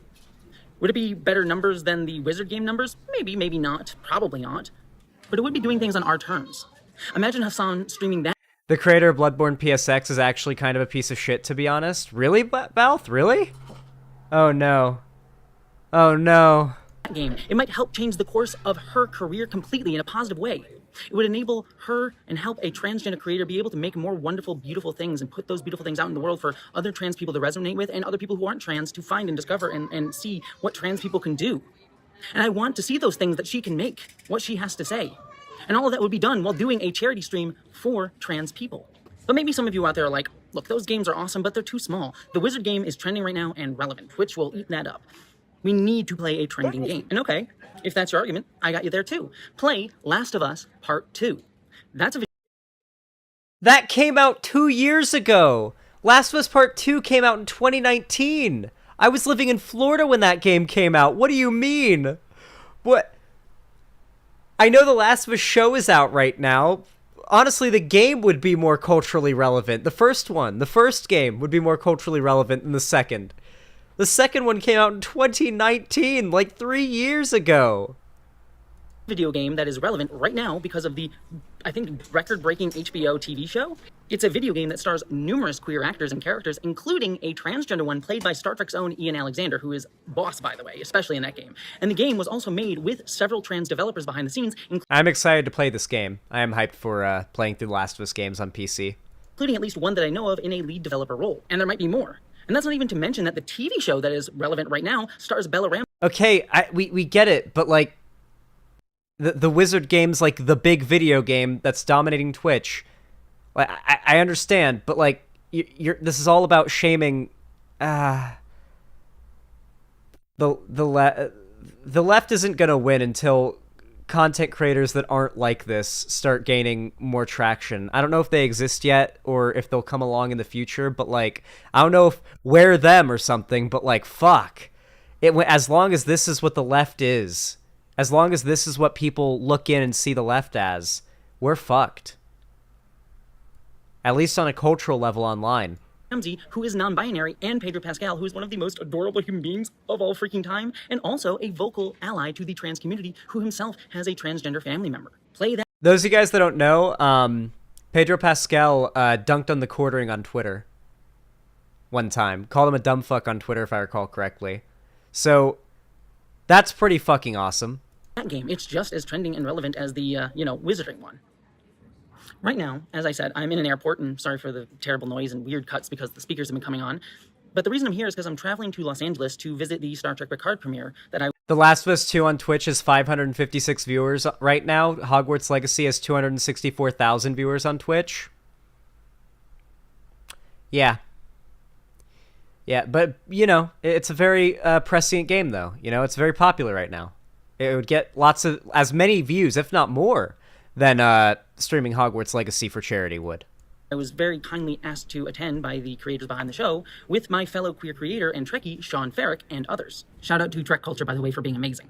And as I said, I was invited here by the creators of Star Trek, who I know for a fact... For those that don't know, I think Jesse Gender does like a shit ton of Star Trek content. I've never been a super big Star Trek fan, but my mom really likes it, so I've kind of culturally osmosed a lot of Star Trek stuff through that.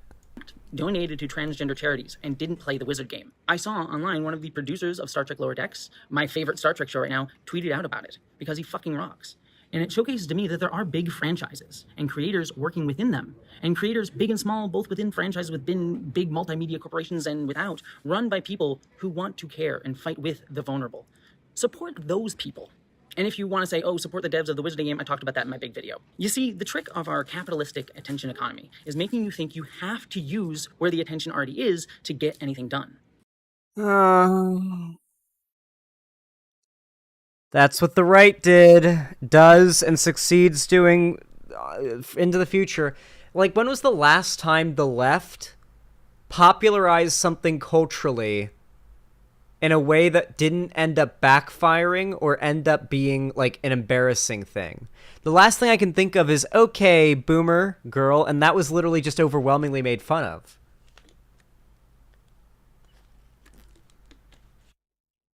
What was the last left-wing meme that like, dominated culture that didn't backfire on the left? Karen, maybe? Yeah, but Karen is used to refer to, like, feminists now. Like, the right uses Karen to refer to, like, any woman who, like, criticizes, who, like, gets mad. Yeah, I don't know. I don't know if they're, like, the left is not good at, like, cultural dominance. Like, people make fun of that Paul Joseph Watson quote, and it is very silly. The right is getting better at comedy, and the left is getting nervous. Like, people make fun of it, but, like, there was truth to it. There was a level of truth to it. The right's lack of moral purity testing, and the fact they don't really have any morals to begin with, allows them to do anything they have to in order to win. The left basically attacks each other if they even come close to engaging in the same level of effective strategy the right engages in without a second thought. To beg for scraps from someone else's table because they have the eye of Sauron of the cultural discourse on them. But we don't have to play that game. We, as activists, we create our own attention. We can't take down the Wizarding franchise, at least not right now. We can't take down the person who created it. It's not going to happen today. But the basis on which we build the chance to actually do that down the line does start today with our actions, what we create right now. And to do that, we create and fight on our terms. We cook our own meal with our community and others. We don't beg for leftovers from those who harm us. This isn't about a boycott of the Wizarding game. I'm not here. They just want to have a tiny little social community, just their own little lefty social community, separate from the rest of the internet and internet culture, because the rest of the internet and internet culture is mean and doesn't like them. For a boycott. I said as much in my last video. That's the wrong way to think about this. What this actually is about is creating our own future. Creating our own systems outside of these attention economy things. Making our own attention. Creating something stronger to build upon that works for us. Making opportunities for those who didn't have it before. And don't give more to those who already have too much. This isn't a lesson we should take away just in this situation. It's what we should remember always. If this video was just about this Hassan moment, I wouldn't have made this video. This is a goal we need to work towards always. We build on our own terms. We build our own systems of support. Oh, and by the way, this same it's just so goddamn condescending, too. Oh, boy. arguments goes for the trans character in the Wizarding game. Her name is Sirona. Sir-Ona. I see the developers are going to the same school of naming that gave us the wonderful Kingsley Shacklebolt. The character is a tokenizing, I have a fictional trans best friend nonsense meant to trick you and others into saying all of this is okay. That you can use their... Apparently there's a painting in the Harry Potter game, too, of, like, J.K. Rowling being burned, like a witch burning. Tools and make people think they're being allies by supporting an economy based on hate. I spent the last few days getting told Avada Kedavra by bigots in my DMs and comments online. People calling me mudblood. People dehumanizing me. People telling me to kill myself using wizarding avatars. The Wizard franchise, while an oppressor doing active harm owns and controls it, sadly can't be reclaimed. It is a tool for them. It is their terms now, their language now. Let's not try to claim their tools to fight them. She just said, Harry Potter is now the right's tool. Harry Potter belongs to the right. Give Harry Potter the right. She's actively saying, give Harry Potter the right. You know what? I just remembered the last time the left managed to take something from the right, or managed to succeed, and it was a time when the last time the left managed to have a cultural impact. And guess what it was? It was the left, like, weaponizing something the right already did. Pepe. Type your favorite Pepe in chat. Remember when that was literally, like, almost universally used by alt-righters and, like, edgelord shitheads? The left took them back. Put your favorite Pepe in chat. The left took him back. I'm sure that Jesse Gender disagrees with the use of Pepe. I've met some lefties who do. And that's just part of the problem. They do not want to win. They want to be morally pure. Let's make our own and share them with each other. Oh, and speaking of which, the download link to Bloodborne PSX is in the down below, and it ain't $70. That's money you could instead then use to donate using the charity link. Cool. Okay. Yeah, it's so fucking condescending. It's so overwhelmingly condescending. There is a charity link in the description. If you want a link to... Copy link address. There we go. If you would like a link to... Are you serious? Are you gonna make... I hate that YouTube annotates the links in a way where you have to click them to copy them. Here you go. Here's a link that will lead you to trans charities if you want to donate to some of them. But, like, Christ on a fucking bike, can the left stop being so self-destructive, please? Did you guys enjoy that segment? Did you enjoy my suffering? Was that enjoyable for you?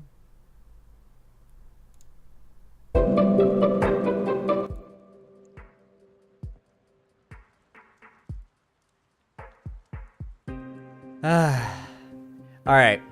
I gotta pee. I will be back.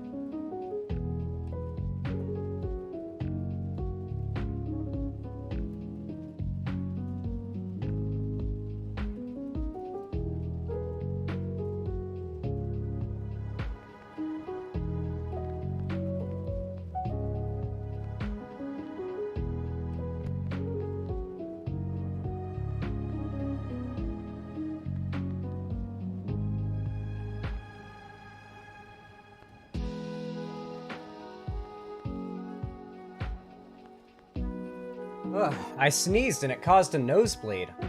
Let's hope that doesn't happen again. No more of that, please. Hey, everybody. T. Ocelot, thank you for the $5 donation. I really appreciate that. Said Quail. Hell yeah, Quail. You better believe it. Has there ever been a successful boycott? I'm sure there has been, but not in recent memory. This one, thank you for the tier 2 sub. I really appreciate that. Renewing my sub for 3 months for more Pepes? Hell yeah, this one. Thank you. For the 3-month tier 2 sub, that's $12, right? Or no, that should be, that might be more, actually.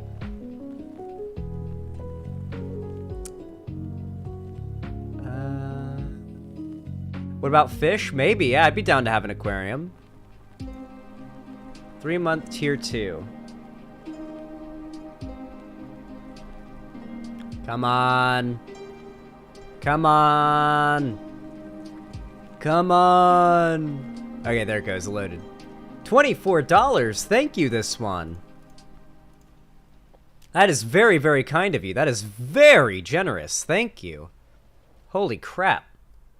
Thank you, thank you, thank you. And then we also got $10 from Spencer Howard. Thank you for the 10 Australian dollars. Said the US left should allow Australian left strategies. Geordies is hated by woke skulls but has changed election outcomes, forced legislation, bullied a billionaire out of litigation, and ended political careers. Yeah, The problem is that, like, Australia is a lot more of an edgy country, culturally speaking, even among the left, it seems.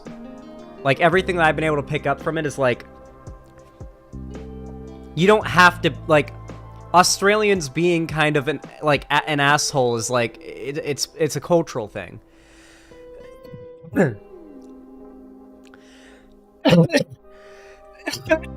They're angry England.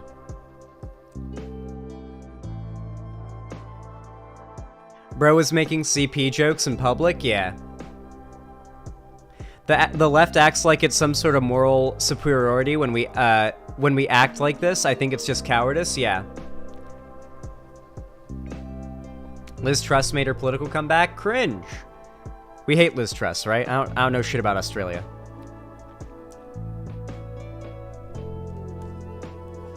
Thank you, Jenkins Donut.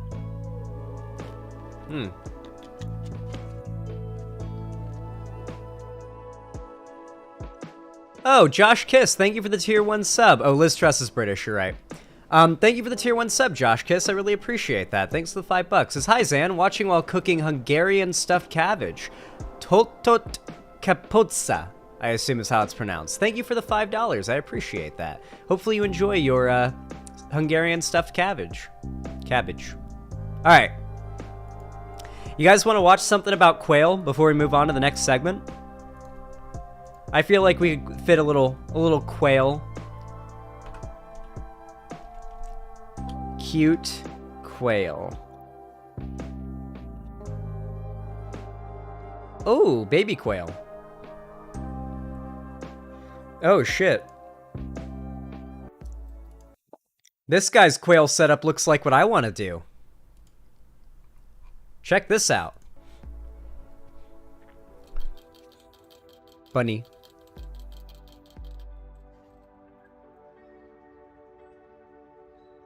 This person has a lot of animals.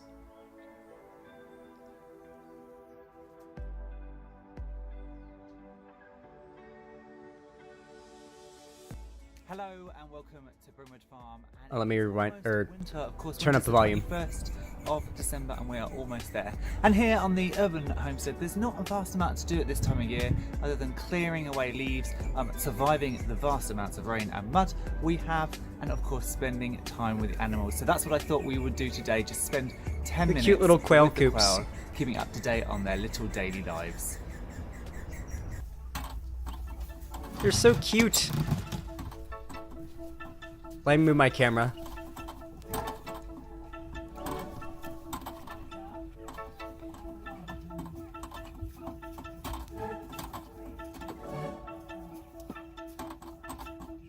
They're just so adorable.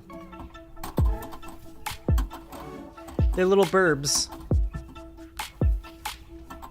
They're just tiny little burbs, and they lay an egg a day. Are you getting California quail? No, I'm gonna get Jumbo Caternix quail. Let me show you hatching quail process.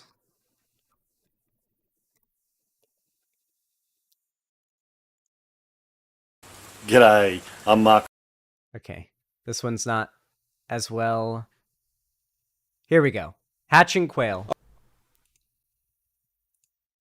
All right, so I have some quail. This incubator here, beside the refrigerator, kind of out of sunlight, and I like how I can see in and see everything. Has an automatic egg turner, which will turn the eggs 3 times a day. I can also manually do it by pressing those buttons. As you can see, like these two here, they're not turning.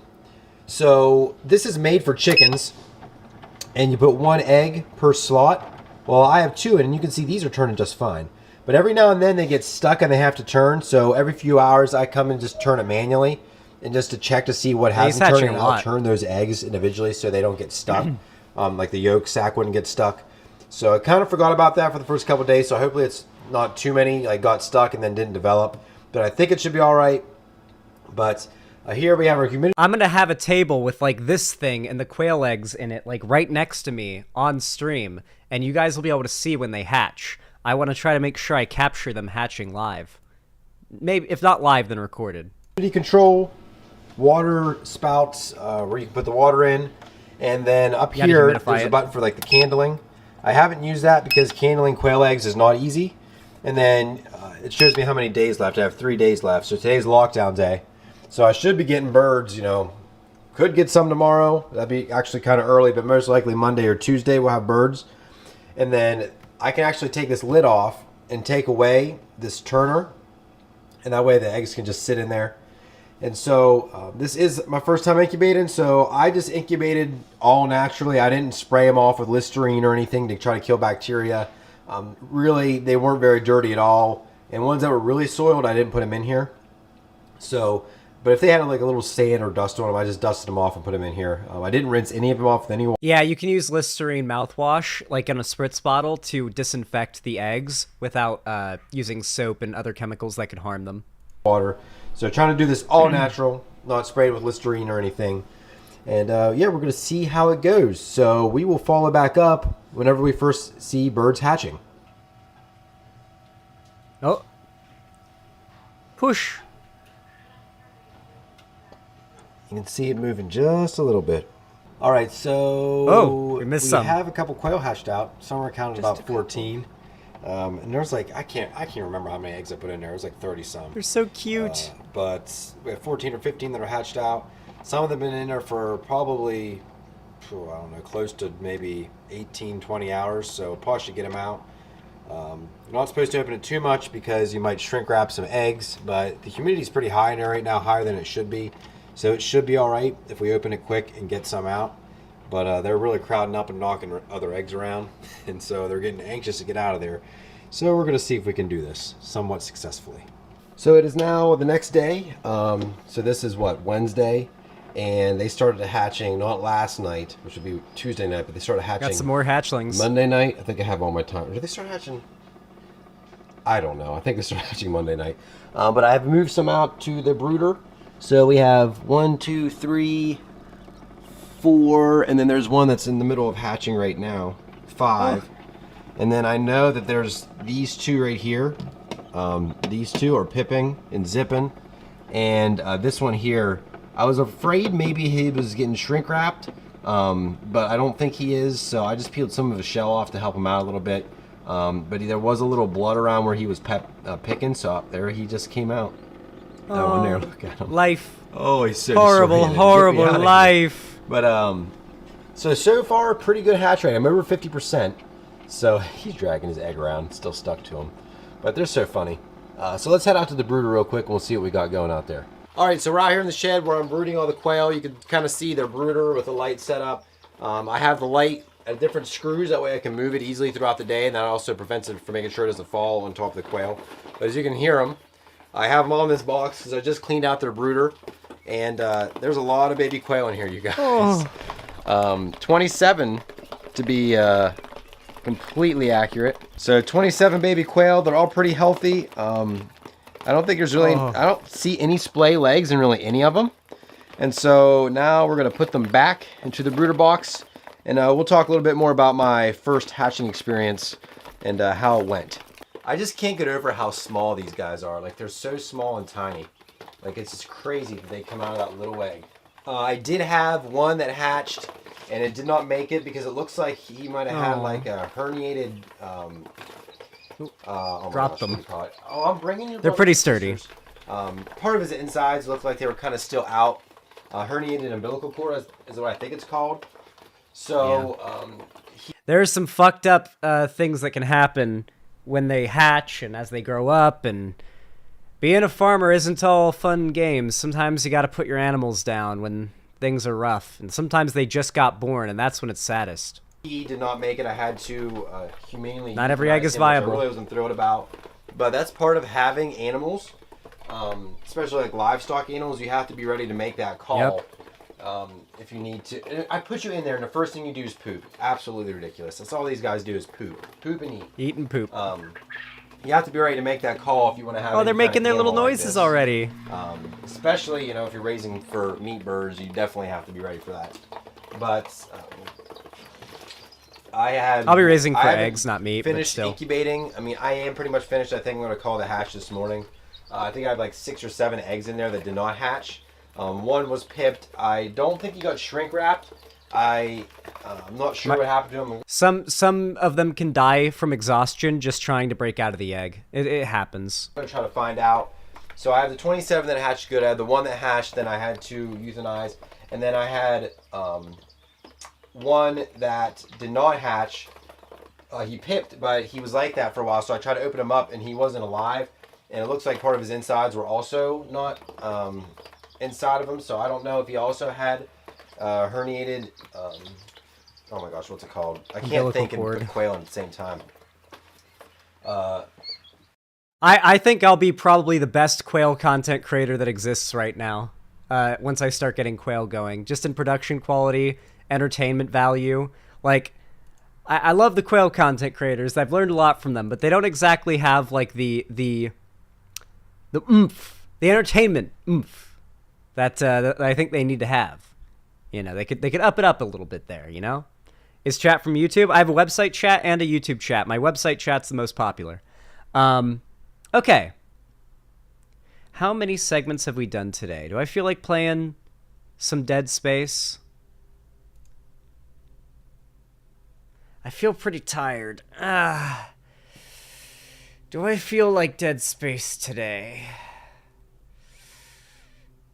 Oh wait, let me update the dono goal.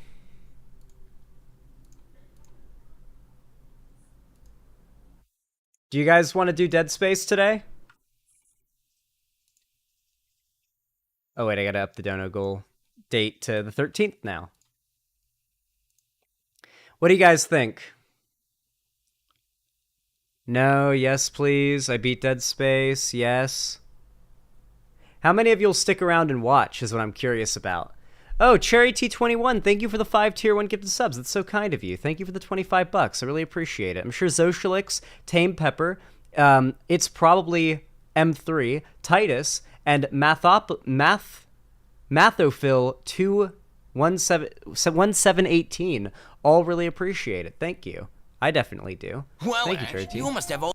Okay, you sent me a link. Let's watch this. It's 25 bucks, so we'll watch this video. Me, no, I'll listen. Poll, I'm collapsing. No spoilers. I'll dip. Okay, we probably won't do Dead Space. We'll chill out for a little bit before I wrap things up then. No Dead Space tonight. I'm tired anyway.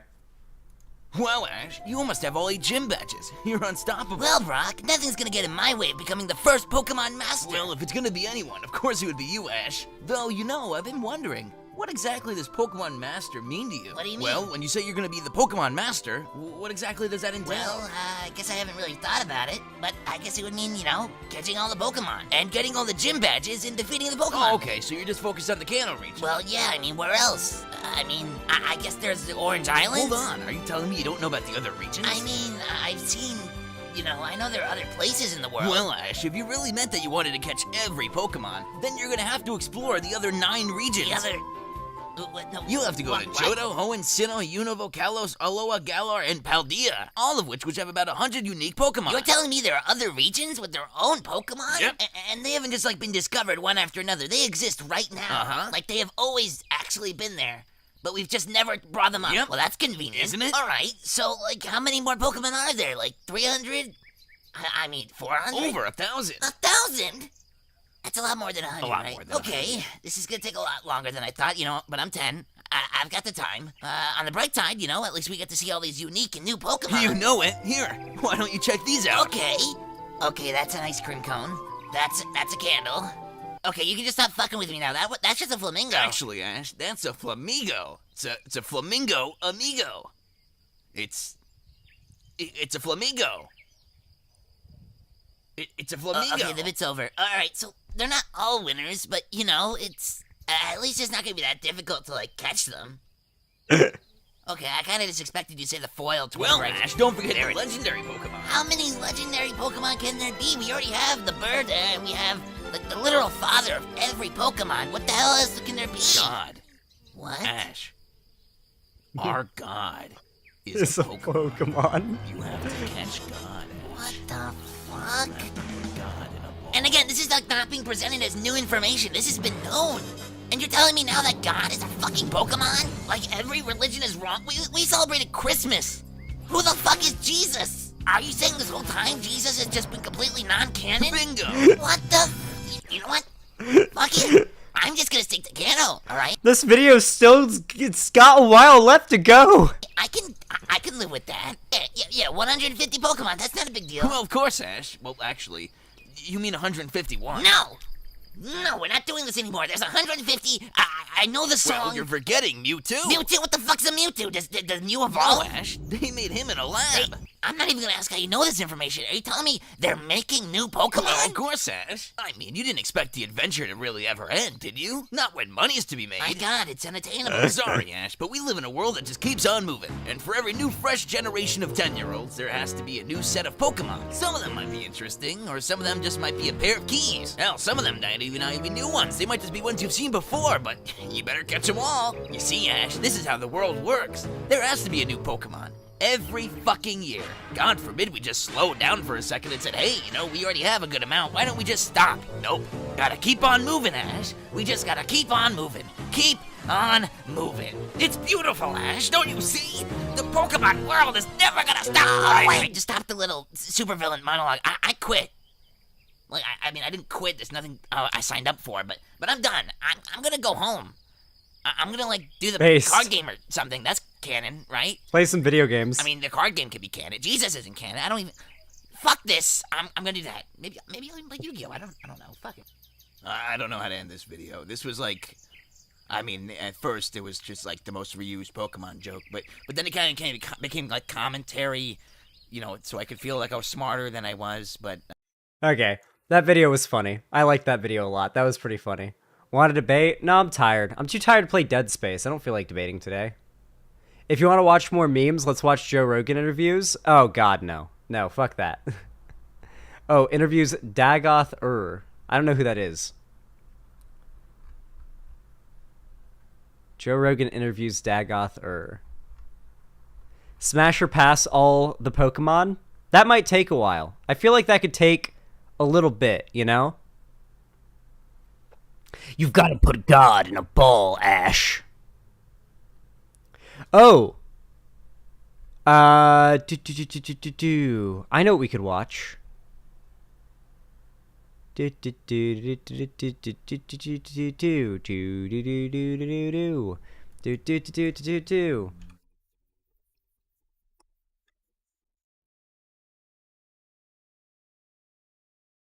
Okay. Now, all my... What?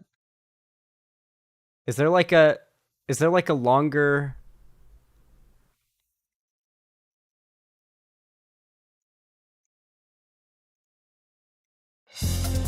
Okay.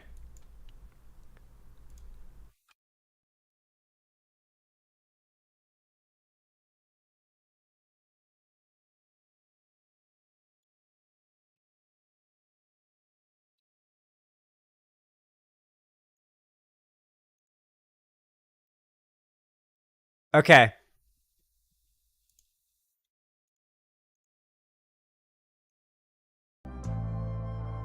You all know what to do when I say action, right?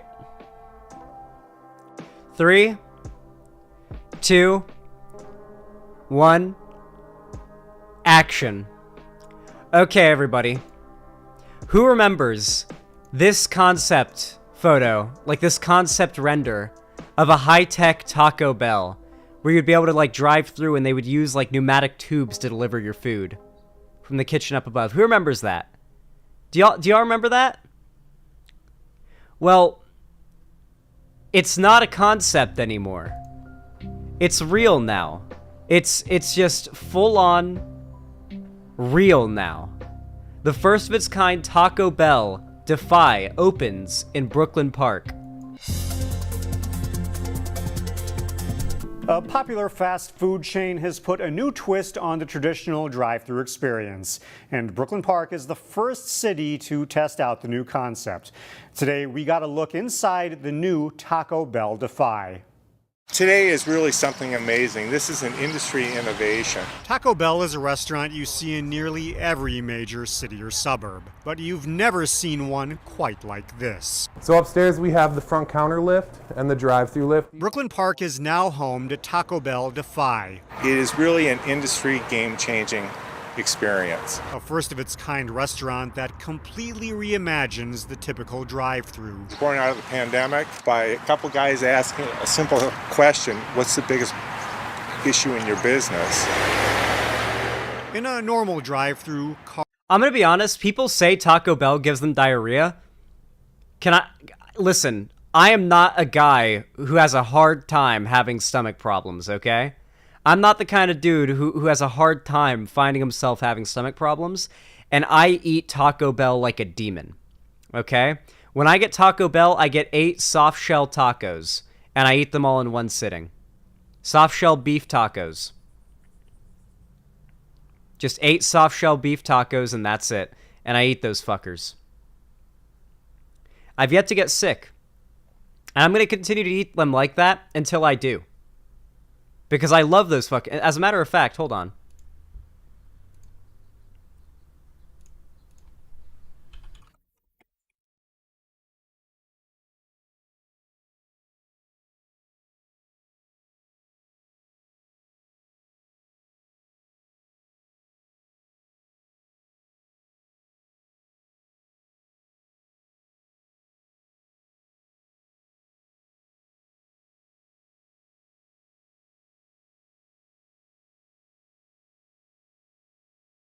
All right.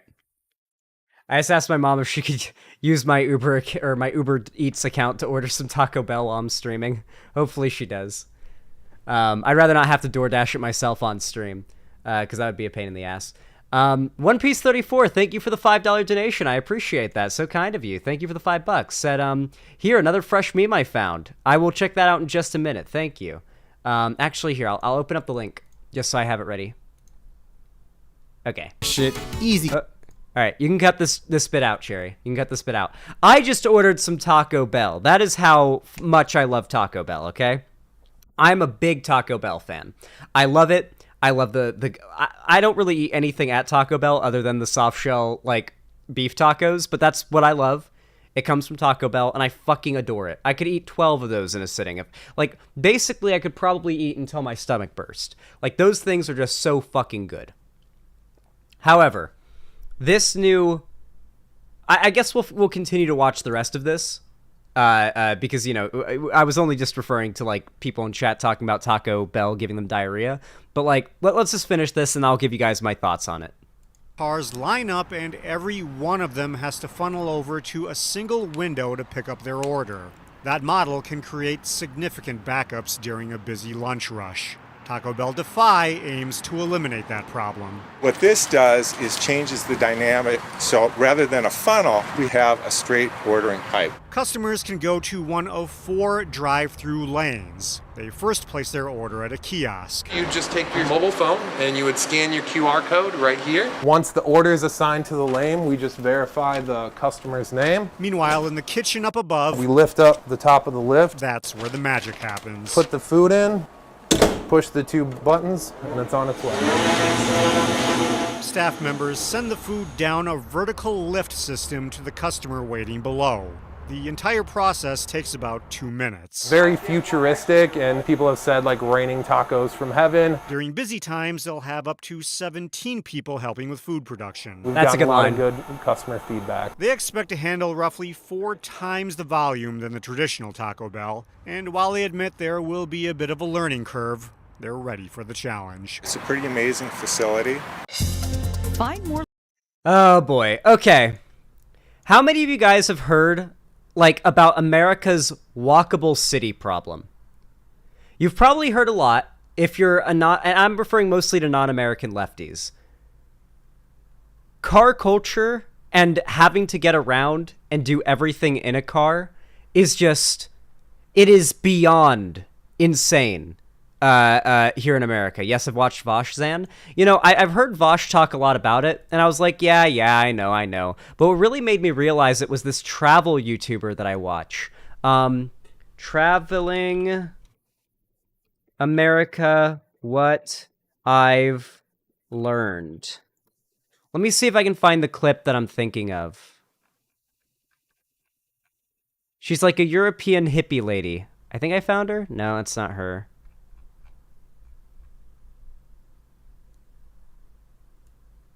Traveling America.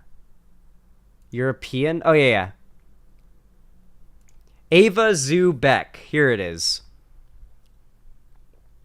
Let me see if I can find the video that I found that basically Europeans' first impressions of Texas. I don't think that's it.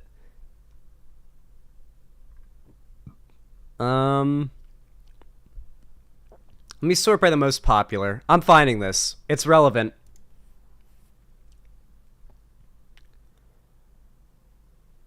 How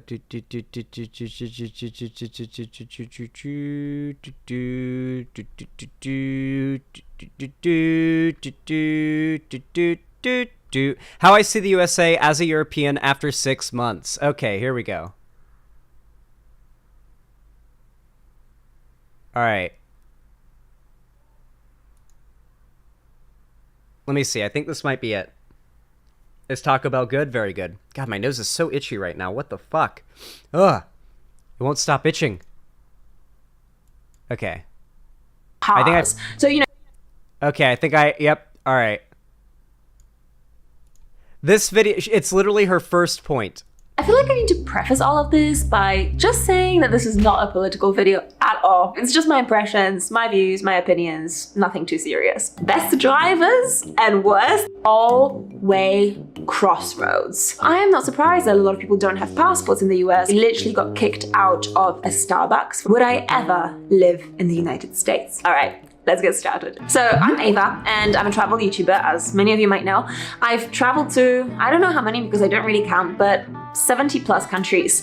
And I am as European as it gets, in the sense that I was born in Poland, I grew up in England, but I lived in a whole bunch of different European countries. Italy, Germany, Belgium, Poland, England. Recently, I wrapped up a 6-month trip of the United States, where I traveled all across the country. You know, the United States is such an interesting place. Some people love it, some people hate it. So in this video, I want to give you a little bit of a dose of how a European might perceive the US. First of all, cultural shocks. So you see, you know, back home in Europe, we're all brought up with, you know, Americanized culture of some kind. But it's only when you get to the United States that you realize how different some things are. So for starters, everybody smiles at you in the US, and people give you random compliments on the street. Like, I'll be walking down the street and someone will just like shout out from the other side of the street, like, nice tattoo, man, or like, I love your hair, or like, I love your necklace.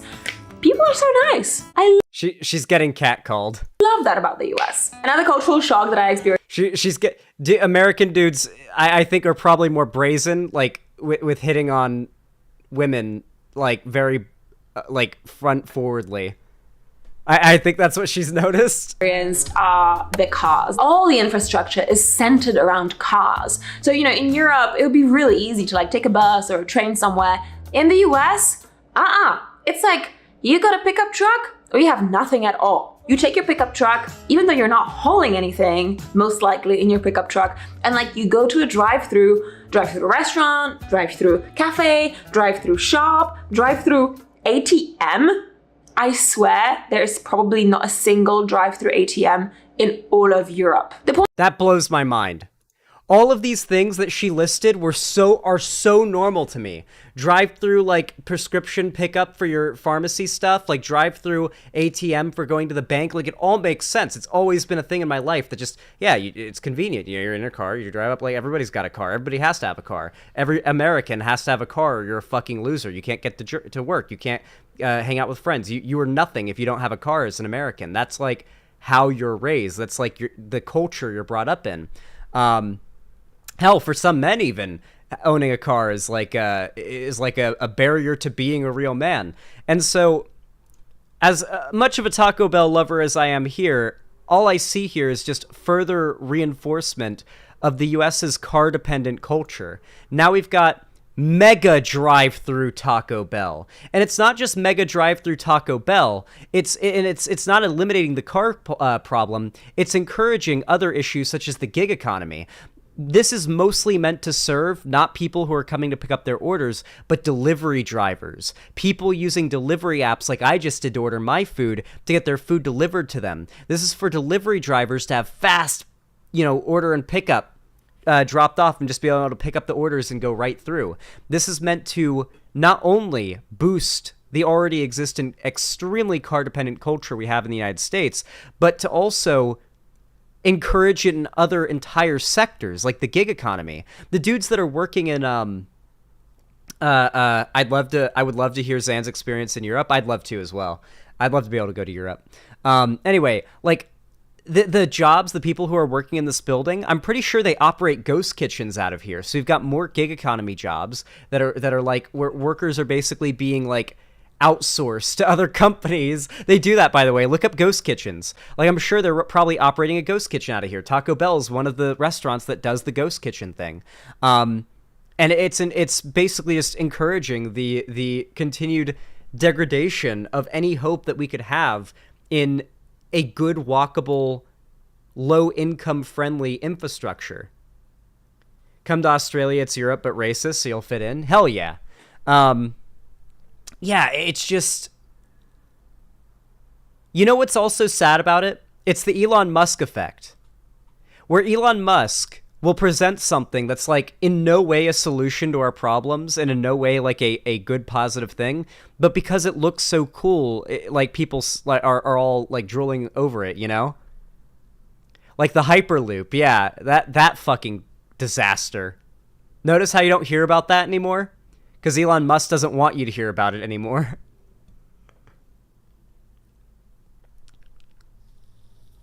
Yeah.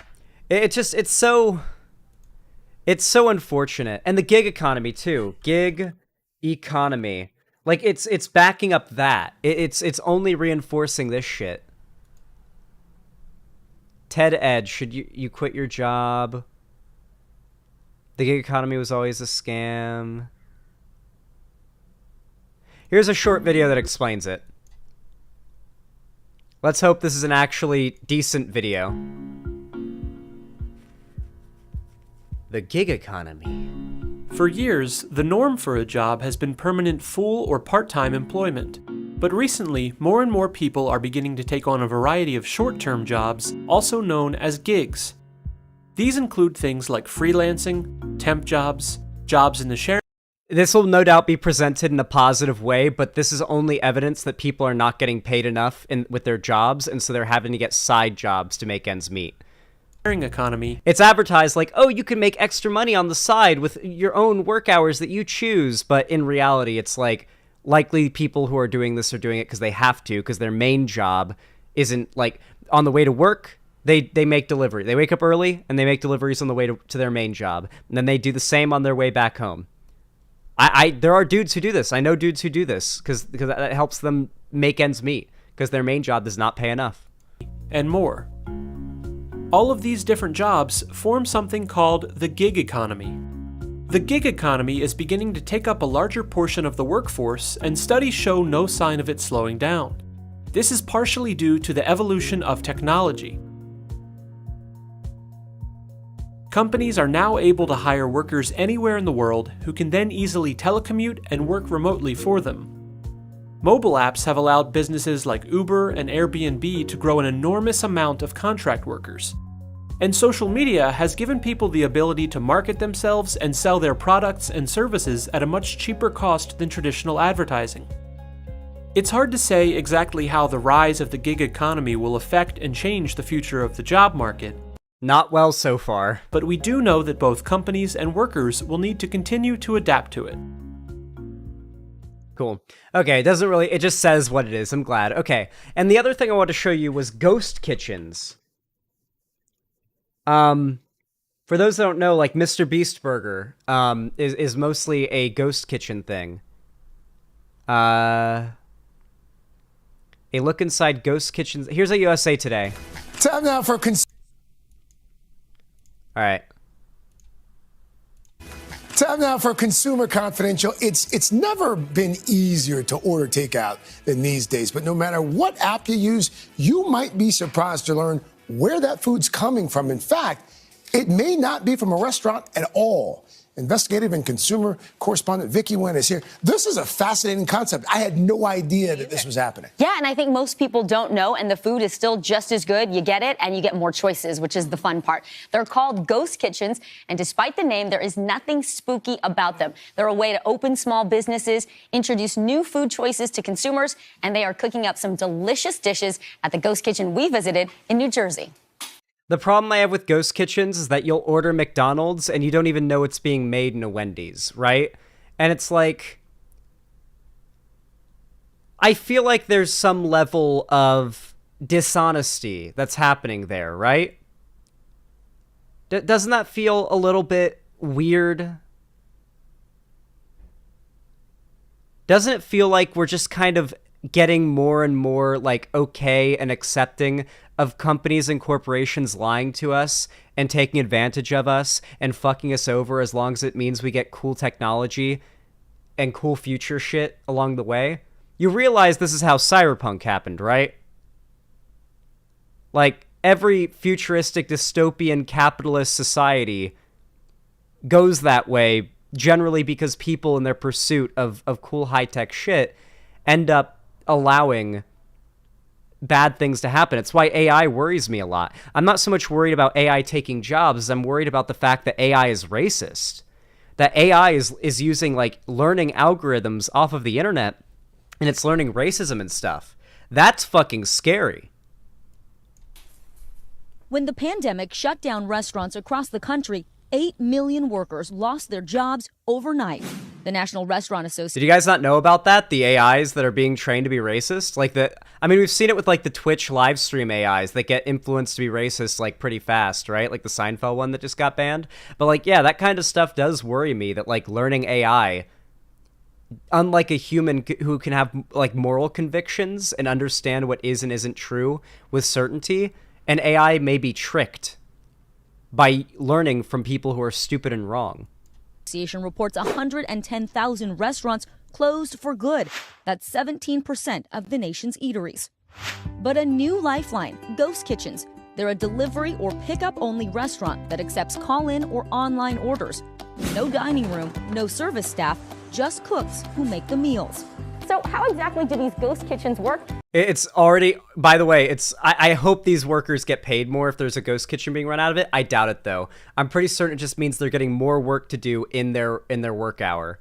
But they're making food for another restaurant now, too. I'm here with Jamil Labou. He's the co-founder of Wing Champs. Jamil, tell me, how has this helped your business? I hope they're getting paid It's more. been beautiful. They're getting paid gives me less. the flexibility to still make it home to my kids. It takes the pressure off of running a physical location of my own right now. If people want to order Wing Champs, they can't go to a restaurant to do it. What do they do? Well, they order off our site online. Or Okay, they go this to is Uber different. Eats. This is different. This is a like startup restaurant that is using a public kitchen in order to produce the food and not having a physical location that you go to. What a lot of these ghost kitchens are is they literally they're using employees from another company to make food for another company's brand in a different company's kitchen, and you don't know about it. Jamil used to sell his wings from a food truck, but permit fees, labor, and truck maintenance all added up. He says renting a ghost kitchen means having all the tools for restaurant quality I would like food those wings. They without do the look good. extra costs of a traditional restaurant. And when the coronavirus hit, your business actually picked up during the pandemic? Yes. I skyrocketed, to be honest. Well, yeah, delivery businesses really skyrocketed during the pandemic. It's not a surprise. Wow. And how's the food? Okay, so which one is my order? This is your order right here. Can't wait to try it. I'm going to take a step back so I can try it and take off my mask. It looks amazing. Damn. So good. Wing Champs is one of 12 ghost kitchens operating out of the Garden State Kitchen in Orange, New Jersey, open 24/7. Co-founder Chris Oleth says many are stirring up success in a second career. We are seeing many more. You see, there are positives to this, but there are also like a lot of negatives. It really feels like it could change for the positive, but I feel as though right now our legislators are not very tuned in on internet culture and on high tech like engagements, right? Like how long do you think it's going to take for these industries to be regulated and for the workers in them to be given the same level of rights and oversight that traditional jobs have had for a while? Probably not very long. Or sorry, it's probably going to take a long time because our government is run by boomers who are not catching up with the speed of technology's advancement. The laws are not catching up. We don't have laws against making high realism deepfakes and spreading them around of somebody like it's revenge porn. It is revenge porn, essentially. You're trying to do the same thing, but it's not illegal. Most of our legal representatives don't even know what that problem is. They don't even know about it. It's really worrying that technology is outpacing our elected officials. It's very concerning. And I think all of this plays into like an overarching, I guess, message, narrative that like the future is scary. The future doesn't have to be scary, but if the people who are supposed to be ready for it and are supposed to be making our laws and our legislation aren't ready for it, then guess what? The corporations who are developing these technologies are going to use the goodwill they're getting from it to do some bad shit. They're going to do some bad shit. Capitalism can really fuck over a lot of really cool, futuristic, awesome technologies that could be brought to society in really cool ways, but instead will be used to maximize profits. I don't know. It just sits wrong with me. All right, guys. What do you think of that segment? I feel like that was a good closing segment for the stream. Did you guys like that one?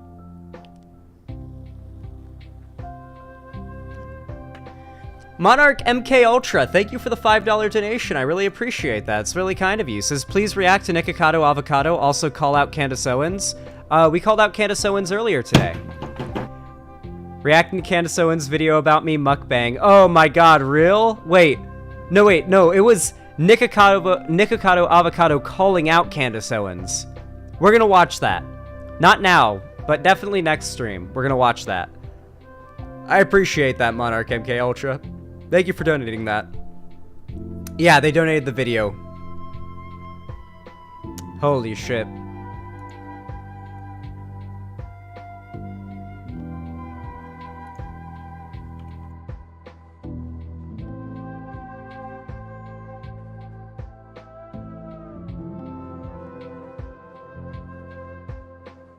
Okay. All right. Well, how did you guys enjoy stream today? I'd say overall it went pretty well. You got a link for me, Hakan? I'm so hungry. I can't stream any longer. So you said... Yeah, I can't. I'm so hungry. Okay, we'll watch this. We'll watch this as a final wrap-up, Hakan. Oh, I'm so hungry. I'm so hungry. So you said that the Nerevarine can open anything. What do you mean by that? Nerevar was the man who could open anything. I've seen him do it to countless doors and chests. No secret was hidden from him. In fact, he could even open up bones. Even bones?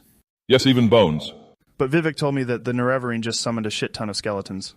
No, that is a common misconception. Many believe he summoned an army of skeletons, but in fact it was simply a misinterpretation of his ability to open bones. That's very interesting. Opening bones reminds me of fighting and stuff. Really? Like this one time a pregnant woman walked into the cage and I hit her with a spinning elbow. What? She gave birth on the mat and was instantly disqualified by the ref. Joe, what the fuck?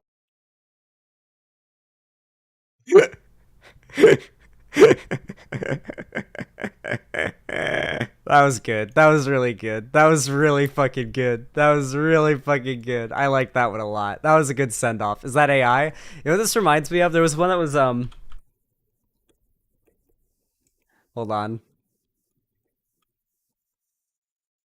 Let me see if I can find the video I was thinking of.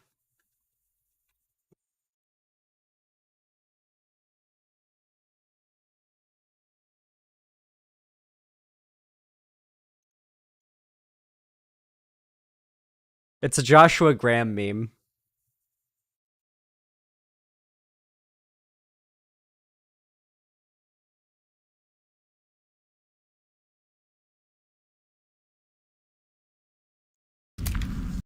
Okay, this is the meme.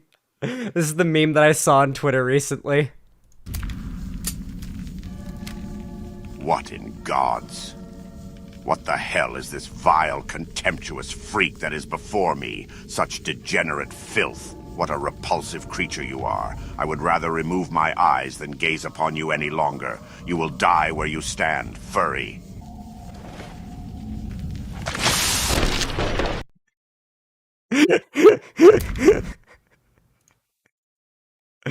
Okay. I think we're good. I think we're good. I think this is where we can wrap things up now. Alright. I love you all very much. You have all been lovely, amazing, beautiful, supportive little PogChamps. I cannot wait to see you guys in my next stream. Probably tomorrow. Let's hope tomorrow. Let's hope I feel good tomorrow, enough to stream. Let's hope I get some good Taco Bell as well. Alright, guys. See you all later. Have a good one. I love you all.